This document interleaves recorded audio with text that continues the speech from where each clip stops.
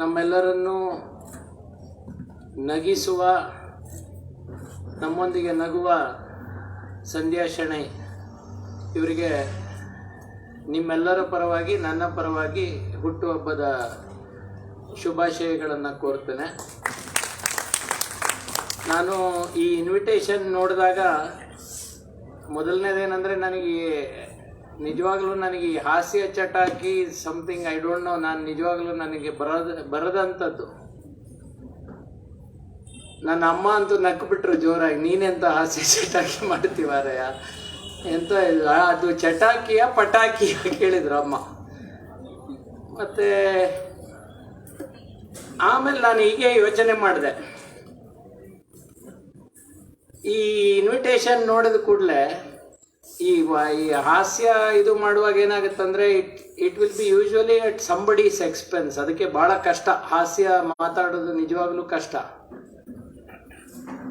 ಈ ಇನ್ವಿಟೇಷನ್ ನೋಡಿದ ಕೂಡಲೇ ಯಾವ ರೀತಿ ನಮ್ಮ ಕಡೆ ಎಸ್ಪೆಷಲಿ ನಾವು ನಾವು ಭಾಳ ಎಜುಕೇಟೆಡ್ ಜನ ಅಂತ ನಮ್ಮ ತಲೆಯಲ್ಲಿ ಇರುತ್ತೆ. ಅದು ಈ ಇನ್ವಿಟೇಷನ್ ನೋಡಿದ್ರು, ನಮ್ಮ ಕೊಂಕಣಿಯವರು ಯಾರಾದರೂ ನೋಡಿದ್ರೆ ಏನು, ಅರೆ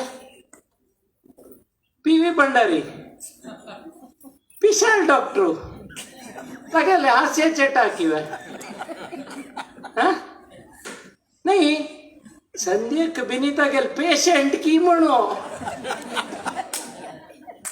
ಅಲ್ವಾ ಫಸ್ಟ್ ಯೋಚನೆ ಬರೋದು. ಇಲ್ಲರಿ ಇವನನ್ನೇ ಯಾಕೆ ಕರೀತಾರೆ? ಇದು ಯೂಶುವಲ್ ರಿಯಾಕ್ಷನ್ ಸೈಕ್ಯಾಟ್ರಿಸ್ಟ್ನ ಅದು ಇಲ್ಲಿಗೆ ಕರೆದಾಗ ಅಂತ. ಮತ್ತೆ ನನಗೆ ಇನ್ನೊಂದು ಯೋಚನೆ ಬಂತು.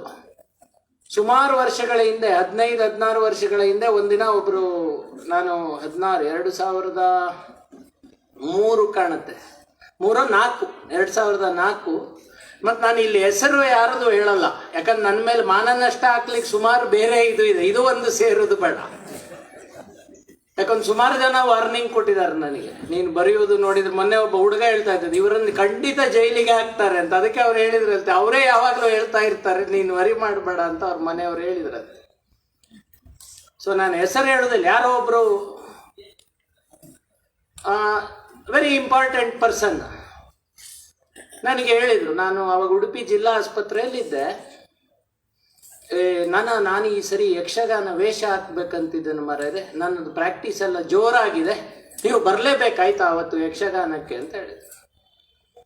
ಅವರು ಡೇಟ್ ಕೂಡ ಹೇಳಿದರು. ನನ್ನ ಮಿತ್ರ ಡಾಕ್ಟರ್ ವಾಸುದೇವ್ ಅವರು ಕುಂದಾಪುರ ಕಡೆಯವರು. ಈ ಕುಂದಾಪುರದ ಭಾಷೆನೂ ಭಾಳ ಚಂದ, ಅಲ್ಲಿ ಜನ ಕೂಡ ಹಾಗೆ ಮಾತಾಡಿದರೆ ಸಾಕು, ಮತ್ತು ನಿಮಗೆ ನಾವು ಹಾಸ್ಯ ಚಟಾಕಿ ಬೇಡವೇ ಬೇಡ, ಭಾಳ ಚೆನ್ನಾಗಿ ಕನ್ವೆ ಮಾಡ್ತಾರೆ. ನನಗೆ ಅದಕ್ಕೆ ಹೇಳಿದ್ರು, ಸರ್ ಅವರು ಒಳ್ಳೆ ಇದು ಹುಡುಕಿದ್ದಾರೆ, ನೆಕ್ಸ್ಟ್ ಅವರಿಗೆ ಟಿಕೆಟ್ ಸಿಗೋದಿಲ್ಲ, ಮೋಸ್ಟ್ಲಿ ಈಗಲೇ ರೆಡಿ ಆಗ್ತಾ ಇದ್ದಾರೆ ಯಕ್ಷಗಾನ ಇದಕ್ಕೆ. ಅಂದರೆ ಅವರು ಪೊಲಿಟಿಷಿಯನು, ಮೋಸ್ಟ್ಲಿ ನೆಕ್ಸ್ಟ್ ಟಿಕೆಟ್ ಸಿಗಲ್ಲ ಅವರಿಗೆ.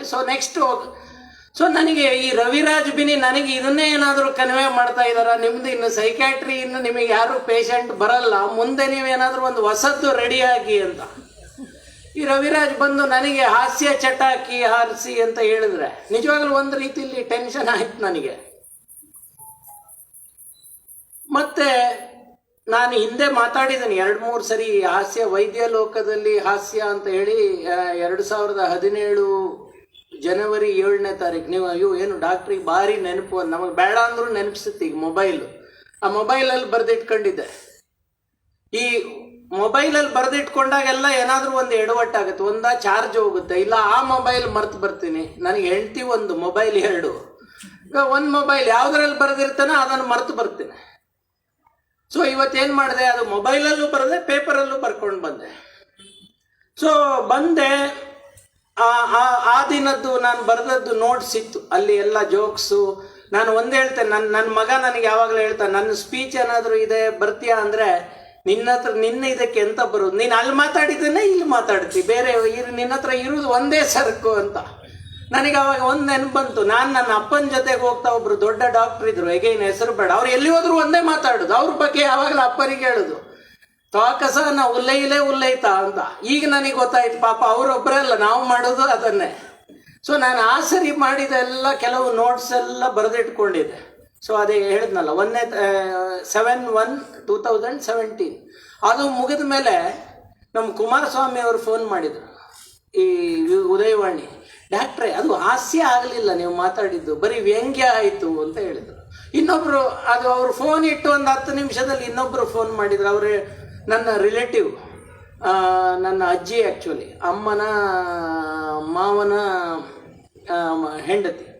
ಅವ್ರು ಹೇಳಿದರು, ಸ್ವಲ್ಪ ಆಸೆ ಇಲ್ಲ, ಮಸ್ತ್ ಆಸೆ ಏನಿ ಅಂತ. ಮತ್ತೆ ನನಗೆ ಅದೇ ನೆನಪು ಬಂತು. ನಮ್ಗೆ ನೋಡಿ, ಒಂದು ಹೇಳ್ತೀನಿ, ನಮ್ಗೆ ಯಾವಾಗಲೂ ಈ ಪಾಸ್ಟ್ ಎಕ್ಸ್ಪೀರಿಯನ್ಸ್ ಇದೆಯಲ್ಲ, ಅದು ಈ ಮಕ್ಕಳಿಗೆ ಯಾವಾಗಲೂ ಹೇಳ್ತಾ ಇರ್ತಾನೆ, ಒಂದು ಸರಿ ಮಾರ್ಕ್ ಕಡಿಮೆ ಬಂದರೆ ಮತ್ತೆ ಅದೇ ಸಬ್ಜೆಕ್ಟಲ್ಲಿ ಮಾರ್ಕ್ ಕಡಿಮೆ ಬರೋದು.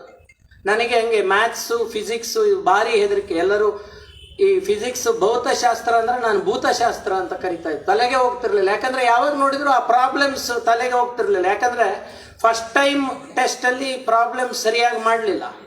ಆಮೇಲೆ ಆ ಪ್ರಾಬ್ಲಮ್ಸ್ ಬಂದ ಕೂಡಲೇ ಆಮೇಲೆ ಮಾಡೋಣ ಅಂತೇಳಿ ಎಕ್ಸಾಮಲ್ಲೂ ಆಮೇಲೆ ಮಾಡೋಣ ಅಂತ ಬಿಟ್ಬಿಟ್ಟೆ. ಸೊ ಇದು ಈ ಪಾಸ್ಟ್ ಎಕ್ಸ್ಪೀರಿಯನ್ಸ್ ಇವೆಲ್ಲ ನನಗೆ ಈ ಇನ್ವಿಟೇಷನ್ ನೋಡಿದ ಮೇಲೆ ತುಂಬ ಟೆನ್ಷನ್ನೇ ಆಯಿತು, ನಿಜ ಹೇಳ್ತೀನಿ. ಯಾಕಂದರೆ ರವಿರಾಜ್ ನನಗೆ ಫೋನ್ ಮಾಡುವಾಗ ಹೇಳಿದ್ದೆ ಅಂತ ಗೊತ್ತಾ, ನಿಮ್ಮದು ಪ್ರಧಾನ ಭಾಷಣ ಅಂದರೆ ಎಷ್ಟು ಬೇಕಾ ಮಾತಾಡ್ಬೋದು, ಇದು ಹಾಸ್ಯ ಚಟಾಕಿ, ಇದು ಭಾಳ ಕಷ್ಟದ್ದು. ಇದು ನನಗೆ ಗೊತ್ತಾಗಿದೆ ಯಾವಾಗಂದರೆ ಮೊಬೈಲಲ್ಲಿ ಇದು ಬಂದಾಗ, ಏನು ಈ ನೀವು ಈಗ ವೈರಲ್ ಆಗ್ತಾ ಇದೆ ಅಲ್ಲ, ಈಗ ಒಂದು ಫ್ಲೈಯರ್ ಬಂತು, ಹಾಸ್ಯ ಚಟಾಕಿ ಮಾತ್ರ ನೋಡಿದೆ, ಫೋಟೋ ನೋಡಿದ್ದು ನನಗೆ ಆಮೇಲೆ ಅಮ್ಮ ಹೇಳಿದ ಮೇಲೆ, ನೀನೆಂತ ಮಾರೆ ಹಾಸ್ಯ ಚಟಾಕಿ ಹೊಡಿತೀಯ ಅಂತ.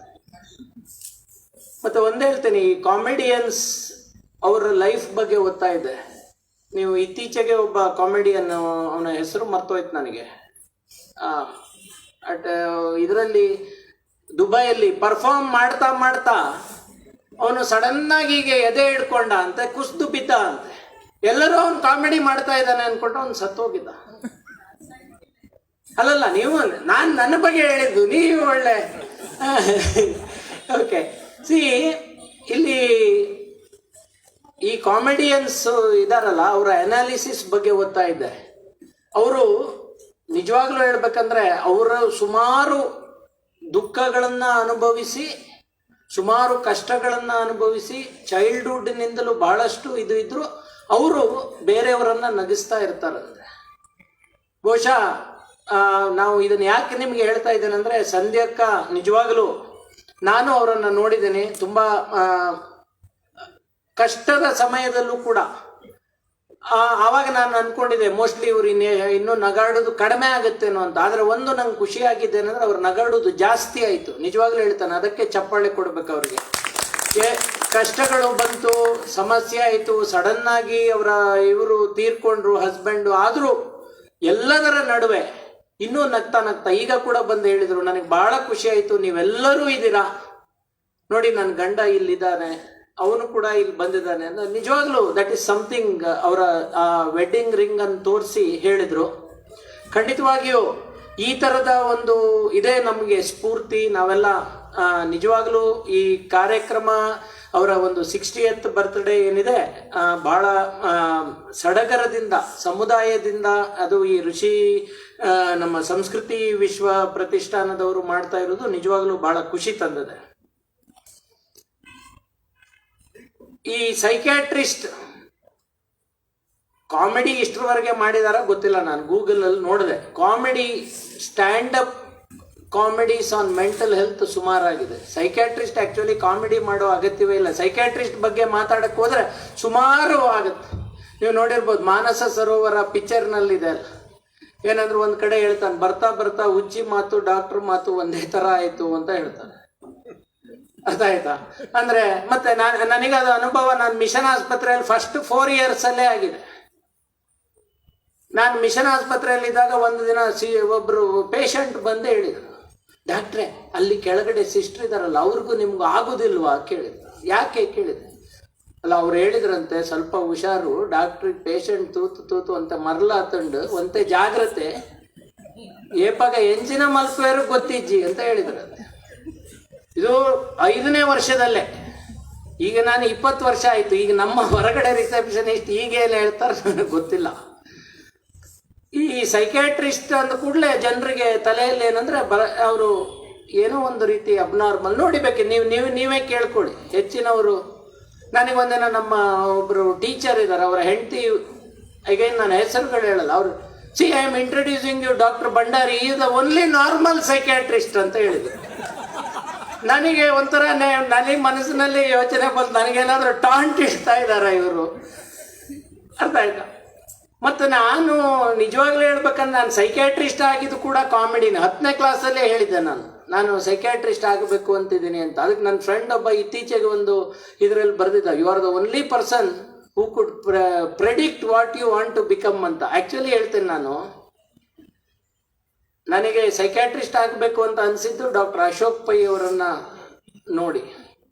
ಅವರು ಅಶೋಕ್ ಪೈ ಯಾರು ನೀವೆಲ್ಲ ನೋಡಿದರೆ ಅವ್ರು ಮಾತಾಡೋದಲ್ಲ, ಅದು ಗುಡುಗು ಮಿಂಚು ಥರ ಬಡ ಬಡ ಬಡ ಬಡ ಬಡ ಬಡ ಹೊಡಿತಾ ಇರ್ತಾರೆ. ಅವ್ರ ಮಾತು ಕೇಳೇ I was so attracted. So psychiatrist ನಿಮಗೆ ನಗು ಬರುತ್ತೆ. ಆವಾಗ ನಾನು ಅನ್ಕೊಂಡಿದ್ದೆ ಅಶೋಕ್ ಪೈ ಸೈಕಾಲಜಿಸ್ಟ್ ಅಂತ. ಯಾರಾದರೂ ಕೇಳಿದರೆ ಹೇಳ್ತಿದ್ದೆ ನಾನು ಅಶೋಕ್ ಪೈ ಥರ ಸೈಕಾಲಜಿಸ್ಟ್ ಆಗ್ತೇನೆ ಅಂತ. ಆಮೇಲೆ ಗೊತ್ತಾಯ್ತು ನನಗೆ ಅವರು ಸೈಕ್ಯಾಟ್ರಿಸ್ಟ್ ಅಂತ. ಸರಿ, ಸೈಕ್ಯಾಟ್ರಿಸ್ಟ್ ಆಗ್ತಾನೆ ಅಂತ ಹೇಳ್ತಾ ಇದ್ದೆ. ಆಮೇಲೆ MBBS ಬಂದೆ.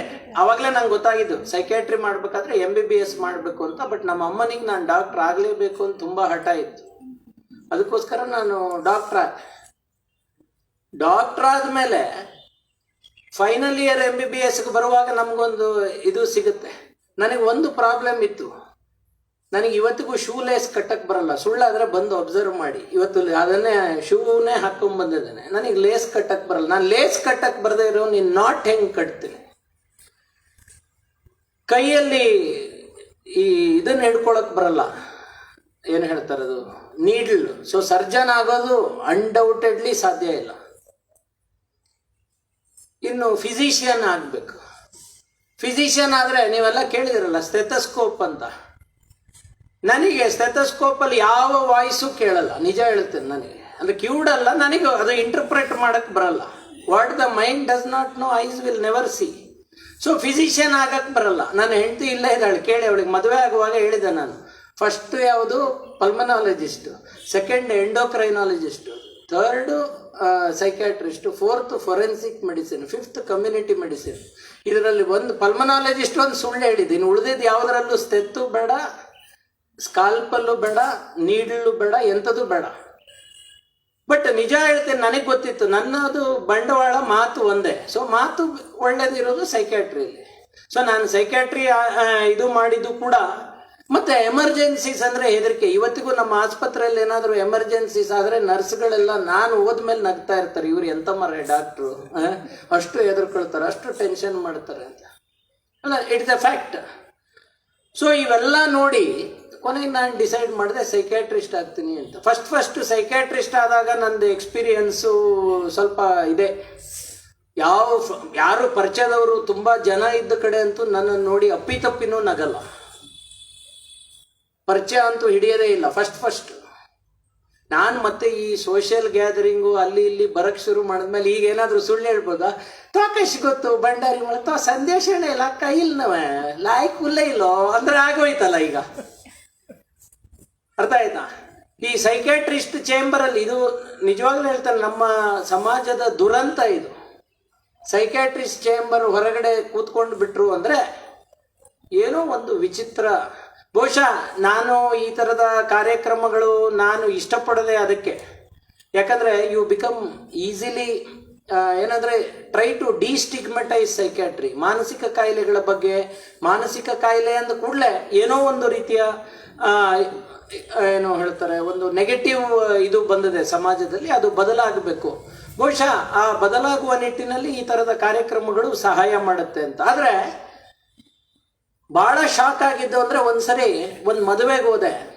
ಹುಡುಗಿ ಎಷ್ಟು ಧೈರ್ಯವಾಗಿ ಗಂಡನಿಗೆ, ಇವರು ನಮ್ಮ ಡಾಕ್ಟರ್ ಭಂಡಾರಿ ಅಂತ ಗೊತ್ತಾ ನಿಮ್ಗೆ ಹೇಳಿದ್ರು. ಇಲ್ಲ, ಅವನ ಪಾಪ ಗೊತ್ತಿಲ್ಲ, ಅವನಿಗೆ ಇದೇ ಊರಿನವನು ಗೊತ್ತಿಲ್ಲ, ಪುಣ್ಯವಂತ ಅಂದ್ಕೊಂಡೆ. ಆಮೇಲೆ ಅವಳಿಗೆ ಹೇಳಿದ್ಲು, ಇವರು ನನ್ನ ಫ್ಯಾಮಿಲಿ ಡಾಕ್ಟ್ರು ಅಂತ. ಅಂದರೆ ಅವರ ಅಮ್ಮನಿಗೂ ನಾನು ಡಾಕ್ಟ್ರು, ಅವರ ಅಜ್ಜಿಗೂ ನಾನು ಡಾಕ್ಟ್ರು, ಅವಳಿಗೂ ನಾನು ಡಾಕ್ಟ್ರು. ಸೊ ಫ್ಯಾಮಿಲಿ ಡಾಕ್ಟ್ರು ಅಂತ ಒಂದು ಲೆಕ್ಕದಲ್ಲಿ ಖುಷಿ ಆಯಿತು.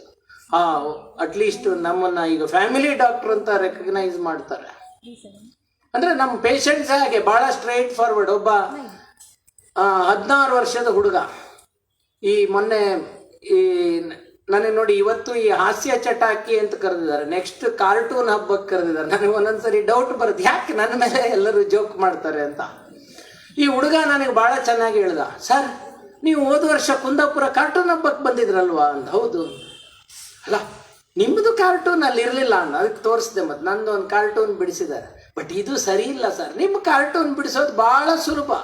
ಒಂದು ಮೊಟ್ಟೆ ತಲೆ, ಒಂದು ದೊಡ್ಡ ಮೊಟ್ಟೆ ಹೊಟ್ಟೆ ಇಟ್ಬಿಟ್ರೆ ಆಯಿತು. 16 ವರ್ಷದ ಹುಡುಗ ಹೇಳಿದ್ ನನಗೆ ಓಪನ್ ಆಗಿ. ಅವ್ರ ತಂದೆ ತಾಯಿ ಪಾಪ, ನೋಡಿ ಡಾಕ್ಟ್ರೆ ನಾನು ಹೇಳಿಲ್ಲ ಡಾಕ್ಟ್ರೆ, ಬರೀ ತರಲೆ ಮಾತಾಡ್ತಾನೆ, ಅವ್ನಿಗೆ ಯಾರ ಹತ್ರ ಹೆಂಗೆ ಮಾತಾಡಬೇಕು ಅಂತ ಗೊತ್ತಿಲ್ಲ ನೋಡಿ ಡಾಕ್ಟ್ರೆ. C but actual fact is ಅವನಿಗೆ ಅನಿಸಿದ್ದನ್ನು ಅವನು ಹೇಳಿದ್ದಾನೆ. ಈ ನಮ್ಮ ಪೇಷಂಟ್ಸು ನನಗೆ they are all I openers. Actually ಭಾಳಷ್ಟು ಸರಿ ಓಪನ್ ಆಗಿ ಎಲ್ಲದನ್ನು ಅವರು ಹೇಳೋ ಅಷ್ಟು ನಿಮಗೆ ನಾನು ಯಾವಾಗಲೂ ಹೇಳೋದಿದೆ, ನನಗೆ ನನ್ನ ಪೇಷಂಟ್ಗಳ ಬಗ್ಗೆ ಧೈರ್ಯ. ಯಾಕೆ ಗೊತ್ತಾ, ಅವರು ಆನ್ ಟ್ರೀಟ್ಮೆಂಟ್. ಈ ಟ್ರೀಟ್ಮೆಂಟ್ ಇಲ್ಲದೇ ಇರೋರು ಇದಾರಲ್ಲ, ಅವ್ರ ಬಗ್ಗೆ ಮಾತ್ರ ನನಗೆ ಸ್ವಲ್ಪ ಹೆದರಿಕೆ. ಅರ್ಥ ಆಯ್ತಾ? ಇವರು ಮಾತಾಡುವಾಗ ನೋಡಿ, ಒಬ್ಬ ನನಗೆ ಯಾವಾಗ 2012ರಲ್ಲಿ, ಇದು ಮುಂಚೆ ಕೂಡ ಹೇಳಿದ್ದೇನೆ, ರಾಜ್ಯೋತ್ಸವ ಪ್ರಶಸ್ತಿ ಸಿಕ್ಕಿದೆ 2008. ಆವಾಗ ಒಬ್ಬ ಹೇಳಿದ ನನಗೆ, ಡಾಕ್ಟ್ರೆ ಅವನು ಮೇನಿಯಾ ಅನ್ನುವಂಥ ಕಂಡೀಷನಲ್ಲಿದ್ದ. ಒಳಗೆ ಬಂದು, ಡಾಕ್ಟ್ರೆ ನಿಮ್ಮ ಬಗ್ಗೆ ಭಾರಿ ಹೊಗಳ್ತಾ ಇದ್ದಾರೆ, ಒಂದು ಹೇಳ್ತೇನೆ ನಿಮಗೆ ಜೀವನದಲ್ಲಿ ಮುಂದುವರಿಬೇಕಾದ್ರೆ ಹೊಗಳು ಭಟ್ಟರನ್ನು ದೂರ ಇಡಿ, ವಿಮರ್ಶಕರನ್ನು ಹತ್ತಿರ ಸೇರಿಸಿ, ನನ್ನಂಥವ್ರು ನಿಮಗೆ ಬೇಕು, ಇವ್ರನ್ನೆಲ್ಲ ಗೆಟ್ ಔಟ್ ಅಂತ ಹೇಳ್ತಾ ಇದ್ದಾನೆ ಜೋರಾಗಿ. ಒಂದು ಲೆಕ್ಕದಲ್ಲಿ ಅವನು ಹೇಳೋದು ಕರೆಕ್ಟೇ. ಈ ನಾವು ಜೀವನದಲ್ಲಿ ಏನು ಮಾಡ್ತೀವಿ ಅಂತ ನಮಗೆ ಬಹುಪರ ಅನ್ನೋರನ್ನು ಹತ್ತಿರ ಸೇರಿಸ್ತೀವಿ. ಯಾರಾದರೂ ನಮ್ಮ ಬಗ್ಗೆ ಏನಾದರೂ ಸ್ವಲ್ಪ ಇದು ಹೇಳಿದ್ರೆ ನೋಡು ಅಂತ. ಬಟ್ ಇವರು ನಮ್ಮ ಪೇಷಂಟ್ಸ್ ಆಗಲ್ಲ. ಅದೇ ಟೈಮಲ್ಲಿ ಇನ್ನೊಬ್ಬ, ಈಗ ಆವಾಗೇನು ಈ ಮೊಬೈಲ್ ಫೋನ್ ಬಂದು ಒಂದು ಐ ಥಿಂಕ್ 2008 ಅಂದರೆ 4-5 ವರ್ಷ ನನ್ನ ಹತ್ರ ಒಂದು ಅಲ್ಕಟೆಲ್ ಅಂತ ಫೋನ್ ಇತ್ತು. ನನಗೆ ಫೋನ್ ಬರೋದು ಜಾಸ್ತಿ. ಇವತ್ತು ಫಾರ್ ಎಕ್ಸಾಂಪಲ್ ನಾನು ಇವತ್ತು ಅನ್ಕೊಂಡಿದ್ದೆ 2 ಗಂಟೆಯಿಂದ 4 ಗಂಟೆ ರೆಸ್ಟ್ ಮಾಡಬೇಕು. ಈ ಟೈಮಲ್ಲಿ ಯಾರ್ಯಾರು ಫೋನ್ ಮಾಡ್ತಾರೆ ಎಲ್ಲರನ್ನೂ ಬ್ಲಾಕ್ ಮಾಡ್ತೀನಿ ಅಂತ ಅಂದ್ಕೊಂಡು 12 ಫೋನ್ ಬಂತು. ಎಷ್ಟು ಜನರನ್ನು ಬ್ಲಾಕ್ ಮಾಡೋದು? ಇವನು ನನಗೆ ಹೇಳೋದು, ಕ್ಯೂ ಅಲ್ಲಿ ನಿಂತಿದ್ದ ಇವನು, ಕ್ಯೂ ಅಲ್ಲಿ ನಾನು ಮಾತಾಡ್ತಾ 15-20 ಫೋನ್ ಬಂತು. ಡಾಕ್ಟ್ರೇ ಇನ್ನು ಮುಂದೆ ನಿಮ್ಮ ಜಿಲ್ಲಾ ಆಸ್ಪತ್ರೆಯಲ್ಲಿ ಬಂದು ನಿಮ್ಮ ಹತ್ರ ಮಾತಾಡೋದಕ್ಕಿಂತ ನಿಮಗೊಂದು ಫೋನ್ ಮಾಡೋದೇ ಒಳ್ಳೇದು ಅನ್ಸುತ್ತೆ, ಸುಲಭವಾಗಿ ಅಲ್ಲೇ ನಿಮ್ಮ ಹತ್ರ ಮಾತಾಡಿ ನನ್ನ ಸಮಸ್ಯೆ ಎಲ್ಲ ಹೇಳೋದಾಯ್ತು, ಇಲ್ಲಿ ಬಂದರೆ ಆಗೋದಿಲ್ಲ ಡಾಕ್ಟ್ರೆ ಅಂತ ಹೇಳ್ತಾನೆ. ಅಂದರೆ ಇಲ್ಲಿ ಅವ್ರು ಫೋನ್ನವ್ರು ಬಿಡುವುದಿಲ್ಲ, ಪದೇ ಅವ್ರು ಫೋನ್ ಮಾಡ್ತಾರೆ, ನಾನು ಅವ್ರ ಹತ್ರ ಮಾತಾಡ್ತಿದ್ದೀನಿ, ಪೇಷಂಟ್ ನೋಡ್ಲಿಕ್ಕೆ ಆಗ್ತಾ ಇಲ್ಲ. ನನಗೆ ಅರ್ಥ ಆಯಿತು. ಇನ್ನೂ ಒಂದು ನಿಜ ಜೀವನದ ಘಟನೆ ಇದು. ಅಗೇನ್ ನಾನು ಹೆಸರು ಹೇಳಲ್ಲ. ಒಬ್ಬರು ಮಂತ್ರಿಗಳು ನಾನು ಜಿಲ್ಲಾ ಆಸ್ಪತ್ರೆಯಲ್ಲಿದ್ದಾಗ ಬಂದರು. ಇನ್ಸ್ಪೆಕ್ಷನ್ ನಡೀತಾ ಇತ್ತು. ಅಂದರೆ ನಿಮ್ಗೆ ಗೊತ್ತಲ್ಲ, ರಾಜಕಾರಣಿಗಳು ಬಂದ ಕೂಡಲೇ ಅವರ ಖಾತೆ ಯಾವುದೇ ಇರಲಿ ಅವರಿಗೆ ಸುಲಭವಾಗಿ ಸಿಗೋದು ಜಿಲ್ಲಾ ಆಸ್ಪತ್ರೆ. ಬಂದು ಇನ್ಸ್ಪೆಕ್ಷನ್ ಮಾಡ್ತಾರೆ. ಅವ್ರ ಜೊತೆ ಅವರ ಬಟ್ಟಂಗಿಗಳು, ಅವರ ಪಾರ್ಟಿ ವರ್ಕರ್ಸು ಎಲ್ಲ ಇದ್ದಾರೆ. ಒಬ್ಬ ಭಾಳ ಚಂದ ಮಾಡಿ ಡ್ರೆಸ್ ಮಾಡಿ ಜೀನ್ಸ್ ಪ್ಯಾಂಟ್ ಹಾಕ್ಕೊಂಡಿದ್ದಾನೆ, ಒಂದು ಒಳ್ಳೆ ಫುಲ್ ಸ್ಲೀವ್ ಶರ್ಟ್ ಇದೆ, ಸ್ಮಾರ್ಟ್ ಇದ್ದಾನೆ ಹುಡುಗ. ಬನ್ನಿ ಅಂತ ಅವ್ರ ಹೆಸರು ಹೇಳಿ, ನೋಡಿ ಇವರು ಭಂಡಾರಿಯವರದೆಲ್ಲ ಬರೀ ಲಾಟ್ಪುಟ್ ಆಯ್ತಾ. ಅವರು ಇಲ್ಲಿ ಎಂಥ ಪೇಷಂಟ್ ಇದು ಮಾಡೋದಿಲ್ಲ, ಎಲ್ಲ ಮಣಿಪಾಲದವರ ಜೊತೆಗೆ ಇದು ಮಾಡಿಬಿಟ್ಟಿದ್ದಾರೆ, ಒಪ್ಪಂದ ಮಾಡಿಬಿಟ್ಟಿದ್ದಾರೆ. ಎಲ್ಲ ಪೇಷಂಟ್ ಇಲ್ಲಿಂದ ಅಲ್ಲಿಗೆ ಶಿಫ್ಟ್ ಮಾಡ್ತಾರೆ ಭಂಡಾರಿಯವರು. ಸುಮ್ಮನೆ ನನಗೆ ಒಂದು ಇದರಲ್ಲಿ ತಲೆ ಬಿಸಿ ಶುರುವಾಯಿತು. ಇವನು ಯಾರಂತ ನನಗೆ ಗೊತ್ತು. ಎಷ್ಟೋ ಸರಿ ಏನಾಗ್ತದಂದ್ರೆ ನಮಗೆ ಗೊತ್ತಿರ್ತದೆ, ಇನ್ನು ಬೇರೆಯವ್ರಿಗೆ ಇವನು ಯಾರು ಏನು ಗೊತ್ತಿಲ್ಲ, ಇವ ನಮ್ಮ ಪೇಷಂಟ್. ಅರ್ಥ ಆಯ್ತಾ? ಅವ ಅಡ್ಮಿಟೆಡ್ ಬೇರೆ ಅಲ್ಲಿ. ಆ ದಿನ ಇವರು ಬರ್ತಾರೆ ಅಂತ ಹೇಳಿ ಭಾರಿ ಸ್ಮಾರ್ಟ್ ಆಗಿ ಬೇರೆ ನಿಂತಿದ್ದಾನೆ, ಮತ್ತು ಒಳ್ಳೆ ಇಂಗ್ಲಿಷ್ ಮಾತಾಡ್ತಾನೆ. ಗೌಪ್ಯತೆ ಕಾರಣದಿಂದ ನಾನು ಹೆಸರು ಇದು ಹೇಳಲ್ಲ. ರಾಜಕಾರಣಿ ಹೆಸರು ಯಾಕೆ ಹೇಳಲ್ಲ ಅಂದರೆ ಡಿಫಮೇಷನ್ ಹೆದರಿ ಅಷ್ಟೇ. ಆಯ್ತಾ? ಸೊ ನಿಮಗೆ ಗೊತ್ತಾಗತ್ತೆ ಮಾತ್ರ ಯಾರು ಅಂತ ದಯವಿಟ್ಟು ಹೇಳೋದು ಬೇಡ. ಆಮೇಲೆ ಇವನು ಅವರು ಒಂಥರ ಅಲ್ಲ, yes it's a pretty serious matter ಅಂತ ಡಿಸ್ಟ್ರಿಕ್ಟ್ ಸರ್ಜನ್ ಅವರು ಪಾಪ ಹೇಳಕ್ಕೆ ಟ್ರೈ ಮಾಡ್ತಾ ಇದ್ದಾರೆ. UM ವೈದ್ಯ ಇದೆ ಡಿಸ್ಟ್ರಿಕ್ಟ್ ಸರ್ಜನ್, ಅವ್ರು ಹೇಳಕ್ಕೆ ಟ್ರೈ ಮಾಡ್ತಾ ಇದ್ದಾರೆ. ಸರ್ ಅಲ್ಲ ಅಲ್ಲಲ್ಲ no this you have to take action, ಹಾಗೆ no why patients are being shifted to Manipal, ತುಂಬ ಸೀರಿಯಸ್ ಆಗಿ. ಅಷ್ಟರೊಳಗೆ ಜೋರಾಗಿ ಅವರ ಹೆಸರು ಹೇಳಿ ಇವನು, ಅಲ್ಲ ನೀವು ಯಾವಾಗಲೂ ನಿಮ್ಮ ಹೆಂಡತಿಯನ್ನು ಕರ್ಕೊಂಡು ಬರ್ತಿದ್ರು, ಇವತ್ತು ಯಾಕೆ ಇಲ್ಲಿ ಕರ್ಕೊಂಡು ಬರಲಿಲ್ಲ ಅಂತ ಕೇಳಿದ. ಅವ್ರಿಗೆ ಒಂದು ರೀತಿಯ ಎಂಬರಾಸ್ಮೆಂಟ್, ಮತ್ತೆ ಅವ್ರಿಗೆ ತಲೆಗೆ ಹೋಯ್ತು, ಇವನು ಎಲ್ಲಿಯೋ ತಾಳ್ಮೆ ಕುಚ್ ಕಾಲ ಎಷ್ಟು ಧೈರ್ಯವಾಗಿ ನನಗೆ ಇದನ್ನು ಕೇಳ್ತಿದ್ದಾನಾದ್ರೆ ಇವ ಗ್ಯಾರಂಟಿ ಇವರು is your patient, is it? Sorry ಅವರು ಹೋಗುವಾಗ your patients are so dangerous, you see, I for once I thought bad about you, I am very sorry. Try ಮಾಡ್ತಾ ಇದ್ದಾರೆ ಕನ್ವಿನ್ಸ್, ಇವನ್ ಬಿಡುವುದಿಲ್ಲ. ಹಿಂದೆ ಬಂದು no you tell me why you didn't bring her, please why you didn't bring her, is she not well? ಇದು ನಮ್ಮ patients, they are very frank, very ಇದು actually ಆಗಿದೆ ಹೇಳ್ತಾನೆ. ಅವನು ಹೇಳಿದ್ರಲ್ಲಿ ಅಂತ ತಪ್ಪಿಲ್ಲ. ನಾವು ಅಲ್ಲಿ ಮಣಿಪಾಲದಲ್ಲಿ ಒಂದು ಹೊಸ ಡ್ರಗ್ ಟ್ರಯಲ್ ಇತ್ತು.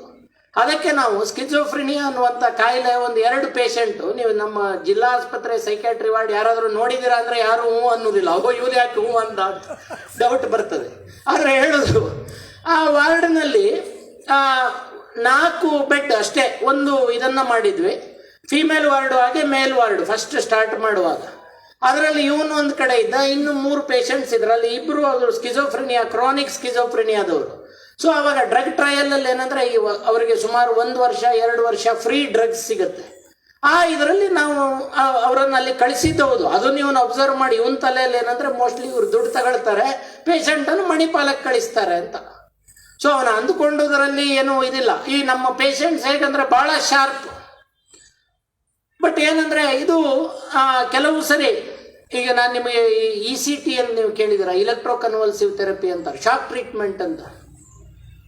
ಇದು ಯಾವಾಗ ಕೊಡ್ತೇವೆ ಅಂದರೆ ದೀರ್ಘಕಾಲೀನ ತೊಂದರೆಗಳಿರುವವರು, ಅಥವಾ ಆತ್ಮಹತ್ಯೆ ಯೋಚನೆ ಮಾಡುವವರು, ಆತ್ಮಹತ್ಯೆ ಯೋಚನೆ ಪದೇ ಪದೇ ಬರುತ್ತೆ ಅನ್ನುವಾಗ, ಅಥವಾ ಮಾತ್ರೆ ಚಿಕಿತ್ಸೆಗೆ ಬಗ್ಗದೇ ಇರುವವರು ಅಂಥವರಿಗೆ ಇದನ್ನು ಕೊಡ್ತೇವೆ, ಏನು ಇಲೆಕ್ಟ್ರೋ ಕನ್ವಲ್ಸಿವ್ ಥೆರಪಿ. ಅದಕ್ಕೆ ಫಸ್ಟು ಅನೆಸ್ಥೀಸಿಯಾ ಕೊಡ್ತಾರೆ. ಅನೆಸ್ಥೀಸಿಯಾ ಅಂದರೆ ಅದಕ್ಕೆ ಏನು ಮಾಡ್ತೇವೆ, ಒಂದು IV ಇದು ಹುಡುಕಿ, ನೀವು ನರ ಅಂತೀರಾ, ಆ್ಯಕ್ಚುಲಿ ಅದು ವೆಯ್ನ್ ಹುಡುಕಿ ಕೊಡಬೇಕು. ಒಬ್ಬ ಭದ್ರಾವತಿ ಕಡೆ ಪೇಷಂಟು, ಅವನಿಗೆ ಎಷ್ಟು ಮಾಡಿದರೂ ವೆಯ್ನ್ ಸಿಗ್ತಾ ಇಲ್ಲ. ನಾವು ಫುಲ್ ತಲೆ ಬಿಸಿಯಲ್ಲಿದ್ದೇವೆ. ಅವನಿಗೆ ಆ್ಯಕ್ಚುಲಿ ಈ ಬೇರೆ ಯಾವುದೇ ಮಾತ್ರೆ ಚಿಕಿತ್ಸೆಗೆ ಅವನು ಬಗ್ತಾ ಇರಲಿಲ್ಲ. ಅವರು ಅನೆಸ್ಥೆಟಿಸ್ಟ್ ಹೇಳಿದ್ರು, ಎಂತ ಮಾಡೋದು, ಪೋಸ್ಟ್ಪೋನ್ ಮಾಡುದಾ ಅಂತ. ಇವ ಒಂದು ಸಿಟ್ಟಲ್ಲಿ, ಎಂತ ಮಾತಾಡ್ತೀರಿ ಡಾಕ್ಟ್ರೆ, ಕೈಲಾಗದು ಎಂದು ಕೈ ಕಟ್ಟಿ ಕುಳಿತಾರೆ, ಜೋರಾಗಿ ಹಾಡು ಹೇಳಲಿಕ್ಕೆ ಶುರು ಮಾಡಿದ, ಜೋರು. ಆವಾಗ ಇವರು ಅನೆಸ್ಥೆಟಿಸ್ಟ್, ಹೌದಲ್ಲ ಅವನು ಅಷ್ಟು ಹೇಳುವಾಗ, ಇಲ್ಲ ಮಾಡುವ ಟ್ರೈ ಮಾಡಿದ್ವಿ, ಸಿಕ್ಕಿತ್ತು ವೇನ್. ಅಂದರೆ ಇವರು ನಮ್ಮ ಪೇಷಂಟ್ಸ್ ಇದು ಅವನ ಪ್ರೆಸೆನ್ಸ್ ಆಫ್ ಮೈಂಡು. ಎಷ್ಟೋ ಸರಿ ನಾನು ಈ ಕೋರ್ಟಲ್ಲೆಲ್ಲ ಹೋಗಿ ಪೇಷಂಟಿಗೆ ಇದು ಮಾಡುವಾಗ ಈ ಜಡ್ಜಸ್ ಹೇಳುದು, ಇವನು ಪೇಷಂಟಾ, ನೀವು ಅವನನ್ನು ಪೇಷಂಟ್ ಅಂತೀರಾ? ಅಲ್ಲ, ಅವರು ಮಾತಾಡೋದು ಇದೆಲ್ಲ ಇರುತ್ತಲ್ಲ ಪೇಷಂಟ್ಸು. ಅದಕ್ಕಿಂತ ಈ ಪೇಷಂಟ್ ಪಾರ್ಟಿಗಳದು ಕೆಲವು ಸರಿ ಮಜಾ ಇರುತ್ತೆ. ಒಂದು ಬಾರ್ಕೂರ್ನ ಒಬ್ಳು ತಾಯಿ, ಪಾಪ ಅವಳು 2 ಮಕ್ಕಳನ್ನು ಕರ್ಕೊಂಡು ಬರ್ತಾ ಇದ್ರು. ಒಂದಿನ ತುಂಬ ಹೊತ್ತು ಕಾದಿದ್ದಾಳೆ, ಹೊರಗಡೆ ಹೇಳಿದ್ಲಂತೆ. ಅವನು ಪಾಪ ಹೊಸಬ ಸೋಷಿಯಲ್ ವರ್ಕರ್, MSW ಮಾಡಿದವರು ಸೋಷಿಯಲ್ ವರ್ಕರ್ಸ್ ಅಂತ ಇರ್ತಾರೆ. ಅವ್ರ ಹತ್ರ ಹೇಳಿದ್ಲಂತೆ, ನೋಡು, ನಂದು ಒಂದು ಮಗ ನ್ಯೂರಾಲಜಿಸ್ಟು, ಇನ್ನೊಂದು ಮಗ ಸೈಕ್ಯಾಟ್ರಿಸ್ಟ್, ಹೋಗಿ ಡಾಕ್ಟ್ರಿಗೆ ಹೇಳು, ಅವ್ರಿಗೆ ಅರ್ಥ ಆಗ್ತದೆ, ಅವ್ರಿಗೆ ಗೊತ್ತಾಗ್ತದೆ ಅಂತ. ನೀವು ಬಂದು ಹೇಳಿದೆ, ಸರ್ ಯಾರೋ ಒಂದು ಡಾಕ್ಟ್ರ ತಾಯಿ ಅಂತೆ ಬಂದಿದ್ದಾರೆ. ನಾನು ಸರ್ ಡಾಕ್ಟ್ರ ತಾಯಿ ಅಂದ ಕೂಡಲೇ ವಿ ಆರ್ ಯೂಶ್ವಲಿ ವೆರಿ ಕನ್ಸಿಡ್ರೇಟ್. ಕರೆದು ಮತ್ತೆ ಕೂರಿಸಿದೆ. ಅವಳು ನನಗೆ ಪರಿಚಯ ಇದೆ, ಅವಳು ಡಾಕ್ಟ್ರ ತಾಯಿಯಲ್ಲಿ. ನಾನು ಕೇಳಿದೆ, ನಾನೆನ್ಸಿದ್ದೆ ಇವಳು ಸುಳ್ಳು ಹೇಳಿದ್ಲೇನೋ ಅವನ ಹತ್ರ. ನಾನು ಕೇಳಿದೆ, ಏನಾಯ್ತಮ್ಮ ಏನು ಅಂತ. ಇಲ್ಲ ಡಾಕ್ಟ್ರೇ, ನಾನು ಆಗದಿಂದ ಕಾದೆ, ಮತ್ತೆ ಪಾಪ ಅವರಿಗೆ ಅರ್ಥ ಆಯಿತು ಅಂತ. ಹೌದಾ, ಏನು ಹೇಳಿದೆ ನೀನು ಅಂತ ಕೇಳಿದೆ. ಅದಕ್ಕೆ ಅವಳು ಹೇಳಿದ್ದು, ನಾನು ಅವನಿಗೆ ಹೇಳಿದೆ, ನಂದು ಒಂದು ಮಗ ನ್ಯೂರಾಲಜಿಸ್ಟು, ಇನ್ನೊಂದು ಮಗ ಸೈಕ್ಯಾಟ್ರಿಸ್ಟು, ಒಳಗೆ ಬಿಡು ಅಂತ ಹೇಳಿದೆ ಅಂತ. ಅವಳು ಪಾಪ ಒಂದು ಮಗನಿಗೆ ನ್ಯೂರಾಲಜಿ ಕಾಯಿಲೆ, ಇನ್ನೊಂದು ಮಗನಿಗೆ ಸೈಕ್ಯಾಟ್ರಿ ಕಾಯಿಲೆ. ಅರ್ಥ ಆಯ್ತಾ? ಅವಳು ಹೇಳಿ, ಇವ ಸೋಷಿಯಲ್ ವರ್ಕರ್ ಅಂದ್ರೆ ಸ್ವಲ್ಪ ಜಾಸ್ತಿ ಕಲ್ತಿರ್ತಾನೆ ನೋಡಿ, ಇವನಿಗೆ ಅರ್ಥ ಆಗಿದೆ ಹೀಗೆ. ಓ, ನ್ಯೂರಾಲಜಿಸ್ಟು ತಾಯಿ ಇವಳು, ಒಳಗೆ ಕರ್ಕೊಂಡು ಬಂದ. ಇನ್ನು ನಮ್ಮ ಈ ಕಾಯಿಲೆಗಳು ಕೂಡ ಅಷ್ಟೇ. ಈ ಕಾಯಿಲೆಗಳಲ್ಲಿ ಒಂದು ನನಗೆ ನೆನಪು ಬರುವುದಂದ್ರೆ ಈ ಡಿಲೀರಿಯಂ ಅಂತ ಹೇಳ್ತಾರೆ. ಡಿಲೀರಿಯಂ ಅಂದರೆ ಕುಡಿತವನ್ನು ಸಡನ್ನಾಗಿ ಬಿಟ್ಟು ಕೂಡಲೇ, ಕುಡಿತ ಅಂತಲ್ಲ, ಎಷ್ಟೋ ಜನರಿಗೆ ಬೇರೆ ಬೇರೆ ಕಾಸಿಂದ ಆಗ್ತದೆ. ಕೆಲವರಿಗೆ ಈ ಸೋಡಿಯಂ ಕಡಿಮೆ ಆದಾಗ ಕೂಡ ಏನೇನೋ ಮಾತಾಡ್ತಾರೆ, ನೀವು ನೋಡಿರ್ಬೋದು.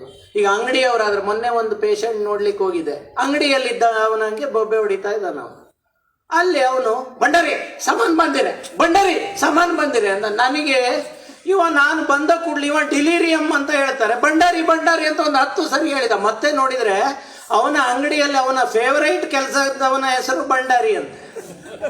ಅರ್ಥ ಆಯ್ತಾ? ಅವ ನನ್ನನ್ನು ನೋಡಿ ಹೇಳಿದಲ್ಲ, ಅವ್ರ ತಾಯಿ ಹೇಳಿದ್ರು, ಡಾಕ್ಟರ್ ಬೇಜಾರ್ ಪೂರ್ಣಕ್ಕ ಬೈರ್ದಕ್ಕಂತೆ ಭಂಡಾರಿಲೇ ಸಗಳೋ ಬೆಳತಕ್ಕ. ಅವನು ಇವರು ಏನಂದ್ರೆ ಅಂಗಡಿಯಲ್ಲಿ ಇದ್ದವನ ಹಾಗೆ ಮಾತಾಡುದು. ಅರ್ಥ ಆಯ್ತಾ? ಈ ಡಿಲಿರಿಯಂ ಅದನ್ನು ನಾವು ಆಕ್ಯುಪೇಷನಲ್ ಡಿಲಿರಿಯಂ ಅಂತ ಹೇಳ್ತೇವೆ. ಒಬ್ಬ ಲೈನ್ ಮ್ಯಾನ್ ಇದ್ದ, ಅವ ಸುಮ್ಮನೆ ಮೇಲೆ ಹತ್ತುದು, ಇಡೀ ದಿನ ಕಿಟಕಿ ಹತ್ತುದು, ಹಾಸ್ಪಿಟ್ಲಲ್ಲಿ ಅಡ್ಮಿಟ್ ಆಗಿ ಕುಡಿತಾ ಬಿಟ್ಟಕ್ಕೆ. ಇನ್ನೊಬ್ರು ಮಾಸ್ಟರ್ ಇದ್ರು, ಅವರು ಈ ಕೋಳಿ ಅಂಕಕ್ಕೆ ಹೋಗುದಂತೆ. ಅರ್ಥ ಆಯ್ತು? ಅವರು ಮಾಸ್ಟ್ರು, ಆದ್ರೆ ಫೇವರೇಟ್ ಹಾಬಿ ಟೀಚಿಂಗ್, ಇಡೀ ದಿನ ಕೋಳಿ ಅಂಕ. ಅವರು ಅದು ಮತ್ತೆ ಅವರಿಗೆ ಕಲ್ಲರ್ ಕೋಳಿಗಳು, ಕೆಂಪು ಕೋಳಿ ಕಾಣ್ತದೆ, ನೀಲಿ ಕೋಳಿ, ವಾರ್ಡ್ನಲ್ಲಿ ಕೆಂಪು ಕೋಳಿ ನೀಲಿ ಕೋಳಿ ಅನ್ನೋದು ಇವರು ಹುಡುಕುದು. ಇವರು ಹುಡುಕಿದ್ರೆ ಪರವಾಗಿಲ್ಲ, ಎಲ್ಲ ಪೇಷಂಟ್ಸ್ ಪಾಪ ಅವನ ಹಿಂದೆ ಹೋಗುದು. ನಾವು ರೌಂಡ್ಸಿಗೆ ಬಂದ್ರೆ ನಮ್ಮನ್ನು ಕೇಳುವವರು ಇಲ್ಲ. ಇದು ಡಿಲಿರಿಯಂ ಕಾಯಿಲೆಯಲ್ಲಿ ಎಲ್ಲದಕ್ಕಿಂತ ನಗು ಬಂದದಂದ್ರೆ, ಆಫೀಸ್ ಬೇಡ ಅಗೈನ್, ಒಂದು ಯಾವುದೋ ಆಫೀಸಿನ ಅಧಿಕಾರಿ ಅಡ್ಮಿಟ್ ಆಗಿದ್ದ. ಅವ ಆಕ್ಯುಪೇಷನಲ್ ಡಿಲಿರಿಯಂ ಅಲ್ಲಿ ಎಷ್ಟು ಕೊಡ್ತೀರಾ ಅಂತ ಕೈ ಹಿಡಿಯುದು. ಆಫೀಸ್ ಹೇಳುದಿಲ್ಲ. ಅರ್ಥ ಆಯ್ತಾ? ಅಂದ್ರೆ ಇವನ ಆಕ್ಯುಪೇಷನ್ ಏನು ನೋಡಿ, ಎಷ್ಟು ಕೊಡ್ತೀರಾ ಅಂತ. ನಾನು ಕಲ್ತದೆಲ್ಲ ಗವರ್ಮೆಂಟ್ ಕಾಲೇಜಲ್ಲಿ, ಪ್ರೈವೇಟ್ ಕಾಲೇಜಲ್ಲಿ ಗವರ್ಮೆಂಟ್ ಹಾಸ್ಪಿಟಲ್ ಇತ್ತು. ಅಲ್ಲಿ ಒಬ್ರು ಡಾಕ್ಟ್ರು, ಅವರು ಪೇಷಂಟ್ ಆಪರೇಷನ್ ಮಾಡಬೇಕು ಅಂದ್ರೆ ದುಡ್ಡು ತಗೊಳ್ತಾ ಇದ್ರು. ಇವೆಲ್ಲ ಸತ್ಯ, ಇದನ್ನೆಲ್ಲ ನಾವು ಮುಚ್ಚಿ ಇಡ್ಲಿಕ್ಕೆ ಆಗಲ್ಲ. ಗವರ್ಮೆಂಟ್ ಡಾಕ್ಟರ್ಗಳು, ಗವರ್ಮೆಂಟ್ ಅಂತಲ್ಲ ಪ್ರೈವೇಟ್ನವ್ರ ಮೇಲೆ ಏನಂದ್ರೆ ಅವ್ರು ತಲೆ ಹೊಡಿತಾರೆ ಅಂತ, ಗವರ್ಮೆಂಟ್ನಲ್ಲಿ ಡಾಕ್ಟರ್ಗಳು ಲಂಚ, ಡಾಕ್ಟ್ರು ಲಂಚ ತಗೊಳ್ತಾರೆ. ಇವೆಲ್ಲ ನಂಗೆ ನಗು ಬರುದು. ಹೆಂಗಸರು ಲಂಚ ತಗೊಳ್ತಾರೆ. ನಾನು ಒಂದಿನ ಮೊನ್ನೆ ನೀವೆಲ್ಲ ಪೇಪರ್ನಲ್ಲಿ ಓದಿರ್ಬೋದಲ್ಲ, KS ಅಧಿಕಾರಿ ಒಬ್ರು, ಇದು ಆಗ ಯಾರೋ ಮಾತಾಡ್ತಾ ಇದ್ರು, ಅಲ್ಲ ಹೆಂಗಸು ಲಂಚ ತಗೊಳ್ಳೋದು ನಿಜವಾಗ್ಲೂ ಮಹಾಪಾಪ. ನಾನು ಹಾಗಿದ್ರೆ ಗಂಡಸರು ತಗೊಳ್ಳೋದು ಪಾಪ ಅಲ್ವಾ? ಅಲ್ಲ, ಯೋಚನೆ ಮಾಡಿ ನೋಡಿ. ಇವರು ಡಾಕ್ಟ್ರು, ಇವರು ಸರ್ಜರಿಗೆ ಪೋಸ್ಟ್ ಮಾಡಬೇಕು ಅಂದರೆ ದುಡ್ಡು ಕೊಡಲೇಬೇಕು, ಇಲ್ದಿದ್ರೆ ಮಾಡ್ತಿರ್ಲಿಲ್ಲ ಅವಾಗ. ಅವ್ರಿಗೆ ಒಂದು ಆಕ್ಸಿಡೆಂಟ್ ಆಯಿತು. ಇಲ್ಲ ಆರ್ಥೋಪೆಡಿಕ್ ಸರ್ಜನ್ಸ್ ಇದ್ರೆ ಗೊತ್ತಾಗುತ್ತೆ. ಅವ್ರಿಗೆ ಒಂದು ಆಕ್ಸಿಡೆಂಟ್ ಆಗಿ ಕೈಗೆ ಪೆಟ್ಟು ಬಿತ್ತು. ಆವಾಗ ಅವ್ರಿಗೆ ಇದು ಬಂದದ್ದು ಕೂಡ ಎಂತ ಗೊತ್ತಾ, ಆ ಕಾಯಿಲೆ, ಅದಕ್ಕೆ ಪೊಲೀಸ್ ಮ್ಯಾನ್ ಸ್ಟಿಪ್ ಹ್ಯಾಂಡ್ ಅಂತ ಹೇಳ್ತಾರೆ. ಹೀಗೆ ಅವರ ಪೋಸ್ಟ್ ಗ್ರಾಜುಯೇಟ್ ಸ್ಟೂಡೆಂಟ್ ಹೇಳುದು, boss is so lucky, even there is getting like this only ಅಂತೆ, ಕೈ ಹೀಗೆ. ಅರ್ಥ ಆಯ್ತಾ? ಇದೆಲ್ಲ ನಾನು ಅಬ್ಸರ್ವ್ ಮಾಡಿರೋದು. ಐ ಥಿಂಕ್ ಇನ್ನೆಷ್ಟು ಟೈಮ್ ಇದೆ? ಅಲ್ಲ, ನೀವು ನನಗೆ ಹೇಳಿ, ನಾನು ಒಂಥರ ಮೈಕ್ ಟೈಸನ್ ಇದ್ದಂಗೆ. ಅರ್ಥ ಆಯ್ತಾ? ಇನ್ನೆಷ್ಟು ಸಾಯ್ಕಾ? ಓಕೆ, ಹಾಗಿದ್ರೆ ಒಂದು 2 ಏನಾದ್ರು. ಇನ್ನು ಯಾರು ನಗಾಡ್ಲಿಲ್ಲ. ಇನ್ನು ಸುಮಾರು ಬರ್ಕೊಂಬಂದಿದ್ದೆ. ಮೇ ಬಿ ಇನ್ನು 75ನೇ ಬರ್ತ್ಡೇಗೆ ಮಾಡುದಾ ಅಂತ ನೆಕ್ಸ್ಟ್ ಉಳಿದದ್ದು ಸಂಧ್ಯಾಕ್ಕ. ಆಯ್ತು, ಓಕೆ. ಅಲ್ಲ, ಯಾಕಂದ್ರೆ ನಮ್ಮ ಯಾವ್ದಾದ್ರು ಇಂಪಾರ್ಟೆಂಟ್ ಇದೆಯಾ ನೋಡ್ತೇನೆ ಅಟ್ಲೀಸ್ಟ್. ಇಲ್ಲಿ 2 ಹೇಳಿಬಿಡ್ತೇನೆ ಈ ಆಲ್ಕೋಹಾಲ್ ಇದ್ರ ಬಗ್ಗೆ. ನನ್ನ ಟೀಚರ್ ಡಾಕ್ಟರ್ ಶ್ರೀಪತಿ ಭಟ್ ಯಾವಾಗಲೂ ನನ್ನ ಮೇಲೆ ಜೋಕ್ ಮಾಡುದು.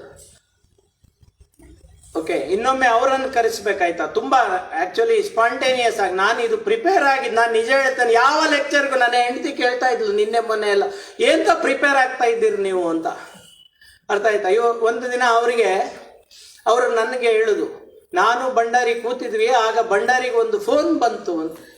ಏನಂತೆ ಅಂದರೆ, ಯಾರು ಡಾಕ್ಟರ್ ಭಂಡಾರಿ ಅವರ ಕೇಳಿದ್ರು. ಹೌದು ಹೇಳಿದೆ ನಾನು. ಅಲ್ಲ, ನೀವು ಕುಡಿಯೋದು ಇದು ಬಿಡಿಸ್ತೀರಾ ಕೇಳಿದ್ರು. ಹೌದು ಅಂತ ಹೇಳಿದೆ. ನೋಡಿ, ನಮ್ಮದು ಒಂದು ಟ್ರಕ್ ಹಿಡಿದಿದ್ದಾರೆ ಪೆರಂಪಳ್ಳಿಯಲ್ಲಿ, ಒಂದು ಬಿಡಿಸಿ ಕೊಡಿ. ಅರ್ಥ ಆಯ್ತಾ? ಹೋಗಿ ದಯವಿಟ್ಟು, ಈಗ ಒಂದು ನಿಮ್ಗೆ ಪೊಲೀಸ್ನವ್ರು ಹೇಗೂ ಗೊತ್ತಲ್ಲ.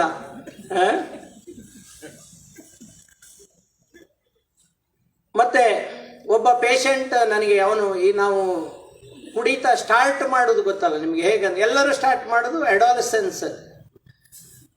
ನನ್ನ 9ನೇ ಕ್ಲಾಸಿನ ಕ್ಲಾಸ್ಮೇಟ್, ಅಂದರೆ ನಾನು ಯಾವಾಗಲೂ ಮಕ್ಕಳ ತಾಯಿ ತಂದೆಯರು ಹೇಳುವಾಗ ಅವ PUC ಯಲ್ಲಿ ಕುಡಿಯೋಕ್ಕೆ ಕಲ್ತ ಅಂದಾಗ ನಾನು ಹೇಳುದು, ನನ್ನ ಕ್ಲಾಸ್ಮೇಟ್ ಒಬ್ಬ 9ನೇ ಕ್ಲಾಸ್ನಲ್ಲೇ ಬಿಯರ್ ಬಾಟ್ಲ್ ಹಿಡ್ಕೊಂಡು ಬಂದಿದ್ದ ಕ್ಲಾಸಿಗೆ. ಆವಾಗಲೇ, ಇನ್ನು ಈಗಿನ ಮಕ್ಕಳು ಹೇಗೆ ಯೋಚನೆ ಮಾಡಿ. ಅವನು ಒಬ್ಬ ಹುಡುಗ ನನಗೆ ಹೇಳಿದ್ದು, ಅವನ ಮನೆಯಲ್ಲಿ ಅವನು ಅಪ್ಪ ಕುಡಿತಾ ಇದ್ರಂತ. ಅದಕ್ಕೆ ಅಪ್ಪಂದಿರು ದಯವಿಟ್ಟು ಕುಡಿಬೇಡಿ, ಮಕ್ಕಳ ಮುಂದೆ ಅಂತೂ ಕುಡಿಬೇಡಿ ಅಂದ್ರೆ ಎಲ್ರಿಗೂ ಸಿಟ್ಟು ಬರುತ್ತೆ. ಇವ್ರು ಎಲ್ಲೋದ್ರೂ ನೋಡಿ ಕುಡಿತದ ಬಗ್ಗೆನೇ ಮಾತಾಡ್ತಾರೆ. ಮಕ್ಕಳ ಮುಂದೆ ಅಂತೂ ಕುಡಿಲೇಬೇಡಿ. ಈ ಹುಡುಗ ಮತ್ತೆ ಅವನ ಅಣ್ಣ ಇಬ್ಬರು ಕುಡಿಯೋದು ಕಲ್ತದ್ದು ಅಪ್ಪನ ಬಾಟ್ಲಿಯಿಂದ ಅಂತ. ಸೊ ಅಪ್ಪನಿಗೆ ಅವನು ಗವರ್ಮೆಂಟ್ ಆಫೀಸರ್, ಕುಡಿತಕ್ಕೆ ಯಾರು ತಂದು ಕೊಡ್ತಾ ಇದ್ರು. ನಾನು ತುಂಬ ಗೌರ್ಮೆಂಟ್ ಆಫೀಸರ್ಗಳನ್ನು ಹಿಡಿದಿದ್ದೇನೆ, ಬಟ್ ಅದು ನಡೆದಿರೋದನ್ನು ಹೇಳ್ತಾ ಇರೋದು. ದಯವಿಟ್ಟು ಯಾರು ಗೌರ್ಮೆಂಟ್ ಆಫೀಸರ್ ಇದ್ರೆ ಮತ್ತೆ ನನ್ನ ಮೇಲೆ ಕೋಪ ಮಾಡಬೇಡಿ. ಸೊ ಅಪ್ಪನಿಗೆ ಬಾಟ್ಲ್ ಬರ್ತಾ ಇತ್ತು. ಇವರು ದಿನಾಗಲೂ ಒಂದು 2 ಮುಚ್ಚಳ ತೆಗೆಯುವುದಂತೆ. 2 ಮುಚ್ಚಳ ತೆಗೆದ ಮೇಲೆ ಅಲ್ಲಿ ಗೊತ್ತಾಗ್ತದಲ್ಲ, 2 ಮುಚ್ಚಳ ನೀರು ತೆಗೆದು ಹಾಕುದಂತೆ. ಹೀಗೆ ಒಂದು ತಿಂಗಳಿಂದ ನಡೀತಾ ಇದೆ. ಇನ್ನೊಂದು ಅಬ್ಸರ್ವ್ ಮಾಡಿದ್ರಂತ, ಅಪ್ಪನಿಗೆ ಕುಡಿದ್ರೆ ಅಪ್ಪ ಹೇಳುದಂತೆ, ಮೊದಲಿನಾಗೆ ಕಿಕ್ ಬರುವುದಿಲ್ಲೇ ಈಗ, ಹೆಂಡತಿಗೆ ಹೇಳುದಂತೆ. ಈಗೆಲ್ಲ ಅಭ್ಯಾಸ ಆಗಿಬಿಟ್ಟಿದೆ. ಅಂದ್ರೆ ಇವರು ಇಲ್ಲಿ ನೀರು ಹಾಕ್ತಾ ಇದ್ದಾರೆ ಪಾಪ, ಅವನಿಗೆ ಗೊತ್ತಿಲ್ಲ ಬೋಳಶಂಕರ. ಸುಮಾರು ದಿನ ಆದಮೇಲೆ ಒಂದು ದಿನ ಒಂದು ಪ್ರಾಬ್ಲಮ್ ಆಯಿತು. ಏನಂದ್ರೆ ಇನ್ನೊಂದು ಗವರ್ಮೆಂಟ್ ಆಫೀಸರ್ ಮನೆಗೆ ಇವರಿಗೆಲ್ಲರಿಗೂ ಊಟಕ್ಕೆ ಕರೆದು. ಅಲ್ಲಿ ಅಪ್ಪ ಶುರು ಮಾಡಿದ, ನನಗೆ ಈಗ ಮೊದಲಿನಾಗೆ ಅಲ್ಲ ಮರೆಯ, ಈಗೆಲ್ಲ 3-4 ಪೆಗ್ಗಿಗೆ ಅಂತ ತಾಗುದಿಲ್ಲಿಯೇ ಈಗ.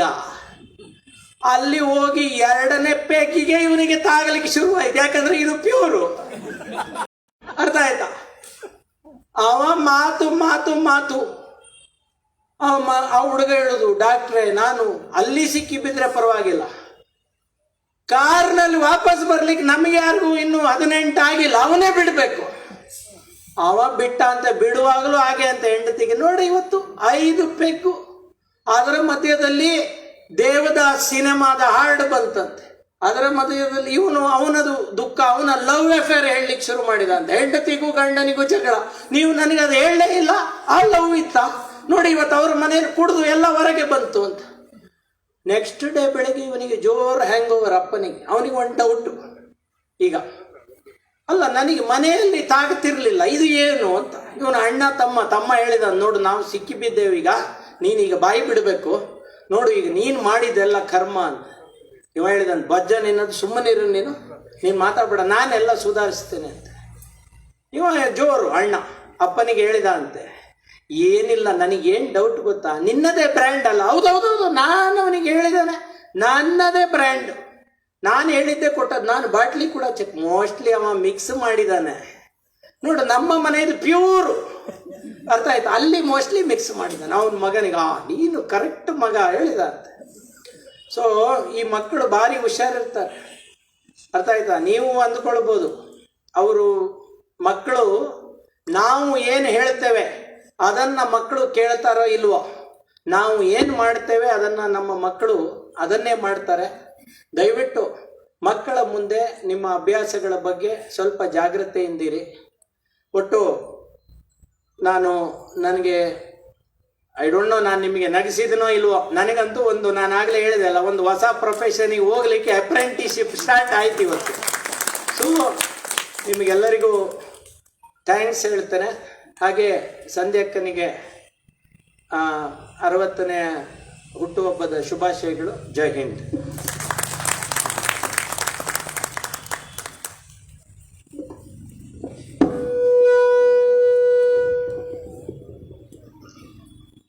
ಮಾತಾಡಿದ್ದು ಹಾಸ್ಯವೋ ಅಲ್ವೋ ಅಂತ ಡೌಟಿನಿಂದಲೇ ಪ್ರಾರಂಭಿಸಿದವರು. ಬಹುಶಃ ನಾವೆಲ್ಲರೂ ತುಂಬಾ ಚೆನ್ನಾಗಿ ನಗಾಡಿದ್ವಿ ಅಲ್ಲ.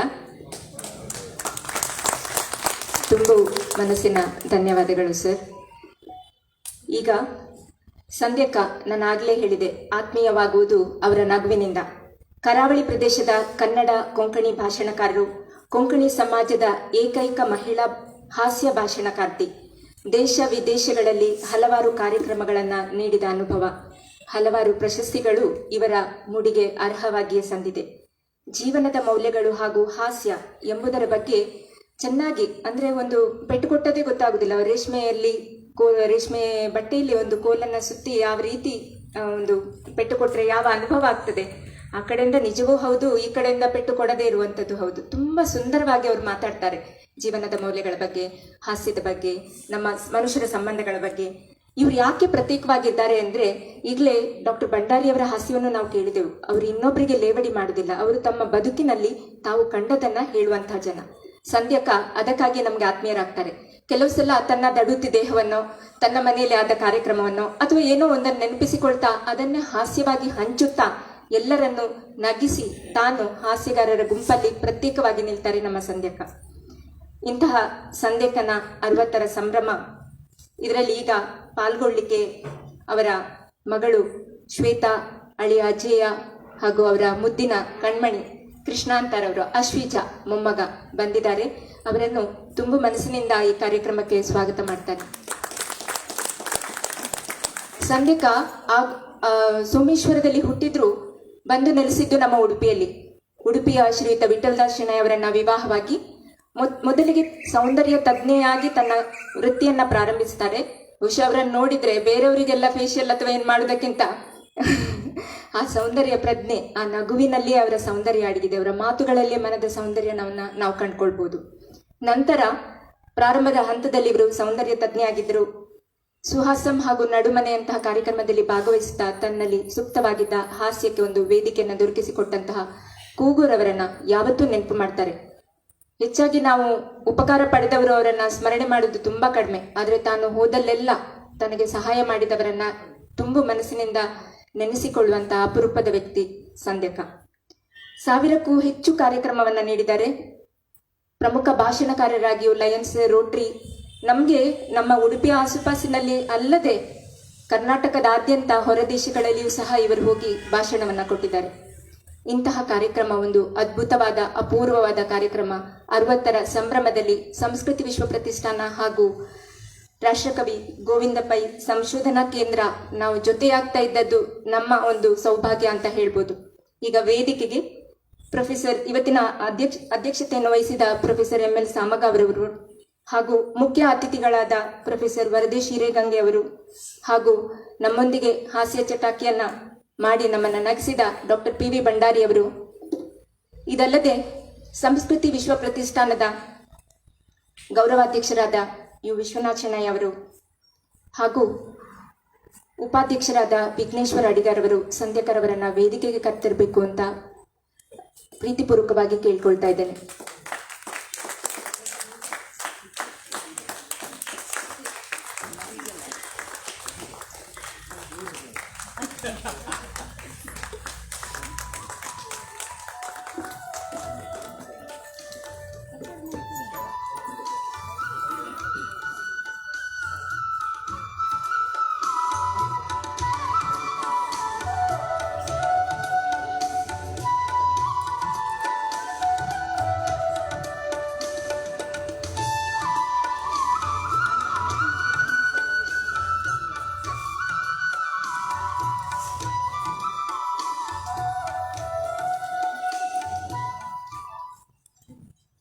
ತನಗೆ ಪ್ರೀತಿಯನ್ನ ತೋರಿಸಿದವರೆಲ್ಲರೂ ತನ್ನ ಬಳಗದವರೇ ಅಂತ ಕರೀತಾರೆ. ಈ ಹೊತ್ತಿನಲ್ಲಿ ಇಷ್ಟು ಜನ ಸೇರಿದ್ದು ಅವರ ಆತ್ಮೀಯತೆಗೆ ಒಂದು ಸಾಕ್ಷಿ ಅಂತಲೇ ಹೇಳ್ಬೋದು. ಬೊಂಬಾಯಿಂದ ಅವರ ಅಣ್ಣ ಹಾಗೂ ಅತ್ತಿಗೆ ಸಹ ತಂಗಿ ನಮ್ಮನ್ನ ಸೇರ್ಕೊಂಡಿದ್ದಾರೆ. ಈ ಕಾರ್ಯಕ್ರಮದಲ್ಲಿ ವಸಂತಕ್ಕನವರಿಂದ ಸಂಧ್ಯಕ್ಕನಿಗೆ ತುಂಬಾ ಇಷ್ಟ ಅಂತೆ ದೀಪವು ನಿನ್ನದೇ, ಆ ಹಾಡು ಒಂದು ಹಾಡಬೇಕು ಅಂತ ಕೇಳಿಕೊಳ್ತಾ ಇದ್ದೇನೆ.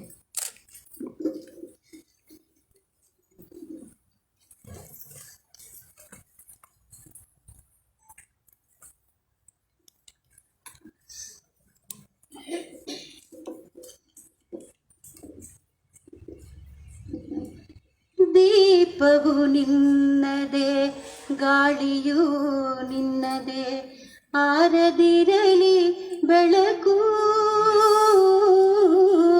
ಕಡಲು ನಿನ್ನದೇ, ಹಡಗು ನಿನ್ನದೇ, ಮುಳುಗದಿರಲಿ ಬದುಕು.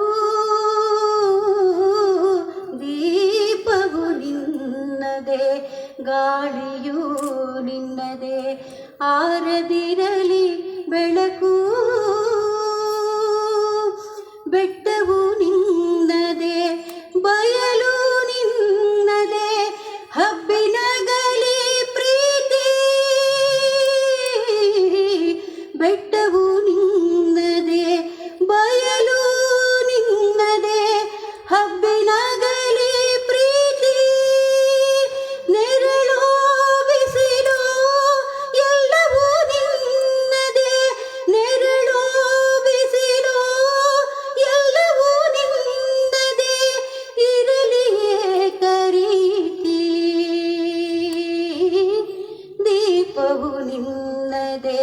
ಗಾಳಿಯೂ ನಿನ್ನದೇ ಆರದಿರಲಿ ಬೆಳಕು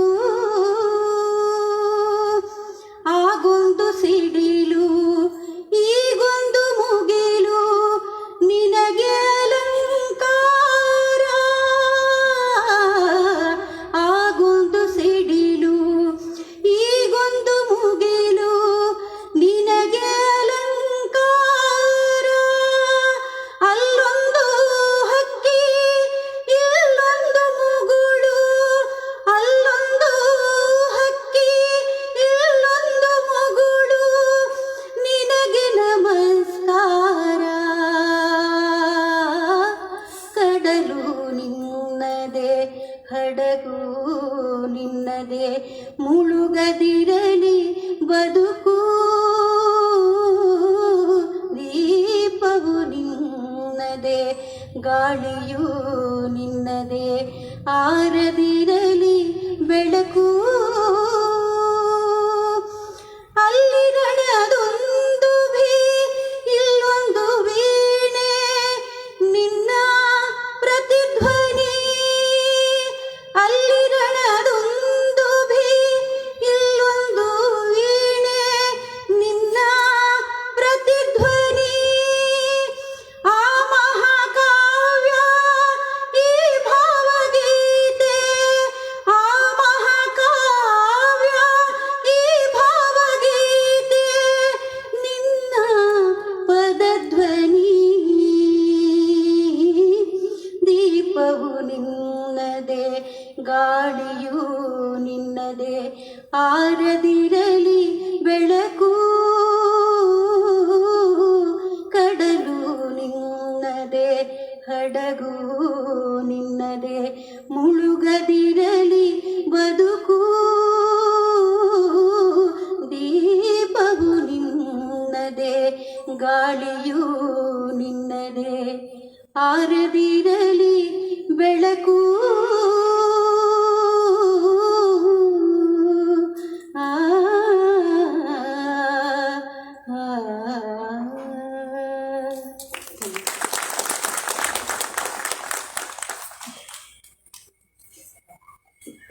ತನ್ನ ಸ್ವರದಿಂದ ನೆರೆದವರನ್ನ ಮಂತ್ರಮುಗ್ಧರನ್ನಾಗಿ ಮಾಡಿದ ವಸಂತಿಕನವರಿಗೆ ತುಂಬು ಮನಸ್ಸಿನ ಪ್ರೀತಿಯೊಂದಿಗೆ ಇದೀಗ ಬಂದಂಥ ಅತಿಥಿ ಅಭ್ಯಾಗತರನ್ನ ಆಹ್ವಾನಿಸಲಿಕ್ಕೆ ಸಂಸ್ಕೃತಿ ವಿಶ್ವ ಪ್ರತಿಷ್ಠಾನದ ಕೋಶಾಧಿಕಾರಿಯಾದ ಶ್ರೀಯುತ ರಾಜೇಶ್ ಪಣಿಯಾಡಿ ಅವರು ಬರ್ತಾ ಇದ್ದಾರೆ.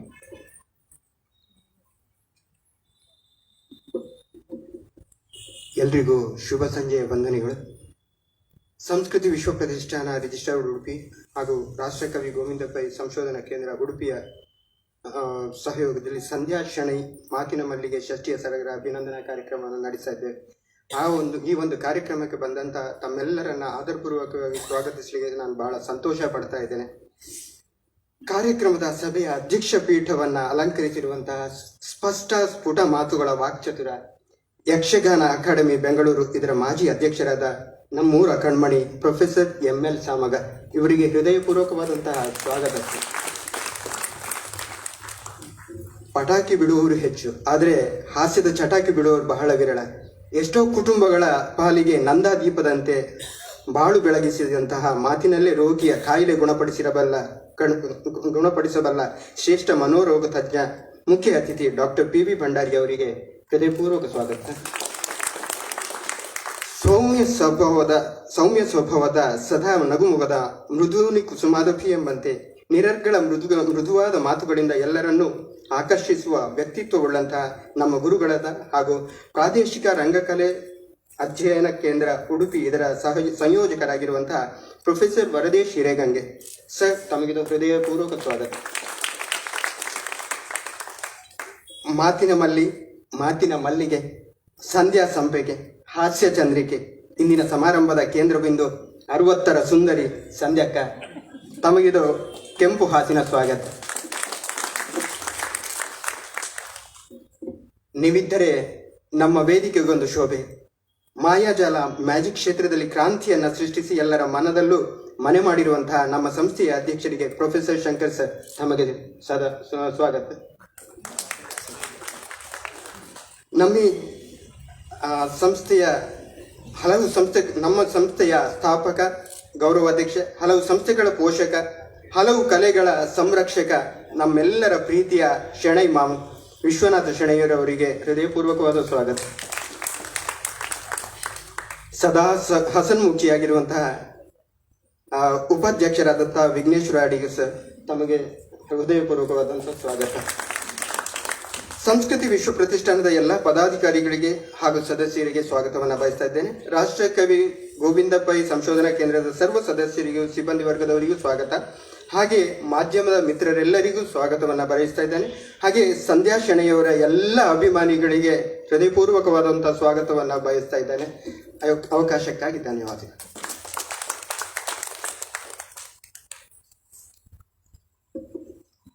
ತುಂಬಾ ಸುಂದರವಾಗಿ ಸ್ವಾಗತವನ್ನ ಮಾಡಿದ್ರು. ಪ್ರೊಫೆಸರ್ ಶಂಕರ್ ಅವರಿಗೆ ಅನಾರೋಗ್ಯದ ಕಾರಣದಿಂದ ಬರ್ಲಿಕ್ಕಾಗ್ಲಿಲ್ಲ ಅನ್ನೋ ಸಂದೇಶವನ್ನ ನೀಡಿದ್ದಾರೆ. ಬಹುಶಃ ಸ್ವಲ್ಪ ಹೊತ್ತಿಗೆ ನಮ್ಮೊಂದಿಗೆ ಬಂದು ಸೇರಿಕೊಳ್ಬಹುದೇನೋ. ಸಂಸ್ಕೃತಿ ವಿಶ್ವ ಪ್ರತಿಷ್ಠಾನದ ಇನ್ನೊಂದು ಬೆನ್ನೆಲುಬು ಶ್ರೀಯುತ ವಿಘ್ನೇಶ್ವರ ಅಡಿಗರ್ ಅವರಿಗೂ ತುಂಬ ಮನಸ್ಸಿನ ಸ್ವಾಗತವನ್ನ ಕೋರ್ತಾ ಇದ್ದೇನೆ. ಇದೀಗ ಬಂದವರಿಗೆ ಒಂದು ಹೂವನ್ನಿತ್ತು ವಿದ್ಯುಕ್ತವಾಗಿ ಸ್ವಾಗತಿಸುವ ಒಂದು ಕಾರ್ಯಕ್ರಮ. ಇಂದಿನ ಅಧ್ಯಕ್ಷರಾದ ಪ್ರೊಫೆಸರ್ MN ಸಾಮಕಾರ ಅವರಿಗೆ ಸೋಮನಾಥ್ ಚಿಪ್ಪಾಡಿ ಅವರು ಬಂದು ಹೂ ಇತ್ತು ಸ್ವಾಗತಿಸಬೇಕಾಗಿ ಕೇಳಿಕೊಳ್ತಾ ಇದ್ದೇನೆ. ಸೋಮನಾಥ್ ಅಣ್ಣ. ಹಾಗೆ ವರದೆ ಶಿರೇಗಂಗೆ ಅವರಿಗೆ ನಮ್ಮ ಸಂಸ್ಕೃತಿ ವಿಶ್ವ ಪ್ರತಿಷ್ಠಾನದ ಪ್ರಧಾನ ಕಾರ್ಯದರ್ಶಿಗಳಾದ ಗಿರೀಶ್ ತಂತ್ರಿ ಅವರು ವೇದಿಕೆಗೆ ಬಂದು ಹೂವನ್ನಿಡುವುದರ ಮೂಲಕ ಸ್ವಾಗತಿಸಬೇಕು ಅಂತ ಕೇಳಿಕೊಳ್ತಾ ಇದ್ದೇನೆ. ಇವತ್ತು ಹಾಸ್ಯ ಚಟಾಕಿ ಮಾತಾಡಿದ ಡಾಕ್ಟರ್ ಭಂಡಾರಿ ಅವರಿಗೆ ವಿವೇಕಾನಂದ್ ಸರ್ ಅವರು ವೇದಿಕೆಗೆ ಬಂದು ಹೂ ಇತ್ತು ಸ್ವಾಗತಿಸಬೇಕು ಅಂತ ಕೇಳಿಕೊಳ್ತಾ ಇದ್ದೇನೆ. ಇಂದಿನ ಕಣ್ಮಣಿ ಸಂಧ್ಯಕನಿಗೆ ವಿದ್ಯಾ ಶ್ಯಾಮ್ ಸುಂದರ್ ವೇದಿಕೆಗೆ ಬಂದು ಹೂ ಇತ್ತು ಸ್ವಾಗತಿಸಬೇಕು ಅಂತ ಕೇಳಿಕೊಳ್ತಾ ಇದ್ದೇನೆ. ಹಾಗೆಯೇ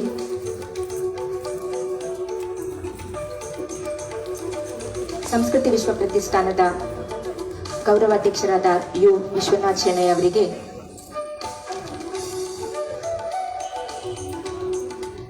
ರಾಜೇಶ್ ಅವರು ಹೂ ಇತ್ತು ಸ್ವಾಗತಿಸಬೇಕು ಅಂತ ಕೇಳಿಕೊಳ್ತೇನೆ. ಅದೇ ರೀತಿ ವಿಘ್ನೇಶ್ವರ ಅಡಿಗಾರ್ ಅವರಿಗೆ ಪೂರ್ಣಿಮಾ ಜನಾರ್ದನ್ ವೇದಿಕೆಗೆ ಬಂದು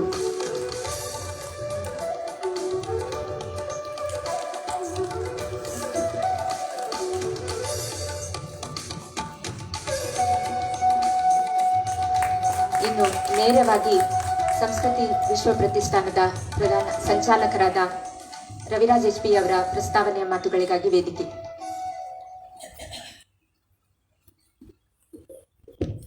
ಎಲ್ರಿಗೂ ನಮಸ್ಕಾರ.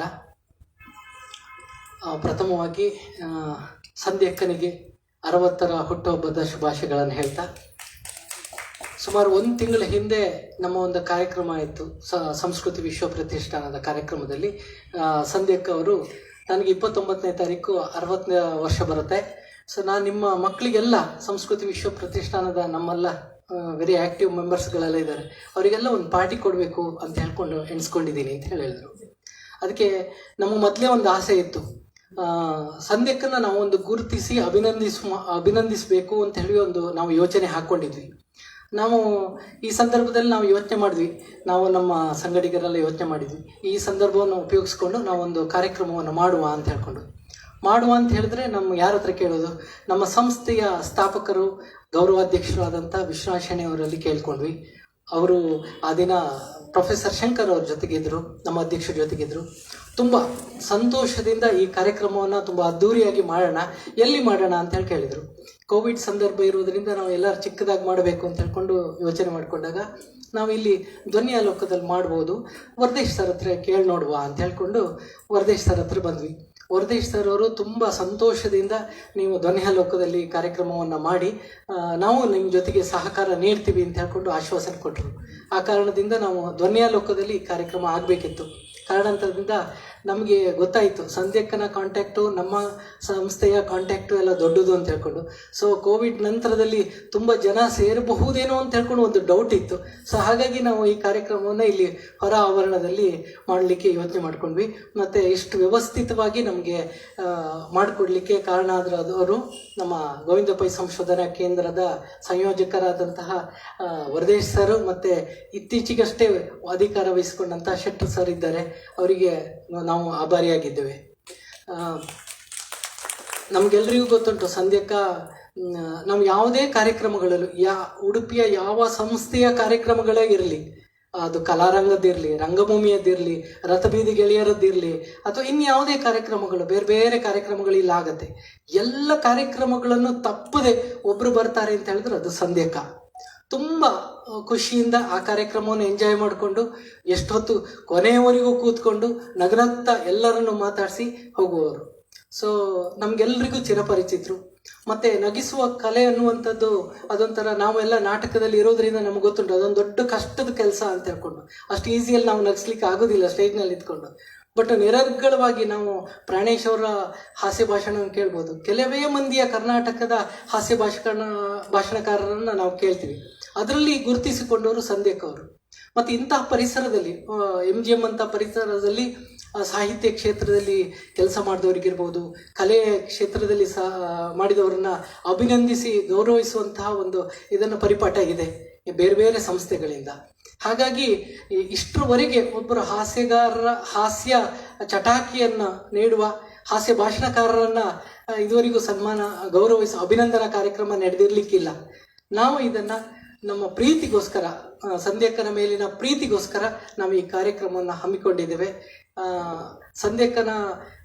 ಸಂಧ್ಯಕ್ಕನ ಒಳಗಡೆ ತುಂಬ ಎಷ್ಟೋ ನೋವಿದೆ, ಅದು ನಮಗೆಲ್ಲರಿಗೂ ಗೊತ್ತಿದ್ದು. ಅದನ್ನು ಬಿಟ್ಟು ಅವರು ಹೊರಗಡೆ ನಗಿಸುವಂತಹ ಒಂದು ಕಲೆ ಒಂದು ಅದ್ಭುತವಾದದ್ದು. ನಾವೆಲ್ಲರೂ ಇವತ್ತು ಅವರನ್ನು ಅಭಿನಂದಿಸುವ ಕಾರ್ಯಕ್ರಮದಲ್ಲಿ ಭಾಗಿಯಾಗಿದ್ದೀವಿ. ಒಳ್ಳೆ ರೀತಿಯಲ್ಲಿ ಈ ಕಾರ್ಯಕ್ರಮವನ್ನು ನಡೆಸುವ ಅಂತ ಹೇಳ್ತಾ, ಅವರಿಗೆ ಮತ್ತೊಮ್ಮೆ ಮುಂದಿನ ಜೀವನದಲ್ಲಿ ಯಶಸ್ಸಾಗಲಿ ಅಂತ ಹೇಳ್ತಾ ಎಲ್ರಿಗೂ ಧನ್ಯವಾದಗಳು.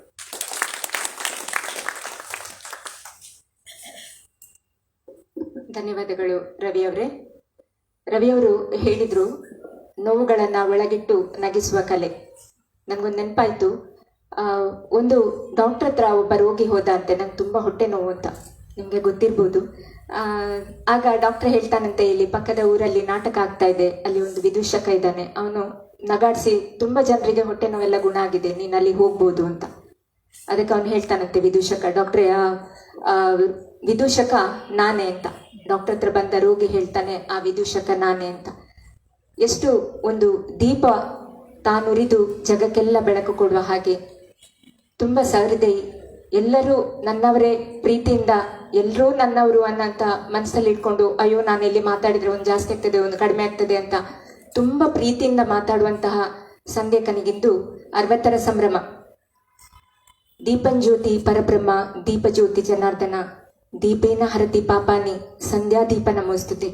ಈ ಮುಸ್ಸಂಜೆಯ ಹೊತ್ತಲ್ಲಿ, ಗೋಧೂಳಿಯ ಸಮಯದಲ್ಲಿ ಇನ್ನು ತಡ ಮಾಡದೆ ನಾವು ಊರವರೆಲ್ಲರೂ ಸೇರಿ ತುಂಬ ಪ್ರೀತಿಯಿಂದ ಅವರಿಗೆ ಅಭಿನಂದನೆಯನ್ನ ಮಾಡುವ ಅಂತ ಹೇಳ್ತಾ, ಸಂಧ್ಯಕ್ಕನನ್ನ ವೇದಿಕೆಯ ಮಧ್ಯಭಾಗಕ್ಕೆ ಪ್ರೀತಿಯಿಂದ ಆಹ್ವಾನಿಸ್ತಾ ಇದ್ದೇನೆ.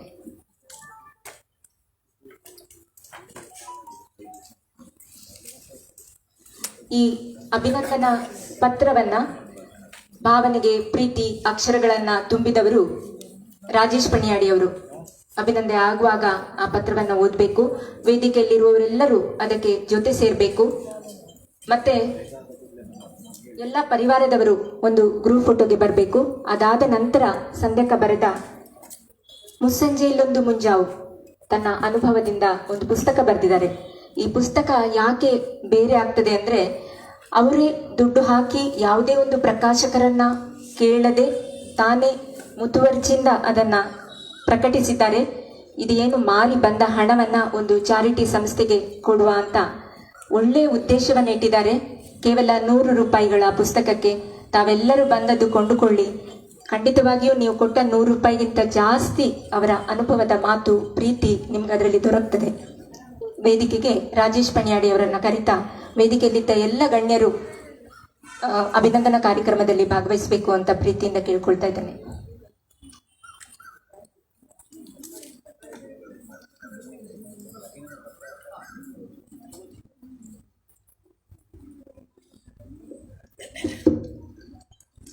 ಸಂಸ್ಕೃತಿ ವಿಶ್ವ ಪ್ರತಿಷ್ಠಾನ ರಿಜಿಸ್ಟರ್ಡ್ ಉಡುಪಿ, ರಾಷ್ಟ್ರ ಕವಿ ಗೋವಿಂದ ಪೈ ಸಂಶೋಧನಾ ಕೇಂದ್ರ ಉಡುಪಿ ಇವರ ಸಹಕಾರದಲ್ಲಿ ಸಂಧ್ಯಾ ಶೆಣೈ ಮಾತಿನ ಮಲ್ಲಿಗೆ ಷಷ್ಠಿ ಸಡಗರ ಅಭಿನಂದನಾ ಪತ್ರ. ಮುಂಜಾನೆಯೇ ಇರಲಿ ಮುಸ್ಸಂಜೆಯೇ ಇರಲಿ ಸಂಧ್ಯಾ ಸಮಯ, ಇದು ಶುಭ ಸಂಧ್ಯಾ ಸಮಯ. ಹಾಸ್ಯಕ್ಕೂ ಮುಪ್ಪಿಲ್ಲ ಲಾಸ್ಯಕ್ಕೂ ಮುಪ್ಪಿಲ್ಲ, ಮುಂಜಾನೆ ಮೊಗ್ಗಾಗಲಿ ನಿಮ್ಮಿ ಹಾಸ್ಯದ ಲಾಸ್ಯ, ಮುಸ್ಸಂಜೆ ಮರೆಮಾಚಲಿ. ಶಾಂತಿಯ ಗೂಡಾಗಲಿ ನಿಮ್ಮಿ ಮನ ಜೀವನ, ಸವಿಜೇನ ಕಡಲಾಗಲಿ. ಮಾತಿನ ಮಲ್ಲಿಗೆ ಜಗಕ್ಕೆಲ್ಲ ಸೌರಭದ ಸಿರಿ ಹಂಚಲಿ. ದಿನಾಂಕ 29/11/2020 ಭಾನುವಾರದಂದು ಸಂಜೆ 5 ಗಂಟೆ. ಸ್ಥಳ ಧ್ವನ್ಯಾಲೋಕ, ರಾಷ್ಟ್ರಕವಿ ಗೋವಿಂದ ಪೈ ಸಂಶೋಧನಾ ಕೇಂದ್ರ, MGM college Udupi. U Vishwanatha Shenoy ಗೌರವಾಧ್ಯಕ್ಷರು ಹಾಗೂ ಪ್ರೊಫೆಸರ್ ಶಂಕರ್ ಅಧ್ಯಕ್ಷರು ಹಾಗೂ ಸರ್ವ ಸದಸ್ಯರು, ಸಂಸ್ಕೃತಿ ವಿಶ್ವ ಪ್ರತಿಷ್ಠಾನ ರಿಜಿಸ್ಟರ್ಡ್ ಉಡುಪಿ.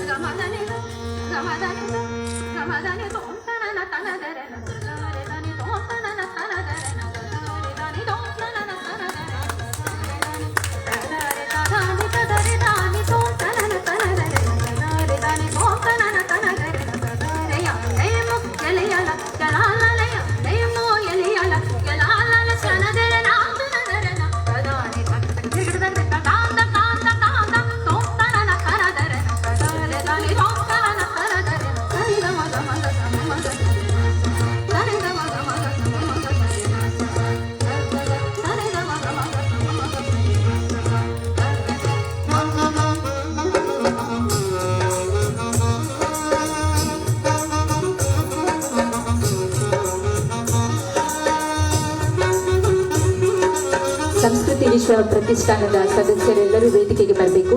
ಹಾಗೆ ಸಂಲೇಖನ ಮಗಳು, ಅಳಿಯ, ಮೊಮ್ಮಗು, ಅಣ್ಣ, ತಂಗಿ ವೇದಿಕೆಗೆ ಬರಬೇಕು ಅಂತ ಕೇಳಿಕೊಳ್ತಾ ಇದ್ದೇನೆ.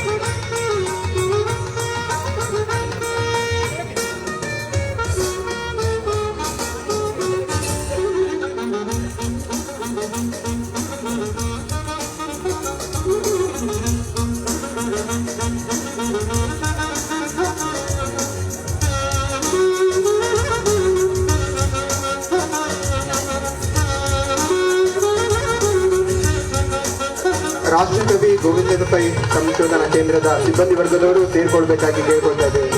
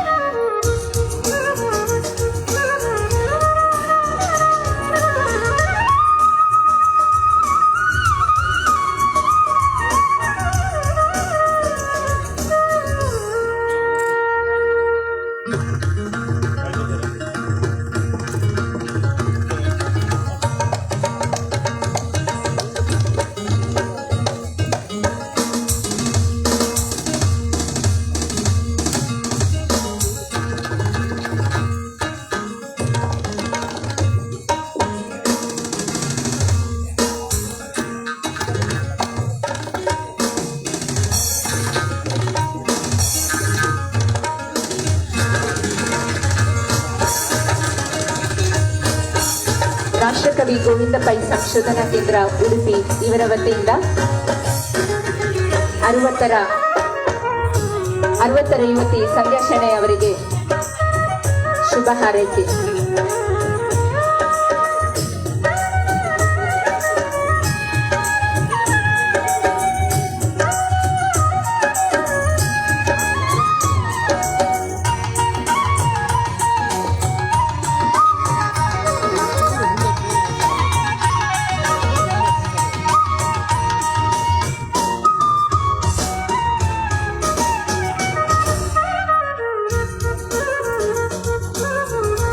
ರಾಷ್ಟ್ರಕವಿ ಗೋವಿಂದ ಪೈ ಸಂಶೋಧನಾ ಕೇಂದ್ರ ಉಡುಪಿ.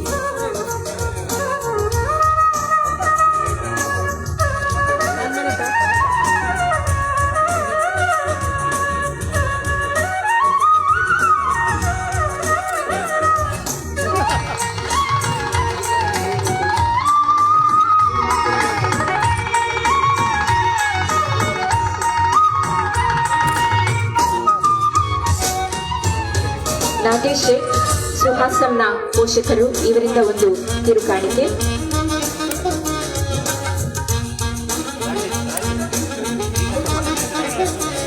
ಮಲ್ಬಾರ್ ಗೋಲ್ಡನ್ ಡೈಮಂಡ್ಸ್ ಅವರಿಂದ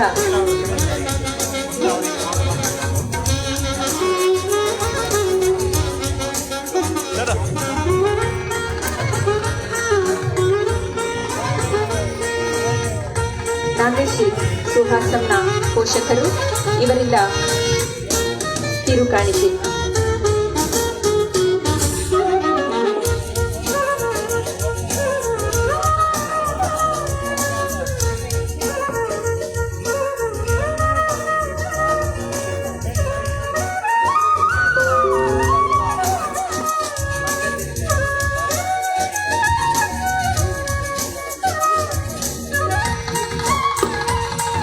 ತರಂಗದ ಚಿತ್ರಕಲಾವಿದರಾದ ಜೇಮ್ಸ್ ವಾಜ್ ರವರು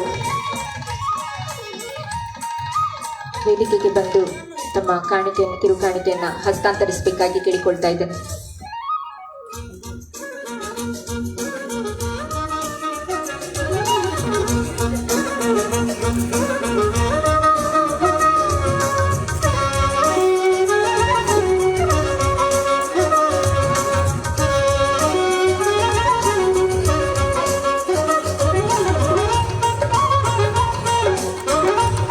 ಜೇಮ್ಸ್ ವಾಜ್ ರವರು ನಮಗೆಲ್ಲ ಚಿರಪರಿಚಿತರಾದ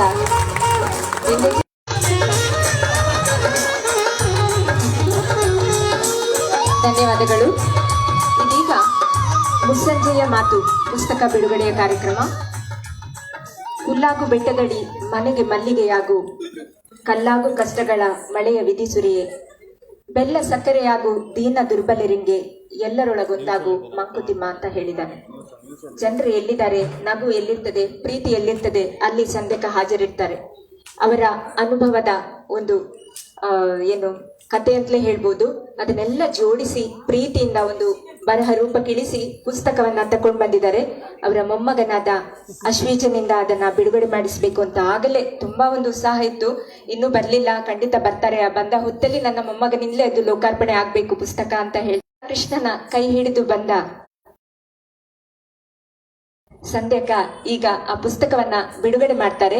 ದಯವಿಟ್ಟು 100 ರೂಪಾಯಿ ಪುಸ್ತಕಕ್ಕೆ ಎಲ್ಲರೂ ತೆಕ್ಕೊಂಡು ಒಂದು ಒಳ್ಳೆಯ ಕಾರ್ಯಕ್ರಮಕ್ಕೆ, ಒಂದು ಒಳ್ಳೆಯ ಕಡೆಗೆ ಆ ಪುಸ್ತಕದ ಹಣ ಹೋಗ್ತಾ ಇದೆ, ಅದ್ರಲ್ಲೆಲ್ಲರೂ ನಾವು ಕೈ ಜೋಡಿಸೋಣ ಅಂತ ಹೇಳ್ತಾ ಪುಸ್ತಕ ಬಿಡುಗಡೆಯ ಕಾರ್ಯಕ್ರಮ.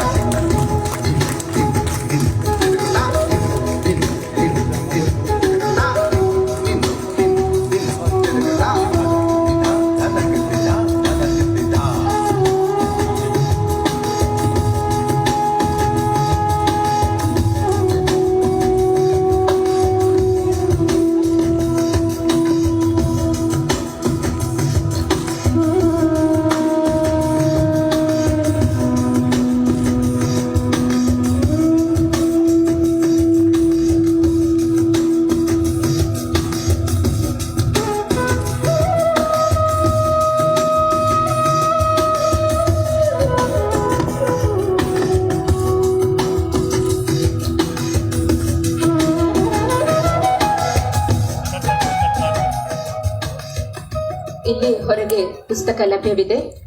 ಹೋಗುವಾಗ ಎಲ್ಲರೂ ಪುಸ್ತಕವನ್ನ ಖರೀದಿಸಿ ನಮ್ಮ ಈ ದಿನವನ್ನ ಸ್ಮರಣೀಯವಾಗಿ ಮಾಡ್ಕೊಳ್ಬೇಕು ಅಂತ ವಿನಂತಿಸಿಕೊಳ್ತಾ ಇದ್ದೇನೆ. ಬಹುಶಃ ಮಾತಾಡ್ಲಿಕ್ಕೆ ತುಂಬಾ ಇರ್ಬೋದು ಸಂಧ್ಯಕನಿಗೆ. ಇಷ್ಟೆಲ್ಲ ಪ್ರೀತಿ ಪಾತ್ರರನ್ನ ನೋಡಿ ಮಾತುಗಳು, ಭಾವನೆಗಳು ಯಾವ ರೀತಿಯಲ್ಲಿ ಹರಿಬಹುದು ಅನ್ನುವ ಕುತೂಹಲ ನಮ್ಮೆಲ್ಲರಿಗೂ ಇದೆ. ಪ್ರೀತಿಯ ಸಂಧ್ಯಕ ಅವರಿಗೆ ವೇದಿಕೆಯನ್ನ ಬಿಟ್ಕೊಡ್ತಾ ಇದ್ದೇನೆ.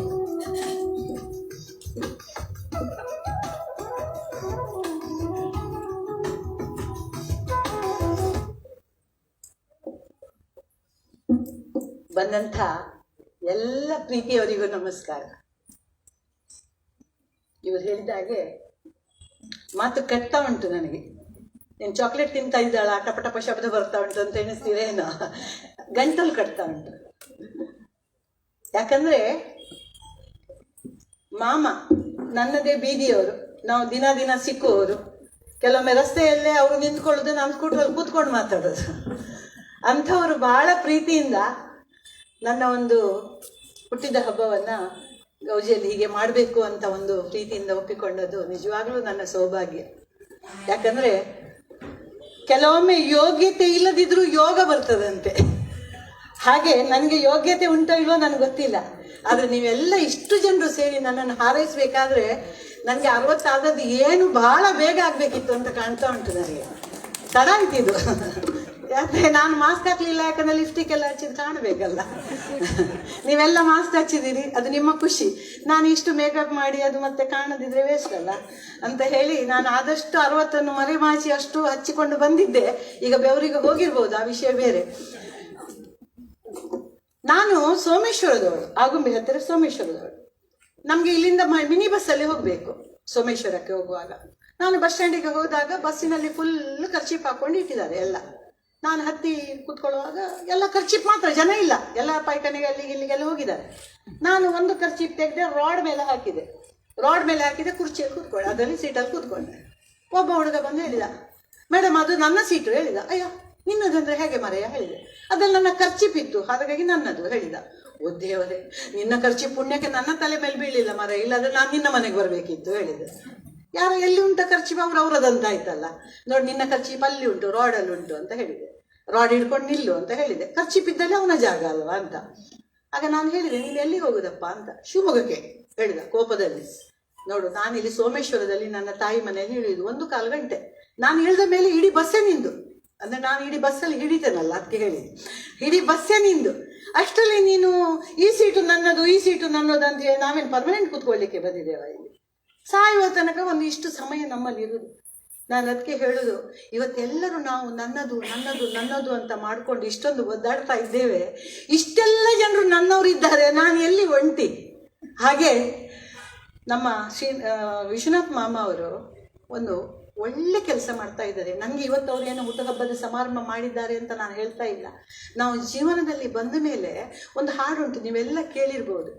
ಒಳಿತು ಮಾಡು ಮನುಸ ನೀನಿರೋದು 3 ದಿವಸ, ಒಳಿತು ಮಾಡು ಮನುಸ ನೀನಿರೋದು 3 ದಿವಸ, ಉಸಿರು ನಿಂತ ಮೇಲೆ ನಿನ್ನ ಹೆಣ ಅನ್ನುತ್ತಾರ.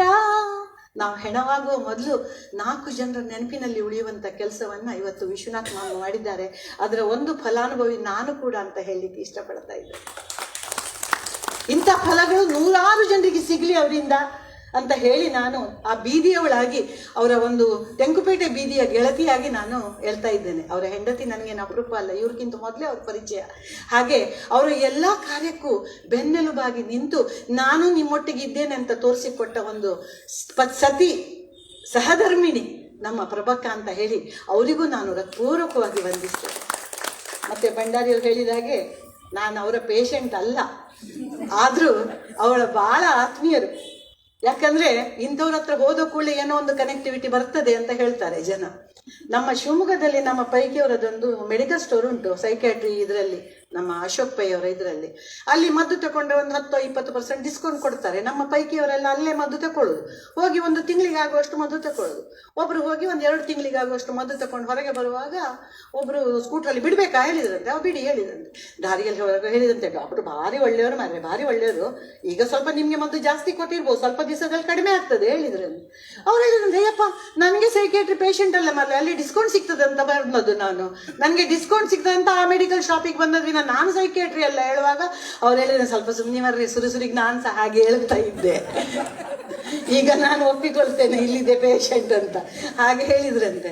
ಹಾಗೆ ಭಂಡಾರಿಯವರು ದೇವರಾಣೆ ನನ್ನ ಡಾಕ್ಟರ್ ಅಲ್ಲ, ನನಗೆ ಏನಾದರೂ ಸೊಂಟ ರಿಪೇರಿ ಮಾಡಿದ್ದು ಸರಿಯಾಗಿ ನಾನು ಇವತ್ತು ಓಡಾಡುವಾಗೆ ಮಾಡಿದ್ದರೆ ಡಾಕ್ಟರ್ ಭಾಸ್ಕರನ್ ಕುಮಾರ್ ಅವ್ರು ಇವತ್ತು ಕಚ್ಚೆ ಪಂಚೆ ಎಲ್ಲ ಹಾಕಿ ಬಂದಿದ್ದಾರೆ, ಅವರಿಗೆ ನಾನು ಋಣಿ ಅಂತ ಹೇಳ್ತಾ ಇದ್ದೇನೆ.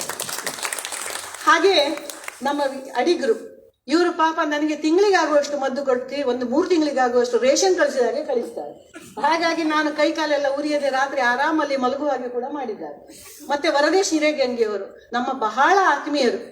ಅವರು ಮುಖದಲ್ಲಿ ಮಾತನಾಡುವುದಕ್ಕಿಂತ ಅವರ ಭಾವನೆಗಳು ಕೈಕಾಲಲ್ಲಿ ತಿರುಗಾಡುವುದು ಅದು ನೋಡ್ಲಿಕ್ಕೆ ಒಂದು ಚಂದ. ನಾನು ಯಾವಾಗಲೂ ಹೇಳುದುಂಟು, ವರದೇಶ್ ಹಿರೇಗಂಗೆಯವರ ಭಾಷಣವನ್ನು ಮೈಕಿನಲ್ಲಿ ಕೇಳುವುದಲ್ಲ, ಎದುರು ಕೂತ್ಕೊಂಡು ಅವರ ಕೈಕಾಲು ನೋಡಿಕೊಂಡು ಒಂದು ಆಕ್ಷನ್ ಅಲ್ಲಿ ನೋಡಬೇಕು ಅಂತ. ಆ ಒಂದು ಭಾಷಣ ಅಷ್ಟೊಂದು ಸವಿಯಾಗಿ ನಾವು ಸವಿಬೇಕಾದ್ರೆ ಈ ಒಂದು ಜಾಗದಲ್ಲಿ ನನಗೆ ನಿಜವಾಗ್ಲೂ ಮನಸ್ಸಿತ್ತು, ನನ್ನದೊಂದು ಕಾರ್ಯಕ್ರಮ ಇಲ್ಲಿ ಆಗಬೇಕು ಅಂತ.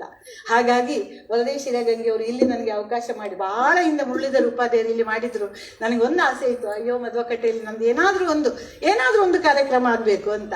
ಹಾಗೆ ಆಗಿದೆ. ಮತ್ತೆ 60 ವರ್ಷಗಳು ಕತ್ತೆಗೂ ಆಗ್ತದೆ. ಮತ್ತೆ ನಮ್ಮ ಮಕ್ಕಳನ್ನು ಸೇರಿಸಿ ಊಟ ಮಾಡೋದು ಎಲ್ಲರೂ ಮಾಡ್ತಾರೆ. ಆದ್ರೆ ನನ್ನವರು ಎನಿಸಿಕೊಂಡವರು ಎಲ್ಲ ಸೇರಿಕೊಂಡು ನನ್ನ 60ರ ಸಂಭ್ರಮ ಮಾಡ್ತಾ ಇರೋದಿಲ್ಲ. ಇದು ಶ್ರೀಕೃಷ್ಣ ಮುಖ್ಯ ಪ್ರಾಣ ಮತ್ತೆ ಆ ಮಂಜುನಾಥ ಸ್ವಾಮಿಗೆ ನಾನು ಅರ್ಪಣೆ ಮಾಡ್ತಾ ಇದ್ದೇನೆ, ನಿಮ್ಮೆಲ್ಲರ ಸಮ್ಮುಖದಲ್ಲಿ ನಾನು ಅರ್ಪಣೆ ಮಾಡ್ತಾ ಇದ್ದೇನೆ. ಇಷ್ಟು ಮಾತ್ರ ಅಲ್ಲ ಸ್ವಾಮಿ, ನನಗೆ ಬಹಳ ಮಾತುಗಳು ಆಡ್ಲಿಕ್ಕುಂಟು, ಆದರೆ ನನ್ನ ಬಗ್ಗೆ ಮಾತಾಡಲಿಕ್ಕೆ ಬಂದವರು ತುಂಬ ಮಂದಿ ಇದ್ದಾರೆ. ಹಾಗಾಗಿ ನಾನು ನನ್ನ ಮಾತನ್ನು ಮೊಟಕುಗೊಳಿಸಲೇಬೇಕಾಗಿದೆ. ಮಾತಾಡಲಿಕ್ಕೆ ಎಷ್ಟೋ ಉಂಟು, ಯಾಕಂದರೆ ನಾನು ಮಾತನಾಡುವವಳೆ, ಅದರಲ್ಲೂ ಕವರ್ ನೋಡಿದ ಮೇಲೆ ಸುಮಾರು ಮಾತಾಡ್ತೇನೆ ನಾನು. ಇವತ್ತು ಕವರ್ ಇಲ್ಲದೆ ಮಾತಾಡ್ತಾ ಇದ್ದೇನೆ ಅಂದರೆ ಅಷ್ಟು ಸನ್ಮಾನ ಮಾಡಿದ್ದಾರೆ ನನಗೆ. ಹಾಗಿರುವಾಗ ನನ್ನ ಪ್ರೀತಿಯ ಹಾಡುಗಳನ್ನು ಹಾಡಿ ನನ್ನನ್ನು ರಂಜಿಸಿದಂತಹ ನನ್ನ ಪ್ರೀತಿಯ ವಸಂತಿಯವರಿಗೂ ಹಾಗೂ ನನಗಾಗಿ ಬಂದಂತಹ ನಿಮ್ಮೆಲ್ಲರಿಗೂ ಹಾಗೂ ನೀವೆಲ್ಲರೂ ಇವನ್ ನನ್ನವ ಅಂತ ಹೇಳಿಕೊಂಡು ನನ್ನನ್ನು ಅತ್ಯಂತ ಪ್ರೀತಿಯಿಂದ ಇಲ್ಲಿ ಬಂದು ಹಾರೈಸಿದಂತ ನಿಮ್ಮೆಲ್ರಿಗೂ, ನನ್ಗೆ ಗೊತ್ತುಂಟು ನಿಮ್ಗೆಲ್ರಿಗೂ ಕೆಲಸ ಉಂಟು ಅಂತ, ಆದ್ರೆ ಆದಿತ್ಯವಾರದಿಂದ ಮಧ್ಯಾಹ್ನದ ಉಳಿದದ್ರಾಂತ ತಿನ್ಲಿಕ್ಕೆ ಆಗ್ತದೆ, ಆ ವಿಷಯ ಬೇರೆ. ಹಾಗಾಗಿ ಎಲ್ಲರೂ ಪ್ರೀತಿಯಿಂದ ಬಂದಿದ್ದೀರಿ. ನಿಮ್ಮೆಲ್ರಿಗೂ ನನ್ನ ಪೂರ್ವಕವಾದ ವಂದನೆಗಳು. ನನ್ನ ಅಣ್ಣ, ನನ್ನ ಅಳಿಯ, ನನ್ನ ಮಗಳು, ನನ್ನ ತಂಗಿ, ನನ್ನ ಕಸಿನ್ಸ್, ಗಣೇಶ್ ಅವರು, ಅಣ್ಣ, ನನ್ನ ಬೀದಿಯವರು ಎಲ್ಲರೂ ಬಂದಿದ್ದಾರೆ, ಬಹಳ ಪ್ರೀತಿಯಿಂದ ಬಂದಿದ್ದಾರೆ. ಎಲ್ರಿಗೂ ನಾನು ಪೂರ್ವಕವಾಗಿ ಹೇಳ್ತಾ ಇದ್ದೇನೆ. ತಾರಕ ಒಬ್ಬೊಬ್ಬರ ಹೆಸರು ಹೇಳಿದ್ರೆ ಮತ್ತೆ ನಾನು ಶಾಲೆದ ಅಟೆಂಡೆನ್ಸ್ ಕರೆದಾಗೆ ಕರಿಬೇಕಾಗಿತ್ತು, ಹಾಗಾಗಿ ಹೆಸರು ಹೇಳುವುದಿಲ್ಲ. ಅದರಲ್ಲೂ ಜೇಮ್ಸ್ ವಾಸ್ ಅವರು ನನ್ನನ್ನು ತೇಟ ಜಯಲಲಿತಾ ಮಾಡಿ ಬಿಡಿಸಿಕೊಟ್ಟದಕ್ಕೆ ಅವರಿಗೂ ಒಂದು ವಿಶೇಷ ಧನ್ಯವಾದ. ನನಗೆ ಕೆಲವೊಮ್ಮೆ ಜಯಲಲಿತಾ ನಾನು ನೋಡುವಾಗ ಅನ್ಸದಿತ್ತು, ಇದು ಪೂರ್ವ ಜನ್ಮದ ಏನಾದರೂ ಕನೆಕ್ಷನ್ ಉಂಟಾ ಅಂತ. ಒಮ್ಮೆ ಅಪ್ಪನ ಹತ್ರ ಕೇಳಿದ್ದೆ ಕೂಡ, ನೀವು ಮೆಡ್ರಸ್ಸಿಗೆ ಏನಾದ್ರು ಹೋಗಿದ್ರ ಅಂತ. ಇಲ್ಲ ಹೋಗ್ಲಿಲ್ಲ ಹೇಳಿದ್ರು, ನಾನು ಮೆಡ್ರಸ್ಸೇ ನೋಡ್ಲಿಲ್ಲ ಅಂತ. ಹಾಗೆ ಅಪ್ಪ ಹಾಗೆ ತುಂಬಾ ಒಳ್ಳೆಯವರು ನಮ್ಗೆ ಅಂತ ಎನ್ಸ್ಕೊಂಡೆ. ಹಾಗೆ ನಮ್ಮ ಭಂಡಾರಿಯವರ ಮಗನದು ಉಪನಯನಕ್ಕೆ ನಾನು ಹೋಗಿದ್ದೆ. ಉಪನಯನಕ್ಕೆ ಹೋದ ಕೂಡಲೇ ಸುಲತಾ ಭಂಡಾರಿಯವರು ನನ್ನ ಇವತ್ತಿನ ಕಣ್ಣು ಸ್ಪಷ್ಟವಾಗಿ ಕಾಣಲಿಕ್ಕೆ ಅವರೇ ಕಾರಣ, ಕನ್ನಡಕ್ಕೆ ಹಾಕುದಿಲ್ಲ ನೋಡಿ ನಾನು. ಹಾಗೆ ಸುಲತಾ ಭಂಡಾರಿ ಹೇಳಿದ, ಹಾಗೆ ಬಂದು ವಿಶ್ ಮಾಡಿದ್ರೆ ಆಗುದಿಲ್ಲ, ಏನಾದ್ರು ಜೋಕ್ ಕೊಡ್ಬೇಕು ಹೇಳಿದ್ರು. ನಾನು ಹೇಳಿದೆ, ನಾನು ಅವನಿಗೆ ಒಂದು ಫೋಟೋ ಕೊಡ್ತೇನೆ, ಅವನಿಗೆ ಪುರುಸೊತ್ತಿಲ್ಲದಿದ್ರೆ ಅದನ್ನು ಎದುರಿಟ್ಟು ನಮಸ್ಕಾರ ಮಾಡಲಿ, ಸಂಧ್ಯಾ ವಂದನೆ ಮುಗೀತು ಹೇಳಿದೆ. ಹಾಗೆ ಖುಷಿಯಲ್ಲಿ ಅವನು ಖುಷಿಯಲ್ಲಿ ಸಹ ಒಪ್ಕೊಂಡ ಅಲ್ಲ, ಕೊಟ್ಟು ಇಟ್ಟಿದ್ದಾನೆ ಮನೆಯಲ್ಲಿ ದೊಡ್ಡ ಫ್ರೇಮ್ ಹಾಕಿ, ಮಾಲೆ ಹಾಕದೆ ಇಟ್ರೆ ಸಾಕು, ಒಟ್ರಶ್ ಫೋಟೋ ಇಟ್ರೆ ಅಡ್ಡಿಲ್ಲ, ಅದಕ್ಕೊಂದು ಮಾಲೆ ಹಾಕದಿದ್ರೆ ಸಾಕು. ಹಾಗೆ ಪ್ರೀತಿಯಿಂದ ಎಲ್ಲರೂ ಸಹ ನನ್ನನ್ನು ಎಲ್ಲರೂ ಒಂದು ಮನೆ ಮಕ್ಕಳ ಹಾಗೆ ನೋಡ್ತಾಳೆ. ಈ ಹುಡುಗಿ ಶಿಲ್ಪ, ನಾನು ಹಾಸ್ಪಿಟ್ಲಲ್ಲಿ ಐಸಿಯುನಲ್ಲಿ ಬಿದ್ದುಕೊಂಡಿರುವಾಗ ಮನೆಗೆ ಹೋಗಿ ಗಂಜಿ ಮಾಡಿ ನನಗೆ ತಿನ್ನಿಸಿದವಳು, ಅವಳ ಋಣ ನಾನು ತೀರಿಸಲಿಕ್ಕೆ ಉಂಟಾ, ಏನಿತು ಋಣ ಅಂತ ಹೇಳಿದಾಗೆ ಇವಳ ಋಣ ತೀರಿಸಲಿಕ್ಕೆ ಉಂಟು. ಇವತ್ತು ಹೊಗಳ್ತಾಳೆ, ನನಗೆ 2 ಕೊಂಬು ಬರುವುದು ಮಾತ್ರ ಬಾಕಿ, ತುರ್ಕಿ ಆಗ್ತಾ ಉಂಟು ಇಲ್ಲೆಲ್ಲ. ಹಾಗೆ ಅಲ್ಲಿ ನನ್ನ ನೇಬರ್ ಒಬ್ಳು ಮಮತಾ ಅಂತ ಬಂದಿದ್ದಾಳೆ. ಮೊನ್ನೆ ಎಲ್ಲರೂ ಪಾಸಿಟಿವ್ ಥಿಂಕ್ ಅಂತ ಹೇಳ್ತಾರೆ, ನನಗೆ ಕೂಡ ಪಾಸಿಟಿವ್ ಬಂದೇ ಬಿಡ್ತು ನೋಡಿ. ನಾನು ಮಾಸ್ಕ್ ಹಾಕ್ಲಿಲ್ಲ, ಯಾಕಂದ್ರೆ ನಾನೀಗ ಆಂಟಿಬಾಡೀಸ್ ಆಗಿದ್ದೇನೆ. ಹಾಗೆ ನನ್ನಿಂದ ಯಾರಿಗೂ ಬರುವುದಿಲ್ಲ, ಯಾರದು ನನಗೂ ಬರುವುದಿಲ್ಲ ಅಂತ ಧೈರ್ಯ. ಹಾಗಾಗಿ ಲಿಫ್ಟ್ ಗಟ್ಟಿ ಹಚ್ಚಿ ಬಂದಿದೆ ನಾನು, ಯಾಕೋ ಮಾಸ್ಕ್ ಹಾಕೋದು ಬೇಡ ಅಂತ. ಆ ಮಮತಾ ಅನ್ನೋ ಹುಡುಗಿ ನನ್ನ ಕಸ ತಗೊಂಡೋಗಿ ಬಿಸಾಡಿದ್ದಾಳೆ. ಯಾರ ಋಣ? ಯಾರದೆಲ್ಲ ಋಣ ನಾನು ತೀರಿಸ್ಲಿ? ಹಾಗಾಗಿ ಈ ಋಣದ ಮಾತುಗಳು ನನಗೆ ಬೇಡ. ನನ್ನನ್ನು ಸ್ವಲ್ಪ ಚಂದ ಮಾಡೋದು ನಮ್ಮ ಪೂರ್ಣಿಮಾ ಬ್ಯೂಟಿಷಿಯನ್. ನಾನು ಸಹ ಬ್ಯೂಟಿಷಿಯನ್. ಅವಳು ನನ್ನನ್ನು ಸ್ವಲ್ಪ ತಿಕ್ಕಿ ಚಂದ ಮಾಡ್ತಾಳೆ. ಅವಳಿಗೂ ಕೂಡ ಋಣ ಉಂಟು ನನಗೆ. ಎಲ್ಲರ ಋಣಗಳನ್ನು ನಾನು ಹೇಳ್ತಾ, ನಾನು ಕೊನೆಯದಾಗಿ ನಿಮ್ಮೆಲ್ಲರಿಗೂ ಬಂದವರಿಗೆಲ್ಲರಿಗೂ ನಾನು ಸ್ವಾಗತ ಹೇಳ್ತಾ, ನಾನೊಂದು ಪುಸ್ತಕವನ್ನು ಬರೆದಿದ್ದೇನೆ. ಅದು ಯಾವುದು ಕಾಲ್ಪನಿಕ ಕಥೆ ಅಲ್ಲ, ನನ್ನದೇ ಜೀವನದಲ್ಲಿ ನನ್ನ ಸುತ್ತಮುತ್ತ ಆದಂತಹ ಕತೆ ವಿಷಯಗಳು.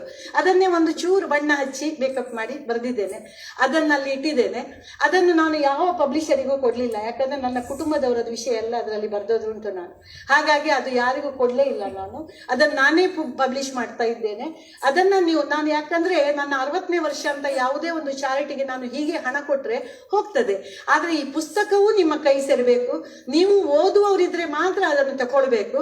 ಓದದಿದ್ರೆ ತಗೊಳ್ಬೇಡಿ, ದಮ್ಮಯ್ಯ ನನ್ನ ಒತ್ತಾಯಕ್ಕೆ ತಗೊಳ್ಬೇಡಿ. ನಿಮ್ಮೆಲ್ಲರ ಕೈ ಸೇರಿಕೊಂಡು ಆ ಚಾರಿಟಿಗೆ ಒಂದಿಷ್ಟು ಹಣ ಹೋಗ್ಲಿ ಅನ್ನೋ ಉದ್ದೇಶ. ಯಾಕಂದ್ರೆ ಒಂದು ಕಾಲದಲ್ಲಿ ಎಲ್ಲರ ಚಾರಿಟಿಯಲ್ಲೇ ನನ್ನ ಸಂಭ್ರಮವನ್ನು ನಾನು ಕಳೆದವಳು. ನನ್ನ ಸಂಭ್ರಮ ಸುನಾಮಿ ಇದು ಒಂದು ಪರಿಹಾರ ಕೇಂದ್ರದಿಂದ ಬಂದಷ್ಟು ನನ್ನ ಪೈಕಿಯವರೆಲ್ಲ ನನಗೆ ಮಾಡಿದ್ರು. ಹಾಗಾಗಿ ಆ ಚಾರಿಟಿಯ ಬೆಲೆ ಎಷ್ಟು ಉಂಟು ಅಂತ ನನಗೆ ಅನುಭವಿಸಿ ಗೊತ್ತುಂಟು. ಅಹಂಕಾರದಿಂದ ನಾನು ಕೊಡ್ತಾ ಇಲ್ಲ. ನನ್ನಂತ ಒಬ್ಬರಿಗೆ ಸಿಗಲಿ ಅನ್ನುವ ಒಂದು ವಿಷಯದಿಂದ, ಅದಕ್ಕೆ ನಿಮ್ಮೆಲ್ಲರ 100 ರೂಪಾಯಿಗಳು ಸೇರ್ಲಿ ಅನ್ನೋ ಉದ್ದೇಶದಿಂದ ಆ ಪುಸ್ತಕವನ್ನು ಇಟ್ಟಿದ್ದೇನೆ. 140 ರೂಪಾಯಿದು ಪುಸ್ತಕ. ನನ್ನ ಹುಟ್ಟಿದ ಹಬ್ಬಕ್ಕೆ ನೀವು ಯಾರು ಬುಕ್ಕೆ ತರೋದು ಬೇಡ, ಹೂವು ಕೊಡೋದು ಬೇಡ, ಎಂಥದ್ದು ಬೇಡ. ಬಂದವರು ಓದುವ ಆಸಕ್ತಿ ಇದ್ರೆ ಒಂದೊಂದು ಪುಸ್ತಕ ತಗೊಳ್ಳಿ. ಅದರಲ್ಲಿ ನನ್ನ ಫೋನ್ ನಂಬರ್ ಉಂಟು. ನಿಮ್ಗೆ ಇಷ್ಟ ಆದ್ರೆ ಹೇಗಾಯ್ತು ಅಂತ ನನಗೆ ಒಂದು ತಿಳಿಸಿದ್ರೆ ನಾನು ಬಹಳ ಸಂತೋಷ. ಹಾಗೆ ಯಾವ ಗಳಿಗೆಯಲ್ಲಿ ವಿಶ್ವ ಸಂಸ್ಕೃತಿದು ನಾನು ಉಪಾಧ್ಯಕ್ಷ ಆದ್ಮೇನೋ ಎಷ್ಟು ಜನ ಮಕ್ಕಳು ನನಗೆ, ಎಷ್ಟು ಜನ ನನಗೆ ಅಣ್ಣ ತಮ್ಮಂದಿರು, ರವಿ ಅವರು ಇವರು ಎಲ್ಲ ಎಷ್ಟು ಸಂಭ್ರಮದಿಂದ ನನ್ನನ್ನು ಪ್ರತಿನಿತ್ಯ ನನಗೆ ಕಡೆಗೆ ನಾನೊಂದು ನಮ್ಮನೆ ವಿಶ್ವರೂಪದಾಗಿ ಕಾಣಲಿಕ್ಕೆ ಶುರುವಾಯಿತು. ನಾನು ಆರ್ಡಿನರಿ ಇದ್ದವಳು, ಸತ್ಯ ಹೇಳ್ತೇನೆ. ಯಾಕಂದ್ರೆ 9 ತಿಂಗಳಿಂದ ಮೈಕಲ್ಲಿ ಮಾತಾಡದೆ ಬಾಯೆಲ್ಲ ಕುರುಕುರಾಗಿತ್ತು ನನಗೆ. ಸೀರೆ ಎಲ್ಲ ನಾನು ಸತ್ತಿದೇನೋ ಬದುಕಿದೇನೋ ಅಂತ ಎಣಿಸ್ತಾ ಇತ್ತೇನೋ. ಆ ಸೀರೆ ಎಲ್ಲ ಹೊರಗೆ ತೆಗೆದು ಉಡುವಾಗ ಇವತ್ತು ನನಗೊಂದು ಆದ ಸಂಭ್ರಮ ಉಂಟು. ಸೀರೆ ಕುಣಿತು, ನಾನಲ್ಲ. ಸೀರೆ ಡಕ ಅಂತ ಕುಣಿತು ಕೈಯಲ್ಲೇ. ಹಾಗಿರುವಾಗ ಅತ್ಯಂತ ಸಂತೋಷದಿಂದ ಈ ಮಕ್ಕಳೆಲ್ಲ ಸೇರಿ ನನ್ನ ಪ್ರೀತಿಯನ್ನು ಹಂಚಿಕೊಂಡಿದ್ದಾರೆ. ಇವರೆಲ್ಲರಿಗೂ ನಾನು ಋಣಿ ಅಂತ ಹೇಳಲಿಕ್ಕೆ ಇಷ್ಟಪಡ್ತಾ ಇದ್ದೇನೆ. ವಿಶೇಷವಾಗಿ ಇಲ್ಲಿ ಜಾಗ ಕೊಟ್ಟಂತಹ ನಮ್ಮ ವರದಿ ಶಿರಗಂಗೆ ಅವರಿಗೂ ನನ್ನ ಆಸೆಯ ಜಾಗ. ಅವಾಗ 2 ಪುಷ್ಪವೃಷ್ಟಿ ಹಾಗೆ ಮಳೆ ಬಂತು. ನಮಗೆ ಖಂಡಿತ ಏನಪ್ಪ ಇದು ಎಂಥದ್ದು ಆಗ್ತಾ ಉಂಟು ಅಂತ. ಆದ್ರೆ ಅಲ್ಲಿಗೆ ನಿಲ್ತು. ನನ್ನ ಬೆವರು ಮಾತ್ರ ಹೋದದಷ್ಟೇ, ಮೇಕಪ್ ಸ್ವಲ್ಪ ಹೋಗಿರ್ಬೋದು. ಹಾಗೆ ಒಂದು 4 ಹನಿ ಬಿತ್ತು, ಅಲ್ಲಿಗೆ ಸರಿ ಆಯ್ತು. ಇದಕ್ಕಾಗಿ ವರದಿ ಶಿರಗಂಗೆ ಅವರೊಬ್ಬರೇ ಬರಲಿಲ್ಲ. ಅವರ ಹೆಂಡತಿ, ಅಪ್ಪ ಅಮ್ಮ ಎಲ್ಲರೂ ಬಂದಿದ್ದಾರೆ. ಮುರಳೀಧರ್ ನೋಡಿ, ನಮ್ಮ ತಹಶೀಲ್ದಾರ್ ರಿಟೈರ್ಡ್, ಅವರು ಎಲ್ಲಿಗೂ ಹೋಗದವರು. ಮೊನ್ನೆ ಹೇಳುವಾಗ ನಾನೀಗ ಮುದುಕಾಗಿನಿಲ್ಲ ಮಾರ್ರೆ ಹೇಳಿದ್ರು. ಆಗ ನಾನು ಮುದುಕಿ ಆಗ್ಲಿಲ್ಲ, ಬನ್ನಿ ಹೇಳಿದೆ. ಅವರು ಸಹ ಬಂದಿದ್ದಾರೆ, ಎಲ್ಲರೂ ಬಂದಿದ್ದಾರೆ. ಎಲ್ರಿಗೂ ಪ್ರೀತಿಯ ನಮನ. US ಅವರು ಕುಂದಾಪುರದಿಂದ ಬಂದಿದ್ದಾರೆ. ಹೇಮದನ್ ಉಪಾಧ್ಯಾಯರು ಸ್ಕೂಟ್ರಲ್ಲಿ ಬಂದಿದ್ದಾರಂತೆ ಕುಂದಾಪುರದಿಂದ. ಅಯ್ಯಪ್ಪ ದೇವರೇ, ಎಂಥದೆಲ್ಲ ಮಾಡಿ ಬಂದಿದ್ದಾರಪ್ಪ. ಇದಕ್ಕೆಲ್ಲ ನಾನು ಋಣಿ ಅಂತ ಹೇಳ್ತಾ ನನ್ನ ಮಾತನ್ನ ಇಲ್ಲೇ ಮುಗಿಸ್ಲಿಕ್ಕೆ ಇಷ್ಟಪಡ್ತಾ ಇದ್ದೇನೆ. ಎಲ್ರಿಗೂ ನಾನು ಪ್ರೀತಿಯ ಧನ್ಯವಾದವನ್ನು ಹೇಳ್ತೇನೆ. ಎಲ್ಲರಿಗೂ ನನ್ನ ಪ್ರೀತಿಯ ಒಂದು ಸಣ್ಣ ಸತ್ಕಾರವನ್ನು ಸ್ವೀಕರಿಸಿ ಇಲ್ಲಿ ಬಂದು ನನ್ನ ಎಲ್ಲ ಒಂದು ಸಂಭ್ರಮದಲ್ಲಿ ಪಾಲ್ಗೊಂಡಿದ್ದೀರಿ, ಅದಕ್ಕೆ ನಾನು ಋಣಿ ಅಂತ ಹೇಳ್ತಾ ಇನ್ನೊಂದು ವಿಶೇಷವಾದ ಒಂದು ವಿಷಯವನ್ನು ಹೇಳಲಿಕ್ಕೆ ಇಷ್ಟಪಡ್ತಾ ಇದ್ದೇನೆ. ಇತ್ತೀಚೆಗೆ ನನ್ನ ಮಗನಿಗೊಂದು ಮದುವೆ ಆಯಿತು, ರಿಜಿಸ್ಟರ್ಡ್ ಮದುವೆ ಆದದ್ದು. ಯಾಕಂದ್ರೆ ಈಗ ಕೊರೋನಾ ಇದ್ದದ್ರಿಂದ, ಮತ್ತೆ ಆ ಹುಡುಗಿ ಜರ್ಮನ್ ಹುಡುಗಿ ಆದದ್ರಿಂದ ಈ ಪಬ್ಲಿಕ್ ಅಲ್ಲಿ ಮಿಕ್ಸ್ ಆದ್ರೆ ಅವಳಿಗೆ ಒಂಚೂರು ಹೆದರಿಕೆ ಇಲ್ಲಿ ಅದೆಲ್ಲ ನೋಡುವಾಗ. ನಾನು ಅದಕ್ಕೆ ಎಣಿಸಿದೆ, ಈ ಸಂಭ್ರಮವನ್ನು ನನ್ನ ಮನೆಯ ಕುಟುಂಬದವರೊಟ್ಟಿಗೆ ನಾನು ಹಂಚಿಕೊಳ್ಳಿಕ್ಕೆ ಒಂದು ಔತಣ ಮಾಡ್ತಾ ಇದ್ದೇನೆ. ಆದ್ರೆ ನನ್ನವರೊಟ್ಟಿಗೆ ನಾನು ಹಂಚಿಕೊಳ್ಳಿಕ್ಕೆ ಹೇಗೆ ಸಾಧ್ಯ ಆಗ್ತದೆ? ಅದು ನನ್ನ ಈ ಹುಟ್ಟುಹಬ್ಬದ ಸಮಾರಂಭದಲ್ಲಿ ಬಂದವರಿಗೆಲ್ಲರಿಗೂ, ನನ್ನ 2 ಮಕ್ಕಳಿಗೂ ನೀವು ಪ್ರೀತಿಯಿಂದ ಹರಿಸಬೇಕು ಅಂತ ಕೇಳಿಕೊಳ್ತಾ, ಇದು 2 in 1, ಈಗ buy 1 get 1 ಜಮಾನ ನೋಡಿ. ಹಾಗೆ ನನ್ನ ಬರ್ತ್ಡೇ ಮತ್ತೆ ನನ್ನ ಮಕ್ಕಳದ್ದು ಮದುವೆದು ಸಹ 2 ಸೇರಿಸಿಕೊಂಡು ಈ ನಮ್ಮ ಪ್ರೀತಿಗೆ ಆಹ್ವಾನಕ್ಕೆ ನಾವು ಕರೆಗೊಟ್ಟು ಬಂದದಕ್ಕೆ ನನ್ನ ಪ್ರೀತಿಯ ಎಲ್ಲ ಆಭಾರಿಯನ್ನು ಹೇಳ್ತಾ, ನನ್ನ ಎಲ್ಲ ಮಾತುಗಳಲ್ಲಿ ಏನಾದರೂ ಹೆಚ್ಚು ಕಡಿಮೆ ಇದ್ರೆ ಇದನ್ನೆಲ್ಲ ಹೊಟ್ಟೆಗೆ ಹಾಕೊಳ್ಳಿ, ನನ್ನನ್ನೆಲ್ಲ ಮಾತುಗಳನ್ನು ಮಾತ್ರ. ಹಾಗೆ ಹೊಟ್ಟೆಗೆ ಹಾಕೊಂಡು ನನ್ನ ಎಲ್ಲ ವಿಚಾರಗಳನ್ನು, ನಿಮ್ಮ ಪ್ರೀತಿಯನ್ನು, ನಿಮ್ಮ ಎಲ್ಲವನ್ನು ನಾನು ಶ್ರೀಕೃಷ್ಣ ಮುಖ್ಯಪ್ರಾಣ ಮಂಜುನಾಥ ಸ್ವಾಮಿಯ ಪದಕ್ಕೆ ಇಟ್ಟು ಸಮರ್ಪಿಸ್ತಾ ನಿಮ್ಮೆಲ್ಲರ ಆಶೀರ್ವಾದವನ್ನು ತೆಗೆದುಕೊಂಡು, ಎಲ್ಲರೂ ನನಗಿಂತ ಸಣ್ಣವರೇ, ಆದರೆ ನಾನು ಸಣ್ಣವಳಂತ ತೋರಿಸ್ಲಿಕ್ಕೆ ಆಶೀರ್ವಾದ ಅಂತ ಹೇಳೋದು, ಆಶೀರ್ವಾದವನ್ನು ತಗೊಂಡು ನನ್ನ 2 ಮಾತುಗಳನ್ನು ಮುಗಿಸ್ತಾ ಇದ್ದೇನೆ. ಎಲ್ರಿಗೂ ನಮಸ್ಕಾರ.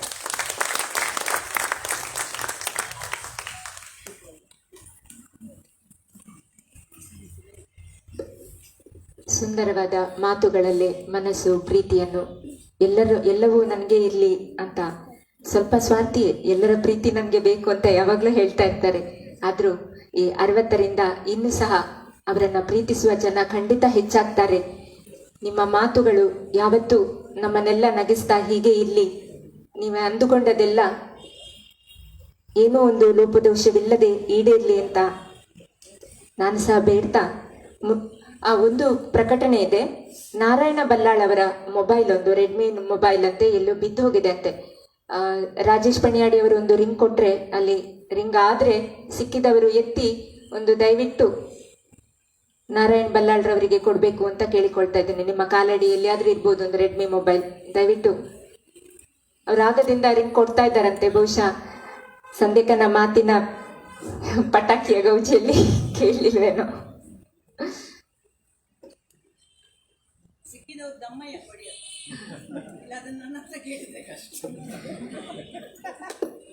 ಇಂದಿನ ಈ ಸಮಾರಂಭದ ಮುಖ್ಯ ಅತಿಥಿಗಳಾದ ಪ್ರೊಫೆಸರ್ ವರದಿ ಶಿರೇಗಂಗೆ ಅವರು, ಸಂಯೋಜಕರು ಪ್ರಾದೇಶಿಕ ರಂಗಕಲೆಗಳ ಅಧ್ಯಯನ ಕೇಂದ್ರ ಉಡುಪಿ. ಬಹುಶಃ ಇವರನ್ನ ನೋಡದವರು ನಮ್ಮ ಸುತ್ತ ಇಲ್ಲಿ ಬಂದವರಂತೂ ಖಂಡಿತ ಅವರಿಗೆ ಪರಿಚಯ ಬೇಕು ಅಂತ ಇಲ್ಲ. ನೇರವಾಗಿ ಅವರ ಮಾತುಗಳಿಗೆ ವೇದಿಕೆಯನ್ನು ಬಿಟ್ಕೊಡ್ತಾ ಇದ್ದೇನೆ.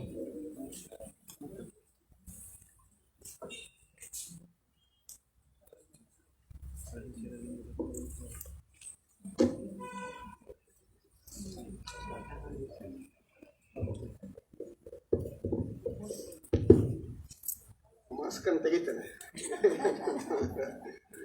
ಮಾಸ್ಕ್ ಅನ್ನು ತೆಗೆದೇ ಮಾತಾಡ್ತೇನೆ. ಎಲ್ಲರಿಗೂ ನಮಸ್ಕಾರ.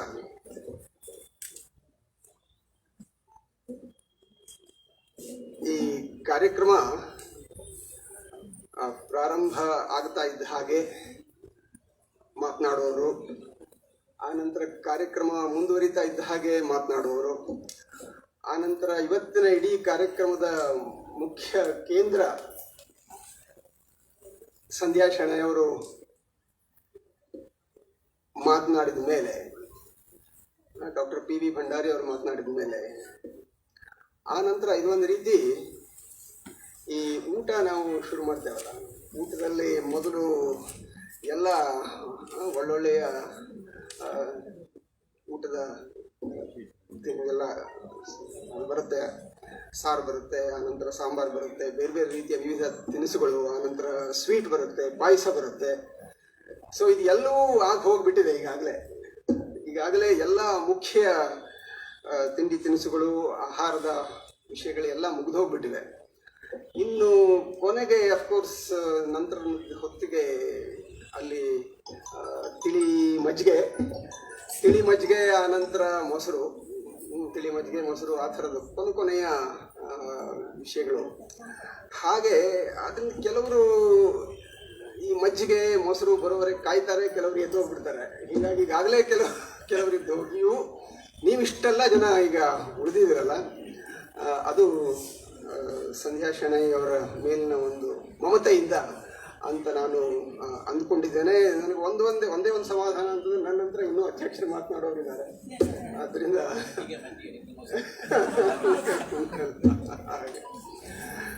ಆ ರೀತಿ ಹಾಗೆ ನಾನು ಸಂಧ್ಯಾ ಶೆಣೈ ಅವರು ಮಾತಾಡ್ತಾ ಹೇಳಿದರು. ಸೊ ಈ ಮನುಷ್ಯ ಮಾತಾಡಿದವನ ಮುಖ ಹೆಚ್ಚು ನೀವೇನು ನೋಡಬೇಕಾಗಿಲ್ಲ, ಅವನು ಯಾವಾಗಲೂ ಕೈಕಾಲು ಆಡಿಸ್ತಾ ಇರ್ತಾನೆ. ಸೊ ಅವನು ಕೈಕಾಲು ಆಡಿಸೋದನ್ನು ನೋಡಿ ಅಂತ ಹೇಳಿದ್ರು. ನಾನು ಇವತ್ತು ಭಾಳ ಕಾನ್ಷಿಯಸ್ ಆಗಿ ಸಾಧ್ಯದ ಮಟ್ಟಿಗೆ ಕೈಕಾಲು ಆಡಿಸೋದನ್ನು ನಿಲ್ಲಿಸ್ಬೇಕು ಅಂತೇಳಿ, ಕೇವಲ ಮಾತನಾಡಬೇಕು ಅಂತೇಳಿ ಕೈಕಾಲು ಆಡಿಸೋದು ಬೇಡ ಸಾಧ್ಯದ ಮಟ್ಟಿಗೆ ಅಂತ ಅಂದ್ಕೊಂಡಿದ್ದೇನೆ. ಆದರೂ ಹೇಳೋಕ್ಕಾಗಲ್ಲ, ಸ್ವಭಾವ ಪುಟ್ಟ ಸ್ವಭಾವ, ಅದರಿಂದ ಅದೇನು ಮಾಡ್ಲಿಕ್ಕೆ ಆಗೋದಿಲ್ಲ, ಅದು ಇರೋದೇ. ಸೊ ಈ ಮೈಕೇಲ್ ಜಾಕ್ಸನ್ ಅಂತ ಒಬ್ಬ ಡಾನ್ಸರ್ ಇದ್ದ, ಮೈಕೇಲ್ ಜಾಕ್ಸನ್ ಅಂತ ಹೇಳಿ. ಅವನು ಬಹಳ ಫೇಮಸ್, ವರ್ಲ್ಡ್ ಫೇಮಸ್, ನಿಮ್ಗೆಲ್ರಿಗೂ ಗೊತ್ತು. ಬಹಳ ಜೋರಾಗಿ ಡ್ಯಾನ್ಸ್ ಮಾಡೋವನು. ಅವನು ಹೇಗೆ ಕೈಕಾಲು ಜಾಡಿಸ್ತಿದ್ದ ಅಂತಂದ್ರೆ, ಅವನಿಗೆ ಮೈಕೇಲ್ ಜಾಕ್ಸನ್ ಬದಲಿಗೆ ಮೈಕೇಲ್ ಜಾಡ್ಸನ್ ಅಂತ, ಅವನಿಗೆ ಮೈಕೇಲ್ ಜಾಡಿಸೋನು ಅವನು, ಮೈಕೇಲ್ ಜಾಡ್ಸನ್. ಹಾಗೆ ನನಗೆ ಭಂಡಾರಿಯವರು ಮಾತನಾಡ್ತಾ, ಅವರು ಸೈಕಿಯಾಟ್ರಿ ಆ ವಿಷಯದಲ್ಲಿ ಸಂಬಂಧಪಟ್ಟಂತಹ ಅನೇಕ ಸಂಗತಿಗಳನ್ನು ಹೇಳಿದರು. ಸಂಧ್ಯಾ ಶೆಣೈ ಅವರು ಎಲ್ಲೇ ಭೇಟಿಯಾಗಲಿ ನಿಂತು ಮಾತನಾಡಿ ನಗಿಸಿ ಮುಂದೆ ಹೋಗುವವರು. ಅವರು ಈ ಎಲ್ಲ ವಿಷಯಗಳನ್ನ ಜೋಡಿಸಿ ಭಂಡಾರಿಯವರು ಸೈಕೇಟ್ರಿ ವಿಷಯಗಳನ್ನು ಹೇಳಿದರು. ನನ್ನ ಹುಟ್ಟೂರು ಗೋಕರ್ಣ, ನಾನು ಬೆಳೆದಿದ್ದು ಧಾರವಾಡದಲ್ಲಿ. ಸೊ ಹಿಂದೆ ಈಗ ಮಣಿಪಾಲಕ್ಕೂ ಆ ಥರದ್ದೊಂದು ಖ್ಯಾತಿ ಇದೆ. ಈಗ ಅಫ್ಕೋರ್ಸ್ ಈಗ ಯೂನಿವರ್ಸಿಟಿ ಇದೆ, ಬೇರೆ ಬೇರೆ ಶಿಕ್ಷಣ ಸಂಸ್ಥೆಗಳೆಲ್ಲ ಇವೆ. ಆದರೆ ನಮ್ಮ ಕಡೆಗೆಲ್ಲ ಮಣಿಪಾಲಕ್ಕೆ ಹೋಗೋದು ಅಂತಂದ್ರೆ ಆಸ್ಪತ್ರೆಗೆ ಹೋಗೋದು ಅಂತಲೇ. ಮಣಿಪಾಲಕ್ಕೆ ಬರೋದು ಅಂದ್ರೆ ಆಸ್ಪತ್ರೆಗೆ ಬರೋದು. ಅದು ಎಲ್ಲ ಬೇರೆ ಕಡೆಗೆ ಎಲ್ಲ ಪ್ರಯತ್ನಗಳನ್ನು ಮಾಡಿ ಎಲ್ಲೂ ಯಶಸ್ವಿ ಆಗದೆ ಇನ್ನು ಕೊನೆಗೆ ಮಣಿಪಾಲದಲ್ಲಿ ಒಂದು ಪ್ರಯತ್ನ ಮಾಡುವ ಅಂತ ಹೇಳಿ ಬರೋದು. ಹಾಗೆ ಈ ಧಾರವಾಡದ ವಿಷಯದಲ್ಲೂ ಒಂದು ಖ್ಯಾತಿ ಇದೆ. ಅದು ಒಂದು ಕುಖ್ಯಾತಿ. ಅದು ಧಾರವಾಡದ ವಿಷಯದಲ್ಲಿ ಅಲ್ಲೊಂದು ಈಗ ಬೇರೆ ಬೇರೆ ಕಡೆ ಆಗಿರ್ಬೋದು, ಆದರೆ ಲಾಗಾಯತಿನಿಂದ ಅಲ್ಲೊಂದು ಮೆಂಟಲ್ ಹಾಸ್ಪಿಟಲ್ ಇದೆ. ಅಲ್ಲಿ ಧಾರವಾಡದಲ್ಲಿ ಒಂದು ಮೆಂಟಲ್ ಹಾಸ್ಪಿಟಲ್ ರೋಡ್ ಅಂತಲೇ ಒಂದು ಭಾಳ ಪ್ರಸಿದ್ಧವಾದ ರೋಡ್. ಅಲ್ಲಿ ಹೋಗ್ತಾರೆ ಅಂತಂದರೆ, ಆ ಧಾರವಾಡಕ್ಕೆ ಹೋಗ್ತಾರೆ ಅಂತಂದರೆ ಮೆಂಟಲ್ ಹಾಸ್ಪಿಟಲ್ ಅಂತನ್ನುವಂಥದ್ದು ಒಂದು ಸಾಮಾನ್ಯವಾದ ಒಂದು ಕಲ್ಪನೆ. ಧಾರವಾಡ ಮತ್ತು ಮೆಂಟಲ್ ಹಾಸ್ಪಿಟಲ್. ಹಾಗೆಯೇ ಈ ಧಾರವಾಡದಲ್ಲಿ ಬರಹಗಾರರು ಜಾಸ್ತಿ, ಸಂಗೀತಗಾರರು ಜಾಸ್ತಿ. ಅಲ್ಲಿ ಹಿಂದೂಸ್ತಾನಿ ಸಂಗೀತ, ಸಾಹಿತ್ಯ, ಉಡುಪಿ ಕೂಡ ಹೌದು ಆ ರೀತಿಯಲ್ಲೇ. ಹಾಗೆಯೇ ಧಾರವಾಡದ ಬಗ್ಗೆ ಒಂದು ಮಾತಿದೆ. ಆ ರೀತಿ ಮಾತನ್ನು ಅನೇಕ ಊರುಗಳಿಗೆ ಹೇಳ್ಬೋದು. ಧಾರವಾಡದಲ್ಲಿ ನೀವು ಎಲ್ಲಿಯೋ ನಿಂತ್ಕೊಂಡು, ದೂರದಲ್ಲಿ ನಿಂತ್ಕೊಂಡು ಒಂದು ಕಲ್ಲನ್ನು ಬಿಸಾಕಿದ್ರೆ ಅದು ಒಂದು ಕವಿಗೆ ಬೀಳುತ್ತೆ. ಅದು ಕವಿಯ ತಲೆ ಮೇಲೆ ಹೋಗಿ ಬೀಳ್ಬೋದು. ಯಾಕಂದ್ರೆ ಅಲ್ಲಿರೋರು ಎಲ್ಲರೂ ಒಂದು ಕವಿ. ಈ ಉಡುಪಿಯಲ್ಲೂ ಅದನ್ನ ನೋಡಿದ್ದೇನೆ. ಇಲ್ಲಿ ಬಂದವರು ಎಲ್ಲರೂ ಕೂಡ ಯಾರೇ ಮಾತಾಡಿದ್ರು ನಾನು 1 ಪುಸ್ತಕ ಬರೆದಿದ್ದೇನೆ, 2 ಪುಸ್ತಕ ಬರೆದಿದ್ದೇನೆ, 3 ಪುಸ್ತಕ ಬರೆದಿದ್ದೇನೆ, ಈ ರೀತಿ ಹೇಳ್ತಾರೆ. ಸೊ ಒಂದು ಕಲ್ಲನ್ನು ಬಿಸಾಕಿದ್ರೆ ಒಂದು ಕವಿಯ ತಲೆಯ ಮೇಲೆ ಬೀಳುತ್ತೆ ಅನ್ನೋದು ಒಂದು. ಇನ್ನೊಂದು, ಅಥವಾ ಒಂದು ಹುಚ್ಚನ ತಲೆ ಮೇಲೆ ಬೀಳುತ್ತೆ ಅಂತ ಇನ್ನೊಂದು. ಧಾರವಾಡದಲ್ಲಿ ಮೆಂಟಲ್ ಹಾಸ್ಪಿಟಲ್ ಇದ್ದಿದ್ದರಿಂದ ಹುಚ್ಚನ ತಲೆ ಮೇಲೆ ಬೀಳ್ಬೋದು ಅಂತ ಇನ್ನೊಂದು. ಹಾಗೆಯೇ ಒಂದು ಪ್ರೇಮಿಯ ತಲೆ ಮೇಲೆ ಬೀಳಬಹುದು ಅಂತ ಇನ್ನೊಂದು ಖ್ಯಾತಿ. ಸೊ ಇದು ಒಂದು ಮಾತು. ಆದರೆ ನಾನು ಇವು ಎಲ್ಲವನ್ನೂ ಸ್ವಲ್ಪ ಜೋಡಿಸಿ ಹೇಳ್ತೇನೆ. ಬಹುಶಃ ಆ ಡಾಕ್ಟರ್ ಹೇಳಬೇಕು, ಈ ಕವಿ, ಪ್ರೇಮಿ, ಹುಚ್ಚ, ಬಹುಶಃ ಇವರೆಲ್ಲರೂ ಕೂಡ ಒಂದಲ್ಲ ಒಂದು ರೀತಿಯೆಲ್ಲ ಸಂಬಂಧಪಟ್ಟವ್ರೆ ಅಂತ ಅನ್ಸುತ್ತೆ. ಇವ್ರಿಗೆ ಒಂದು ಸಂಬಂಧ ಇದೆ. ಅವರಿಗೆ ಕಾವ್ಯಕ್ಕೂ, ಪ್ರೇಮಕ್ಕೂ, ಹುಚ್ಚಿಗೂ ಅದು ಒಂದು ಸಂಬಂಧ ಇದೆ ಅಂತ ಹೇಳಿ ಕಾಣಿಸುತ್ತೆ. ಹಾಗೆ ನಾನು ಕೆಲವನ್ನ ನೆನಪು ಮಾಡ್ಕೊಳ್ತಾ ಹೋದೆ. ನನಗೆ ಸಂಧ್ಯಾ ಶೆಣೈ ಅವರು ಯಾವಾಗಲಾದರೂ ಭೇಟಿಯಾದಾಗ ಅವರು ಹೇಳೋರು, ಇವತ್ತು ಹೇಳಿದ ವಿಷಯ ನಂಗೆ ಗೊತ್ತಿರಲಿಲ್ಲ, ಈ ಕೈಕಾಲು ಆಡಿಸೋ ವಿಷಯ ನಂಗೆ ಇವತ್ತೇ ಗೊತ್ತಾಗಿತ್ತು, ನನಗೆ ಅದರ ಕಲ್ಪನೆ ಇಲ್ಲ, ಕ್ವೈಟ್ ಅನ್ಕಾನ್ಷಿಯಸ್ ಆಫ್ ದ್ಯಾಟ್, ನಂಗೆ ಗೊತ್ತಿಲ್ಲ. ಬಟ್ ಆದರೂ ಒಂದು ಹೇಳೋರು ಭೇಟಿಯಾದಾಗ, ಅವರು ನೀವು ಸ್ವಲ್ಪ ನೀವು ಮಾತನಾಡಬೇಕಾದ್ರೆ ಸ್ವಲ್ಪ ಯೋಚನೆ ಮಾಡಿ ಮಾತನಾಡೋರು ಹಾಗೆ ಕಾಣಿಸ್ತೀರಿ, ನೀವು ಸ್ವಲ್ಪ ಯೋಚನೆ ಮಾಡಿ ಮಾತನಾಡುವವರ ಹಾಗೆ ಕಾಣಿಸ್ತೀರಿ ಅಂತ ಹೇಳಿ ನನಗೆ ಹೇಳಿದಾಗ ಭಾಳ ಖುಷಿ ಆಗೋದು. ಪರವಾಗಿಲ್ಲ, ನನ್ನನ್ನು ಒಂದು ಚಿಂತಕನ ಜಾಗದಲ್ಲಿ ಕೂಡಿಸ್ತಾ ಇದ್ದಾರೆ, ಯೋಚನೆ ಮಾಡೋ ಚಿಂತನಶೀಲ ಅಂತ ಹೇಳಿ ಕೂಡಿಸ್ತಾ ಇದ್ದಾರೆ ಅಂತ ಹೇಳಿ. ಆಮೇಲೆ ಸ್ವಲ್ಪ ಸಮಯದ ನಂತರ ಅವ್ರು ಹೇಳಿದ ವಾಕ್ಯವನ್ನೇ ಮತ್ತೊಂಚೂರು ಯೋಚನೆ ಮಾಡಿದಾಗ, ಅದರ ಮೇಲೆ ಯೋಚನೆ ಮಾಡಿದಾಗ ನೀವು ಸ್ವಲ್ಪ ಯೋಚನೆ ಮಾಡೋರ ಥರ ಕಾಣಿಸ್ತೀರಿ. ಜಾಸ್ತಿ ಅಲ್ಲ, ಸ್ವಲ್ಪ ಯೋಚನೆ ಮಾಡ್ತೀರಿ, ಸ್ವಲ್ಪ ಯೋಚನೆ ಮಾಡೋರು, ಹಾಗೂ ಯೋಚನೆ ಮಾಡ್ತಾ ಇರೋರ ಥರ ಕಾಣಿಸ್ತೀರಿ ಅಂತ. ನೀವು ಯೋಚನೆ ಮಾಡ್ತೀರಿ ಅಂತಲ್ಲ, ಯೋಚನೆ ಸ್ವಲ್ಪ ಯೋಚನೆ ಮಾಡೋರ ಥರ ಕಾಣಿಸ್ತೀರಿ ಅಂತ ಹೇಳಿ ಅನ್ಸೋದಷ್ಟೇ. ಹೆಂಗೆ ಅವರ ಗುಣದಲ್ಲಿ ನಾನು ಇವತ್ತು ಮಾತನಾಡಿದವರು ಎಲ್ಲರೂ ಆ ಮಾತನ್ನು ಹೇಳಿದರು. ನಾನು ಅದನ್ನ ಯೋಚಿಸ್ಕೊಂಡು ಬಂದಿದ್ದೆ. ಆದರೆ ಕೊನೆಗೆ ಮಾತನಾಡೋರಿಗೆ ಯಾವಾಗಲೂ ಒಂದು ಭಯ ಇರುತ್ತೆ. ಯಾಕಂತಂದ್ರೆ ಅವ್ರು ಹೇಳೋದನ್ನೆಲ್ಲ ಮುಂಚಿನವರು ಹೇಳ್ಬಿಟ್ಟಿರ್ತಾರೆ ಅಂತ ಹೇಳಿ ಅದೊಂದು ಭಯ ಯಾವಾಗಲೂ ಇರುತ್ತೆ. ಆದ್ರೆ ಇವತ್ತದು ನಾನು ಹೇಳಬೇಕು ಅಂದ್ಕೊಂಡು ವಾಕ್ಯವನ್ನು ಯಾರು ಹೇಳಿಲ್ಲ, ಆದ್ರಿಂದ ನಾನು ಅದನ್ನ ಹೇಳ್ಬೋದು ಈಗ ಅಂತ ಹೇಳಿ. ಆದ್ರೆ ಆ ಸಂದರ್ಭವನ್ನು ಎಲ್ಲರೂ ಹೇಳಿದ್ದಾರೆ. ಅದೇನಂತಂದ್ರೆ ನೋವನ್ನು ನುಂಗಿ ನಗೆಯನ್ನ ಕೊಡುವವರು. DVG ಅವರ ಇನ್ನೊಂದು ಮಾತನ್ನ, ಹುಲ್ಲಾಗು ಬೆಟ್ಟದಡಿ ಮನೆಗೆ ಮಲ್ಲಿಗೆಯಾಗು ಕಲ್ಲಾಗು ಕಷ್ಟಗಳ ಮಳೆ ಸುರಿ, ಅದನ್ನ ಶಿಲ್ಪಾ ಅವರು ಹೇಳಿದ್ರು. ಹಾಗೆ ಈ ಸಂದರ್ಭಕ್ಕೆ DVG ಅವರ ಇನ್ನೊಂದು ಮಾತಿದೆ, ನಗುವು ಸಹಜದ ಧರ್ಮ, ನಗಿಸುವುದು ಪರಧರ್ಮ. ನಗುವು ಸಹಜದ ಧರ್ಮ. ನಾವೆಲ್ಲ ಕೂತ್ಕೊಂಡು ನಗುವುದು ಸಹಜ. ಅದು ನಗಲಿಕ್ಕೂ ಎಷ್ಟೋ ಜನ ಕಷ್ಟಪಡ್ತಾರೆ, ನಗೋದಿಲ್ಲ, ಬರ್ತಾರೆ ಯಾವಾಗಲೂ. ಜೀವನವನ್ನು ಬಹಳ ಇದರಲ್ಲಿ ಅದು ಕೂಡ ಸಹಜವಾಗಿ ಬರೋದಿಲ್ಲ ಎಷ್ಟೋ ಜನರಿಗೆ. ಹೀಗಾಗಿ ಅದಕ್ಕೆ ಖುಷ್ವಂತ್ ಸಿಂಗ್ ಒಂದು ಸಂದರ್ಭದಲ್ಲಿ ಭಾರತೀಯರಿಗೆ they have no sense of humour ಅಂತ ಹೇಳಿದ್ದಾರೆ. It's an extreme statement.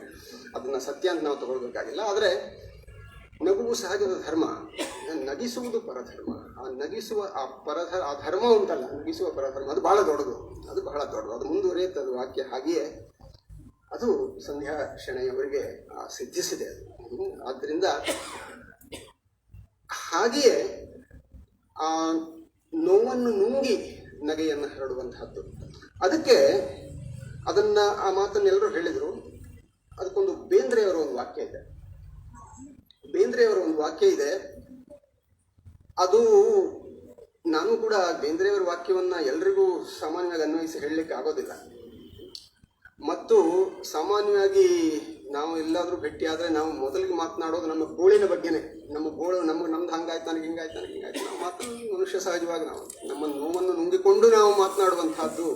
ಆ ರೀತಿ ಮಾತನಾಡೋದು ಬೇಡ. ನಮ್ಮ ನೋವಿನ ಬಗ್ಗೆ ನಾವು ಹೇಳ್ತಾ ಇರ್ತೇವೆ.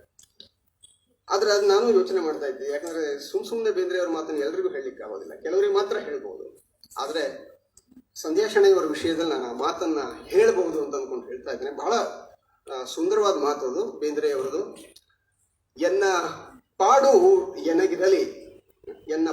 ಎನಗಿರಲಿ ಅದರ ಹಾಡನ್ನಷ್ಟೇ ಹಾಡುವೆ.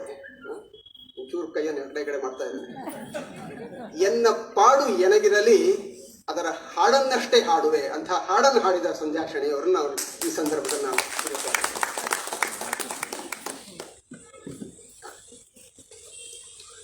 ಹಾಗೆಯೇ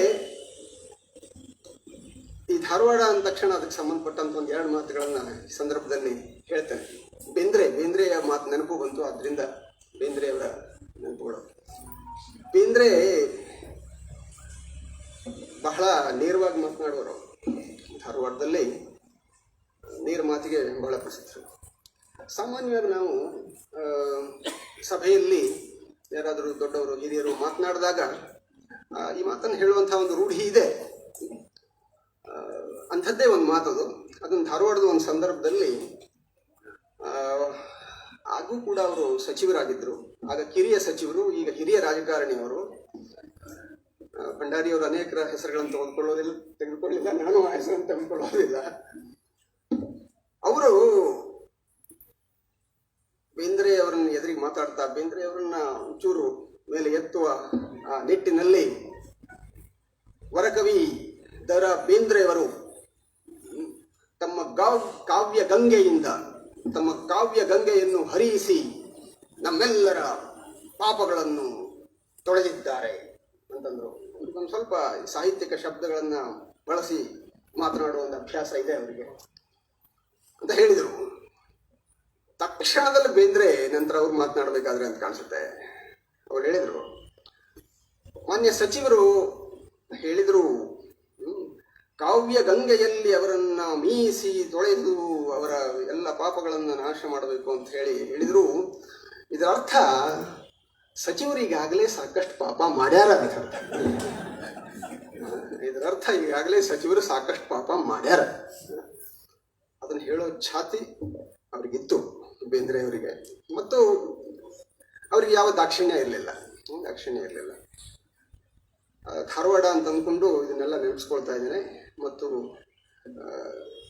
ಸಂಧ್ಯಾ ಅವರ ಒಟ್ಟು ಅವರ ಜೀವನದ ಒಂದು ಮುಖ್ಯವಾದ ರಸ ಹಾಸ್ಯದ. ಈಗ ನವರಸಗಳಲ್ಲಿ of course she is also a beautician.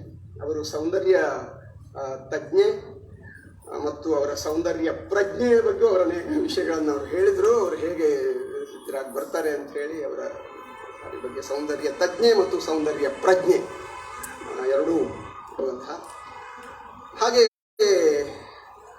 ಹಲವು ಹಲವು ರಸಗಳು ನಿಮಗೆ ಗೊತ್ತಿರೋ ಹಾಗೆ ಶೃಂಗಾರ, ಕರುಣ, ರುದ್ರ, ಶಾಂತ ಎಲ್ಲವೂ ಇದೆ ಅದರಲ್ಲಿ ಹಾಸ್ಯ ಅನ್ನೋದು ಬಹಳ ಅದು ಮುಖ್ಯವಾದ ರಸ. ಹಾಗೆ ಅವರ ಸಂಧ್ಯಾ ಅವರ ಅತ್ಯಂತ ಅವರು ಎಲ್ಲವೂ ಹೌದು, ಅವರಲ್ಲಿ ಎಲ್ಲವೂ ರಸವೂ ಇದೆ, ಉಳಿದ ಎಲ್ಲ ರಸಗಳು, ಆದರೆ ಹಾಸ್ಯ ಅನ್ನೋದು ಅವರ ಅತ್ಯಂತ ಪ್ರಧಾನವಾದ ರಸ. ಮತ್ತು ಈ ಹಾಸ್ಯ ಎನ್ನುವುದು ನಮ್ಮೆಲ್ಲರ ಜೀವನದ ಅವಿಭಾಜ್ಯ ಅಂಗ ಮತ್ತು ಮನುಷ್ಯನಿಗೆ ಇರುವಂತಹ ಒಂದು ವಿಶೇಷವಾದಂತಹ ಒಂದು ಗುಣ. ಮನುಷ್ಯ ಮಾತ್ರ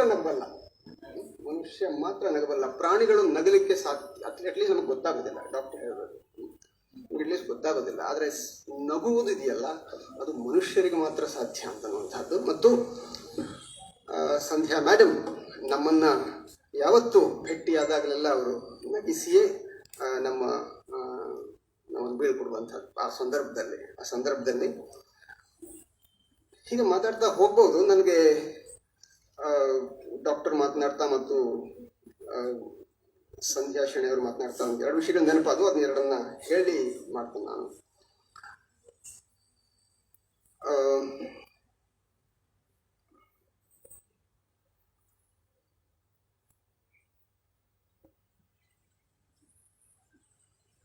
ಡಾಕ್ಟರ್ ಅಶೋಕ್ ಪೈ ಅವರಿಂದ ತಾನು ಪ್ರೇರಣೆ ಪಡೆದೆ ಅಂತ ಡಾಕ್ಟರ್ ಭಂಡಾರಿ ಅವರು ಹೇಳಿದರು. ಮತ್ತು ಅವರ ಮಾತು ಅಂತಂದ್ರೆ ಗುಡುಗಿದ ಹಾಗೆ ಮಾತದು, ಗುಡುಗಡ ಅಂತ ಮಾತಾಡ್ತಾ ಇದ್ರು ಅಂತ ಹೇಳಿದ್ರು. ಅದರಿಂದ ನೆನಪಾಯ್ತು. ಈ ಬಹಳ ಹಿಂದಿನ ಜಗತ್ಪ್ರಸಿದ್ಧ ಫಿಲಾಸಫರ್ ಸಾಕ್ರೆಟೀಸ್ ಹೇಗೆ ನಮ್ಮ ಜೀವನದಲ್ಲಿ ಹಾಸ್ಯ ಅಂತನ್ನುವುದು ಬೆರೆತು ಬಿಟ್ಟಿರುತ್ತೆ ಅಂತನ್ನುವುದಕ್ಕೆ, ಅದು ಯಾರು ಅದನ್ನೊಂದು ಜೆಂಡರ್ ಇನ್ಸೆನ್ಸಿಟಿವ್ ಅಂತ ತೆಗೆದುಕೊಳ್ಬೇಡಿ ದಯವಿಟ್ಟು. ಅದರಲ್ಲಿ ಸಾಕ್ರೆಟೀಸ್ ಯಾವಾಗಲೂ ಹೀಗೆ ಮಾತಾಡ್ತಾ ಇರೋನು, ಅವನು ಜನ ಅವರು ಸುತ್ತಲೂ ಯಾವಾಗಲೂ ಜನರು, ಯಾವಾಗಲೂ ಮಾತು, ಚರ್ಚೆ, ಹರಟೆ, ಈ ಥರ ಗಂಡಸರಿದ್ದು ಬಿಟ್ರೆ ಸಹಜವಾಗಿ ಮನೆಯಲ್ಲಿ ಹೆಂಗಸರಿಗೆ ಸಮಸ್ಯೆನೇ. ಯಾಕಂತಂದ್ರೆ ಒಂದು ಸರಳವಾದ ಜೀವನ ದಿನದಲ್ಲಿ ಏನೇನಾಗಬೇಕೋ ಅದು ಆಗದೇನೆ, ಅದು ಒಂದು ರೀತಿಯ ಹೆಣ್ಮಕ್ಳು ನಿಜವಾಗಿಯೂ ಕಷ್ಟವನ್ನು ಅನುಭವಿಸ್ತಾರೆ.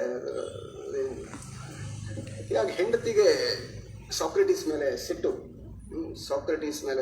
ಈ ಮನುಷ್ಯ ಬರೀ ಇದೇ ಮಾಡ್ತಾನೆ, ಮಾತಾಡ್ತಾನೆ ಇರ್ತಾನೆ, ಅವ್ರ ಹತ್ರ ಮಾತಾಡ್ಕೊಂಡಿರ್ತಾನೆ, ಮನೆಯಲ್ಲಿ ಯಾವುದಕ್ಕೂ ಸಹಾಯಕ್ಕೆ ಬರೋದಿಲ್ಲ ಅಂತ ಹೇಳಿ ಬಹಳ ಸಿಟ್ಟಿನಲ್ಲಿ ಬಂದು ಎಲ್ಲರ ಜೊತೆಗೆ ಕೂತಾಗ ಬಂದು ಗುಡುಗಡ ಅಂತ ಗುಡುಗುತ್ತಾಳೆ ಸಾಕ್ರೆಟೀಸ್ನ ಹೆಂಡತಿ.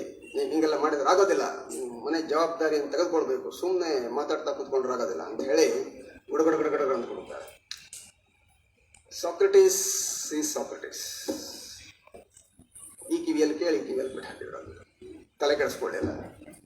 ಆಮೇಲೆ ಮತ್ತೆ ಮಾತನ್ನು ಮುಂದುವರಿಸಿ ಸ್ವಲ್ಪ ಸಮಯ ಆಯಿತು. ಆ ನಂತರ ಸಾಕ್ರೆಟೀಸ್ ಹೆಂಡತಿಗೆ ಕರೆದುಕೊಳ್ಳಿಕ್ಕಾಗಲಿಲ್ಲ. ಇನ್ನು ಹೀಗಾದ್ರೆ ಸಾಧ್ಯ ಇಲ್ಲ ಅಂತ ಹೇಳಿ ಒಂದು ಕೊಡದಲ್ಲಿ ತಣ್ಣೀರನ್ನು ತಂದು ಸಾಕ್ರೆಟೀಸ್ ತಲೆ ಮೇಲೆ ಸುರಿದ. ಆಗಲೂ ಸಾಕ್ರೆಟೀಸ್ ತಲೆ ಕೆಡಿಸ್ಕೊಳ್ಳೋದಿಲ್ಲ. ಆಗ ಅವ್ನು ಹೇಳ್ತಾನೆ, ನೋಡಿ, ಮುಂಚೆ ನೀವು ಗುಡುಗನ್ನು ಕೇಳಿದ್ರಲ್ಲ, ಅದು ಗುಡುಗು. ಈಗ ನೋಡಿ ಮಳೆ ಆಗ್ತಾ ಇದೆ, ಈಗ ಮಳೆ ಆಗ್ತಾ ಇದೆ ಅಂತ ಹೇಳಿ ಸಾಕ್ರೆಟೀಸ್ ಹೇಳಿದ ಮಾತು ನನಗೆ ಆ ಸಂದರ್ಭದಲ್ಲಿ ನೆನಪಾಯಿತು. ಹಾಗೆ ಈ ಹಾಸ್ಯ ಅಂತ ಅನ್ನೋದು ಎಲ್ಲರ ಜೊತೆಗೆ ನಾವು ನಗಬೇಕಾದ ಹಾಸ್ಯ ಆಗಬೇಕು.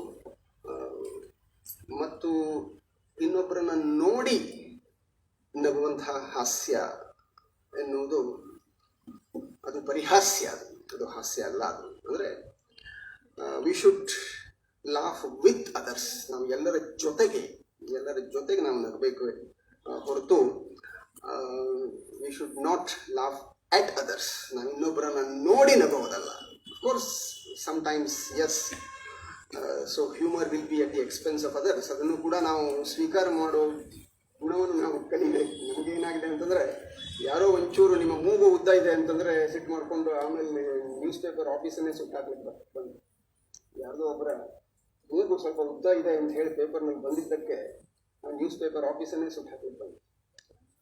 ಅಂದರೆ ಅದನ್ನು ಸ್ವೀಕಾರ ಮಾಡೋ ಗುಣ ನಮಗೆ ಬೇಕು. ಎರಡೂ ಆಗಬೇಕಾದಂಥದ್ದು. ಹೀಗೆ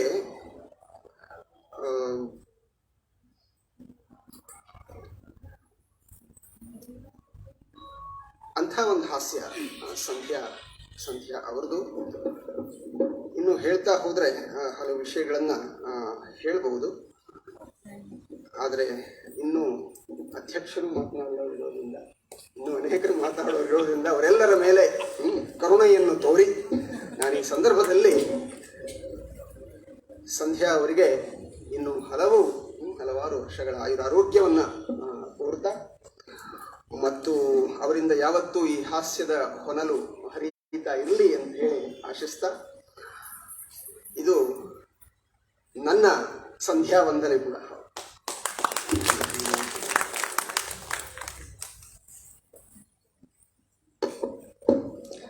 ಪ್ರೊಫೆಸರ್ ವರದೇಶಿ ಹಿರೇಗಂಗೆ ಅವರಿಗೆ ವಂದನೆಗಳನ್ನು ಸಲ್ಲಿಸುತ್ತಾ, ಮುಸ್ಸಂಜೆಯಲ್ಲೊಂದು ಮುಂಜಾವು ಆಗ್ಲೇ ಮಾತಾಡಿ ಹೋಗಿದ್ದಾರೆ.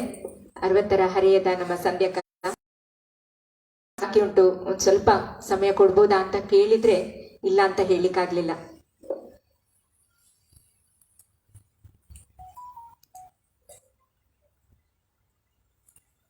ಗೊತ್ತಾಯ್ತು ನನಗೆ 60 ಆಯ್ತು ಅಂತ, ಯಾಕಂದ್ರೆ ಆವಾಗ ಭಾಷಣ ಮಾಡುವಾಗ ಮರ್ತೋಯ್ತು.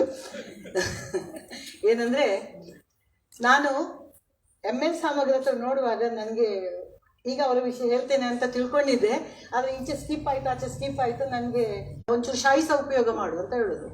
ಹಾಗೆ ನಾನು ಅವರು ಹೇಳಿದ ಬಲಕ್ಕೆ ಒಂದು ಶಿಲ್ಪ. ಮತ್ತೆ ಒಂದಿನ ನೋಡುವಾಗ ಬರೆದಿಟ್ಟದ್ದು ಯಾವುದೂ ಇಲ್ಲ.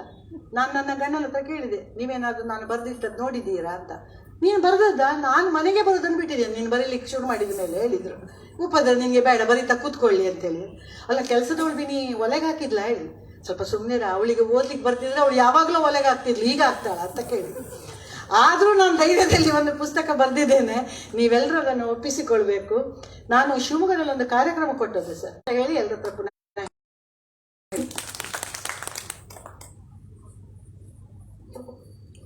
ಬಹುಶಃ ಇವತ್ತು ಚಪ್ಪಾಳೆಯಿಂದ ಸೊಳ್ಳೆ ಸಹ ಇಲ್ವಾ ಅಂತ ಇಲ್ಲಿ ಜೋರಾಗಿ ಇನ್ನೊಮ್ಮೆ ಚಪ್ಪಾಳೆ ತಟ್ಟಿ. ಇದೀಗ ಸಂಸ್ಕೃತಿ ವಿಶ್ವ ಪ್ರತಿಷ್ಠಾನದ ಗೌರವಾಧ್ಯಕ್ಷರಾದ ನಮ್ಮೆಲ್ಲರ ಪ್ರೀತಿಪಾತ್ರರು, ಹಿರಿಯರು, ನಮ್ಮ ಮಾರ್ಗದರ್ಶಿಗಳು. ಪ್ರತಿಯೊಂದು ಕಾರ್ಯಕ್ರಮವು ಅವರ ಅಧ್ಯಕ್ಷತೆಯಲ್ಲೇ ನಡೆಯುವುದು, ಅವರ ಯೋಚನೆಯ ಹಾಗೆ ನಾವೆಲ್ಲ ನಡೆಯುವುದು. ಶ್ರೀಯುತ ವಿಶ್ವನಾಥ ಶೆಣೈ ಅವರಿಗೆ ಹೇಳ್ತಾರಂತ ಹೇಳಿ ಅಂದ್ರೆ ಈಗ ಸ್ವಲ್ಪ ಸುಸ್ತಾಗಿದೆ, ಅವ್ರು ಹೇಳ್ತಾ ಇದ್ದಾರೆ ಮನೆ ಮಾಡ್ತೇನೆ, ಬೇರೆ ಕಡೆಯಲ್ಲಿ ನಿಲ್ತೇನೆ ಅಂತ ಹೇಳಿ ಆಗ್ಬೋದು, ಸಂತೋಷ, ಅಲ್ಲ ಅಂತ ಹೇಳೋದಿಲ್ಲ. ನನಗೂ ಹಾಗೆ ಆಗಿದೆ. ನಾನೀಗ ಮನೆ ಪಲ್ಲಟ ಮಾಡಿದ್ದೇನೆ. ಯಾಕಂದರೆ ಡಾಕ್ಟ್ರು ಜೋರು ಮಾಡಿದರು, ನೀವು ತುಂಬ ಮೇಲೆ ಕೆಳಗೆ ಹೋಗಬೇಡಿ. ನಾನು 3 ಈಗಲೂ ಹೋಗ್ತಾ ಇದ್ದೇನೆ, ಬಿಡಿ. ಮನೆ ಬೇರೆ ಕಡೆಯಲ್ಲಿ ಶಿಫ್ಟ್ ಆಗಿದೆ ಇಲ್ಲಿ. ಈಗ ಸಂಧ್ಯಾ ಶೆಣೈ ಅವರು ನಗೆಯಲ್ಲಿ ಮೀರಿದವರು ಇದ್ದಾರೆ, ಕೈ ಮೇಲೆ ಮಾಡ್ಕೊಂಡು ನಗಾಡ್ತಾರೆ. ನಾನು ಆಲೋಚನೆ, ಇದೆಂಥದಪ್ಪ ಇದು ನಗೆಯ? ಸಂಸ್ಥೆಯವರು ಒಬ್ಬರನ್ನು ಕರ್ಕೊಂಡು ಬಂದು ಅಲ್ಲಿ ನಗೆಗೆ ಬಿಟ್ರು. ನಾನು ಅವಾಗ ಸಂಧ್ಯಾ ಶೆಣೈ ಅಂತ ಇದು ಒಂದು ನಗೆಯ? ನಗೆ ಅಂದರೆ ಹೇಗಂತ ಹೇಳಿದ್ರೆ, ಮುಂದುಗಡೆ ಕೂತ್ಕೊಂಡವರನ್ನು ನೋಡಿ ಮತ್ತೆ ಬೇರೆ ಏನಾದರೂ ವಿಷಯ ಇದ್ರೆ ಅದನ್ನು ಹೇಳಿ ಅದರಿಂದ ನಗುವಂಥದ್ದು ಅದು ನಗೆ. ಸುಮ್ಮನೆ ಆಹಾ ಅಂತ ಹೇಳಿ ನಗಾಡಿದರೆ ಅದು ನಗೆ ಅಲ್ಲ. ಅದು ಕಾರಣ ನಮ್ಮ ಪಕ್ಕದಲ್ಲೇ ಇದ್ದ, ಈಗ 3ನೇ ಸರ್ತಿ ಹೇಳೋದು, ನಮ್ಮ ಪಕ್ಕದಲ್ಲೇ ಇದ್ದವರು. ಅದು ನನ್ನ ಹೆಂಡತಿ ತುಂಬ ಕೋಪಪಟ್ಟಳು. ಏನು, ಆ ಸಂಸ್ಥೆಗೆ 1 ಲಕ್ಷ ರೂಪಾಯಿ ಯಾಕೆ ಕೊಟ್ರಿ ಅಂತ ಹೇಳಿ. ನಾನು ಕೇಳಿದೆ, ಕೊಡುವ ಕಡೆಯಲ್ಲೇ ಕೊಡಲೇಬೇಕಲ್ಲ, ರಂಗಭೂಮಿಗೆ. ಈಗ ಅದು ಎಲ್ಲ ಬಿಟ್ಟು ಈಗ ನನ್ನ ಒಂದು ಸಂಸ್ಥೆ ಮಾಡಿದ್ದೇನೆ, ಆ ಸಂಸ್ಥೆಯಲ್ಲಿ ನಾನು ಈಗ ಬೆಳೀತಾ ಇದ್ದೇನೆ, ಬಿಡಿ ಅಂತ ಹೇಳಿ ಅವರಿಗೆ ಹೇಳಿದೆ. ಆ ನಂತರ ಇಬ್ಬರು ಬಂದು ನನ್ನ ಹತ್ರ ಕೇಳಿದರು, ಈ ತಾಯಿಗೆ ಮಾರ್ಯಾರ ತುಳುಕು ಊಟದ ಕೊರಿಯರು ಅರೆ ಎನ್ನ ಇಚ್ಛೆ ಮಾರ ನೀ ಕುಡಿ ಏರಿಕೆಯನ್ನು ಅರೆ ಇರ ಮಂಡ್ಯ ಸಮ ಉಂಡೈಜ ಡಾಕ್ಟ್ರ್ ಉಳ್ಳೇರೇಕು ಬಿ ಅದಕ್ಕೇನು ಮಾಡ್ಲಿಕ್ಕೆ ಆಗೋದಿಲ್ಲ. ಅದನ್ನ ನೋಡಿ ನಗಾಡ್ತಾ ಇದ್ದವ್ರು ನೋಡಿ. ಅವರಿಗೆ ದೇವರು ಇನ್ನು 75ರ ಸಂಭ್ರಮ ಒಳ್ಳೆಯ ರೀತಿಯಲ್ಲಿ ಉಡುಪಿಯಲ್ಲೇ ಆಗಲಿ ನಮ್ಮ ಸಂಸ್ಥೆಯವರು ಅದನ್ನು ಮುಂದ್ಗಡೆ ತಗೊಂಡು ಹೋಗ್ತಾರೆ. ಆದುದರಿಂದ ನೀವು ಆಲೋಚನೆ ಮಾಡಬೇಡಿ, ಮುಂದ್ಗಡೆ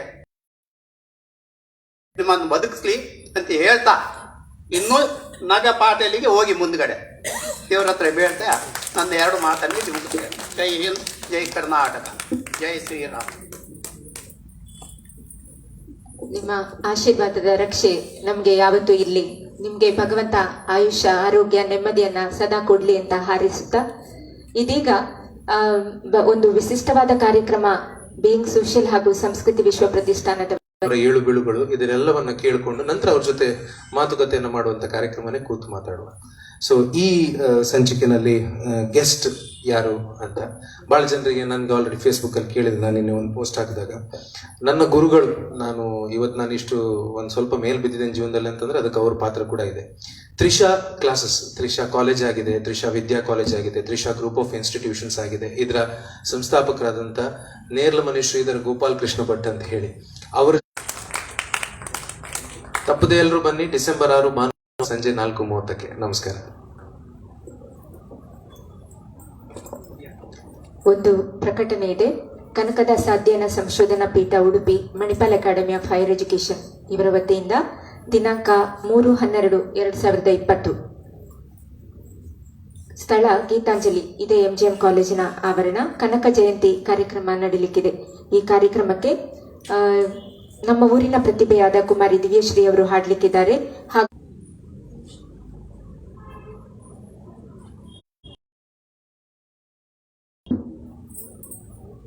ಶುರುವಿಗೆ ನಾನು ನೋಡಿದ್ದು ಸಂಧ್ಯನವರ ಬೆನ್ನನ್ನು. ಅವರು ಪೇಷಂಟ್ ಆಗಿ ಬಂದಿದ್ರು, ಬೆನ್ನು ನೋವು ಅಂತ ಹೇಳಿಕೊಂಡು ಆಮೇಲೆ ಮುಖವನ್ನು ಕಂಡ. ಇಂತಹ ಸಂಧ್ಯಾ ಎಲ್ಲರೂ ನಗಿಸ್ತಾರೆ. ಹೌದು, ಇದು ಯಾರಾದರೂ ಕಂಡಿದ್ದೀರಾ? ನೀವು ಕಾಣದ್ದನ್ನು ನಾನು ಕಂಡಿದ್ದೇನೆ. ಅಂದರೆ the famous statement of the great man Charlie Chaplin ಒಮ್ಮೆ ಹೇಳಿದ, ಅದಕ್ಕೆ ನಾನು ಆಶೀರ್ವಾದ ಮಾಡುವಂತಹ ಒಂದು ಸ್ಥಿತಿಯಲ್ಲಿ ಇದ್ದೇನೆ. ಹೌದು, ನಿಮ್ಮ 75 ವಯಸ್ಸಿಗಾಗುವ ಕಾರ್ಯಕ್ರಮಕ್ಕೆ ಅದನ್ನು ನಾನು ನೋಡುವಂತಾಗಲಿ, ಅಂದರೆ ನನಗೆ 100 ವರ್ಷ ಆಗಲಿ ಅಂತ ಹೇಳಿ ನಿಮಗೆ ದೇವರು ಒಳ್ಳೇದು ಮಾಡಿ ತಿಳ್ಕೊಂಡು ನನ್ನ ಮಾತನ್ನು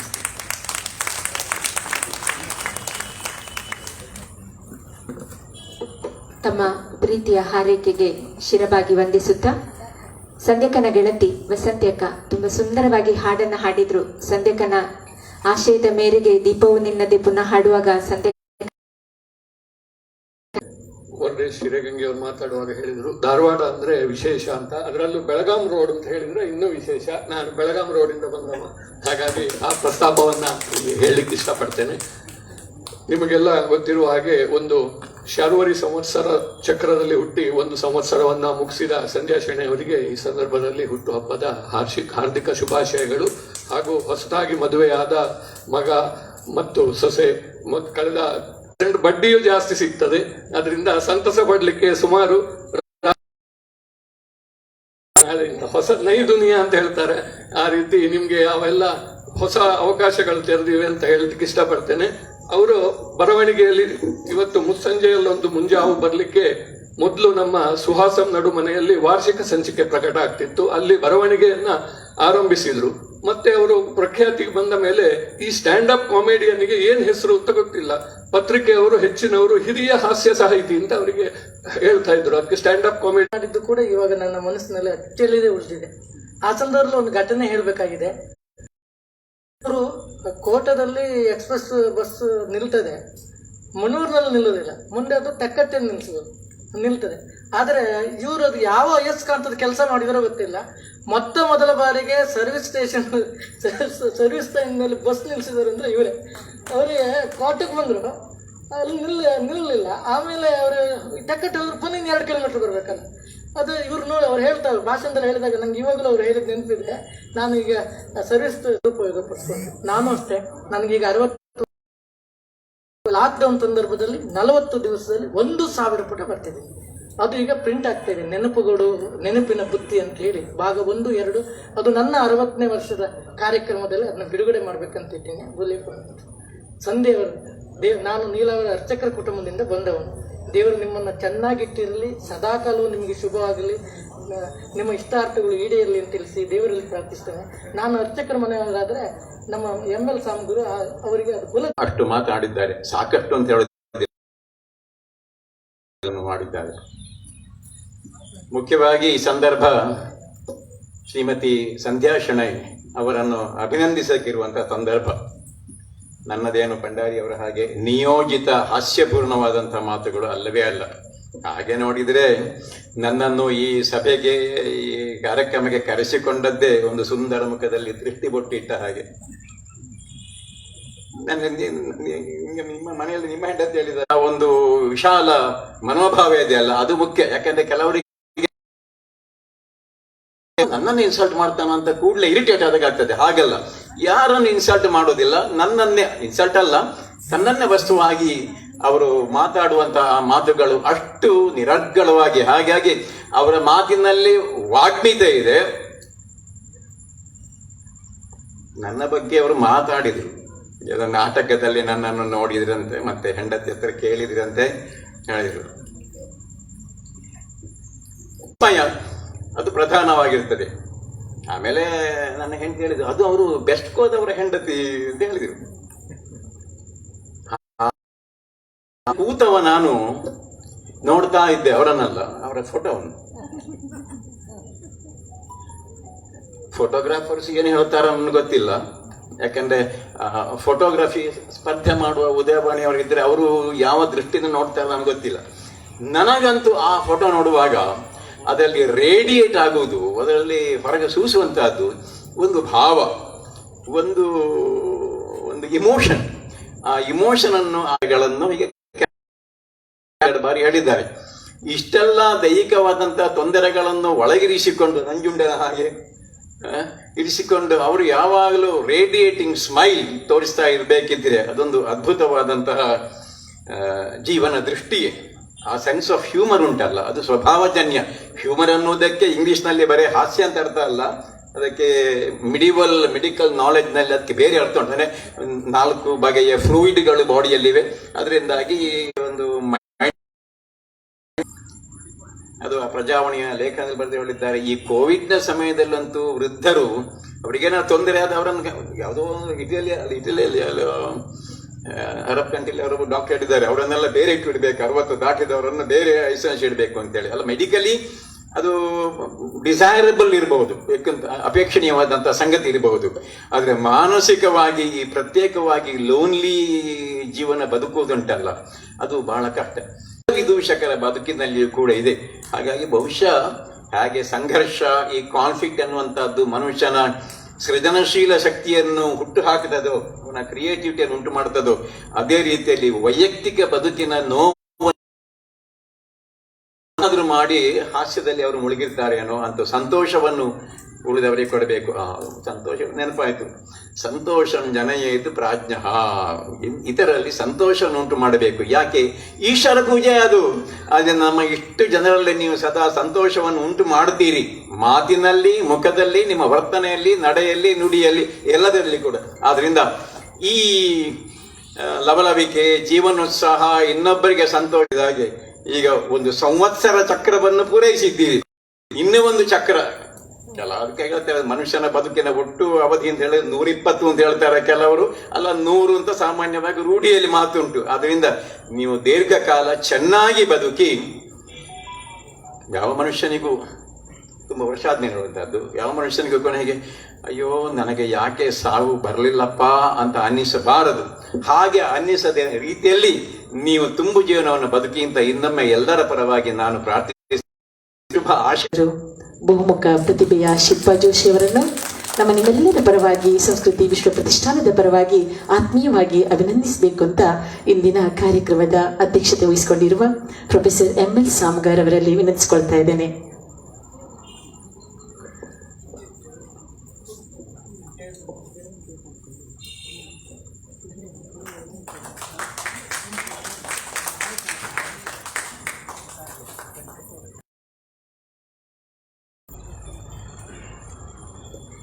ವಂದನೆಗಳು. ನನಗೆ ಬಹುಶಃ ಇದು ಆಶ್ಚರ್ಯ, ಇದು ಇರಲಿಲ್ಲ ನನ್ನ ಅಜೆಂಡಾದಲ್ಲಿ. ಒಂದು ತೆಗೆದಿಟ್ಟಿದ್ರು, ಒಂದು ಪುಸ್ತಕ ಮತ್ತೆ ಶಾಲೆ, ಯಾರು ಬರ್ತಾರೆ ಅವಾಗ ಹೇಳ್ತಾರೆ ಅಂತ. ಇದು ಕೊನೆಯ ಮೂಮೆಂಟಲ್ಲಿ ನನ್ನದೇ ಹೆಸರು. ನಿಮ್ಮೆಲ್ಲರ ಆಶೀರ್ವಾದ, ಪ್ರೀತಿ ನನ್ನ ಮೇಲಿರಲಿ. ಅವರು ಕೊಟ್ಟ ಜವಾಬ್ದಾರಿಯನ್ನು ಸಮರ್ಥವಾಗಿ ನೆರವೇರಿಸುವ ಒಂದು ಕೆಲಸ ನನ್ನಿಂದ ಆಗಲಿ ಅಂತ. I prefer to speak in English, and it was not a prepared speech also. It's a spontaneous. But still, I thought that I should be, when my sisters came and told me that you have to speak a few words, then I thought it is a right time to speak about my sister. When we meet each other personally, so we are not able to speak about my sister very frankly. But this is the occasion where we can speak frankly about function. So when we gather, we used to crack spontaneous jokes, and our Sandhya is pioneer in that. So her hobby of this jokes and all has made her a stand-up comedian. I am proud to say like that. And then, yes, it is really true. It's really true. So whatever the habit and whatever the hobby she had, she has developed as a stand-up comedian, and now she has gained name and fame in that field. I am very proud to say that. And there are so many things to say about her, but still. And then one more thing I have noticed, that contacts with the people, and with the contacts, she tries. For example, so nowadays it's very difficult to go to a hospital and to have the contact with the correct doctors or something like that. So needy people, there are so many needy people, especially from our village and all. So she tries to help them. So that is blessings which she receives from those people, that is always great. I am proud to say that. Yesterday also, see, I am from Bombay. Even being a brother of Sandhya, 1 month I was here. That time, sir, very simple person. She always tells, whatever she is today, it is because of the encouragement and support that she has received from Kugu sir. And also there are so many people she has told me, but for your support, she would not have become a very famous, well-known stand-up comedian in the entire area of Karnataka. Not only in Karnataka, she has gained name and fame in other states as well.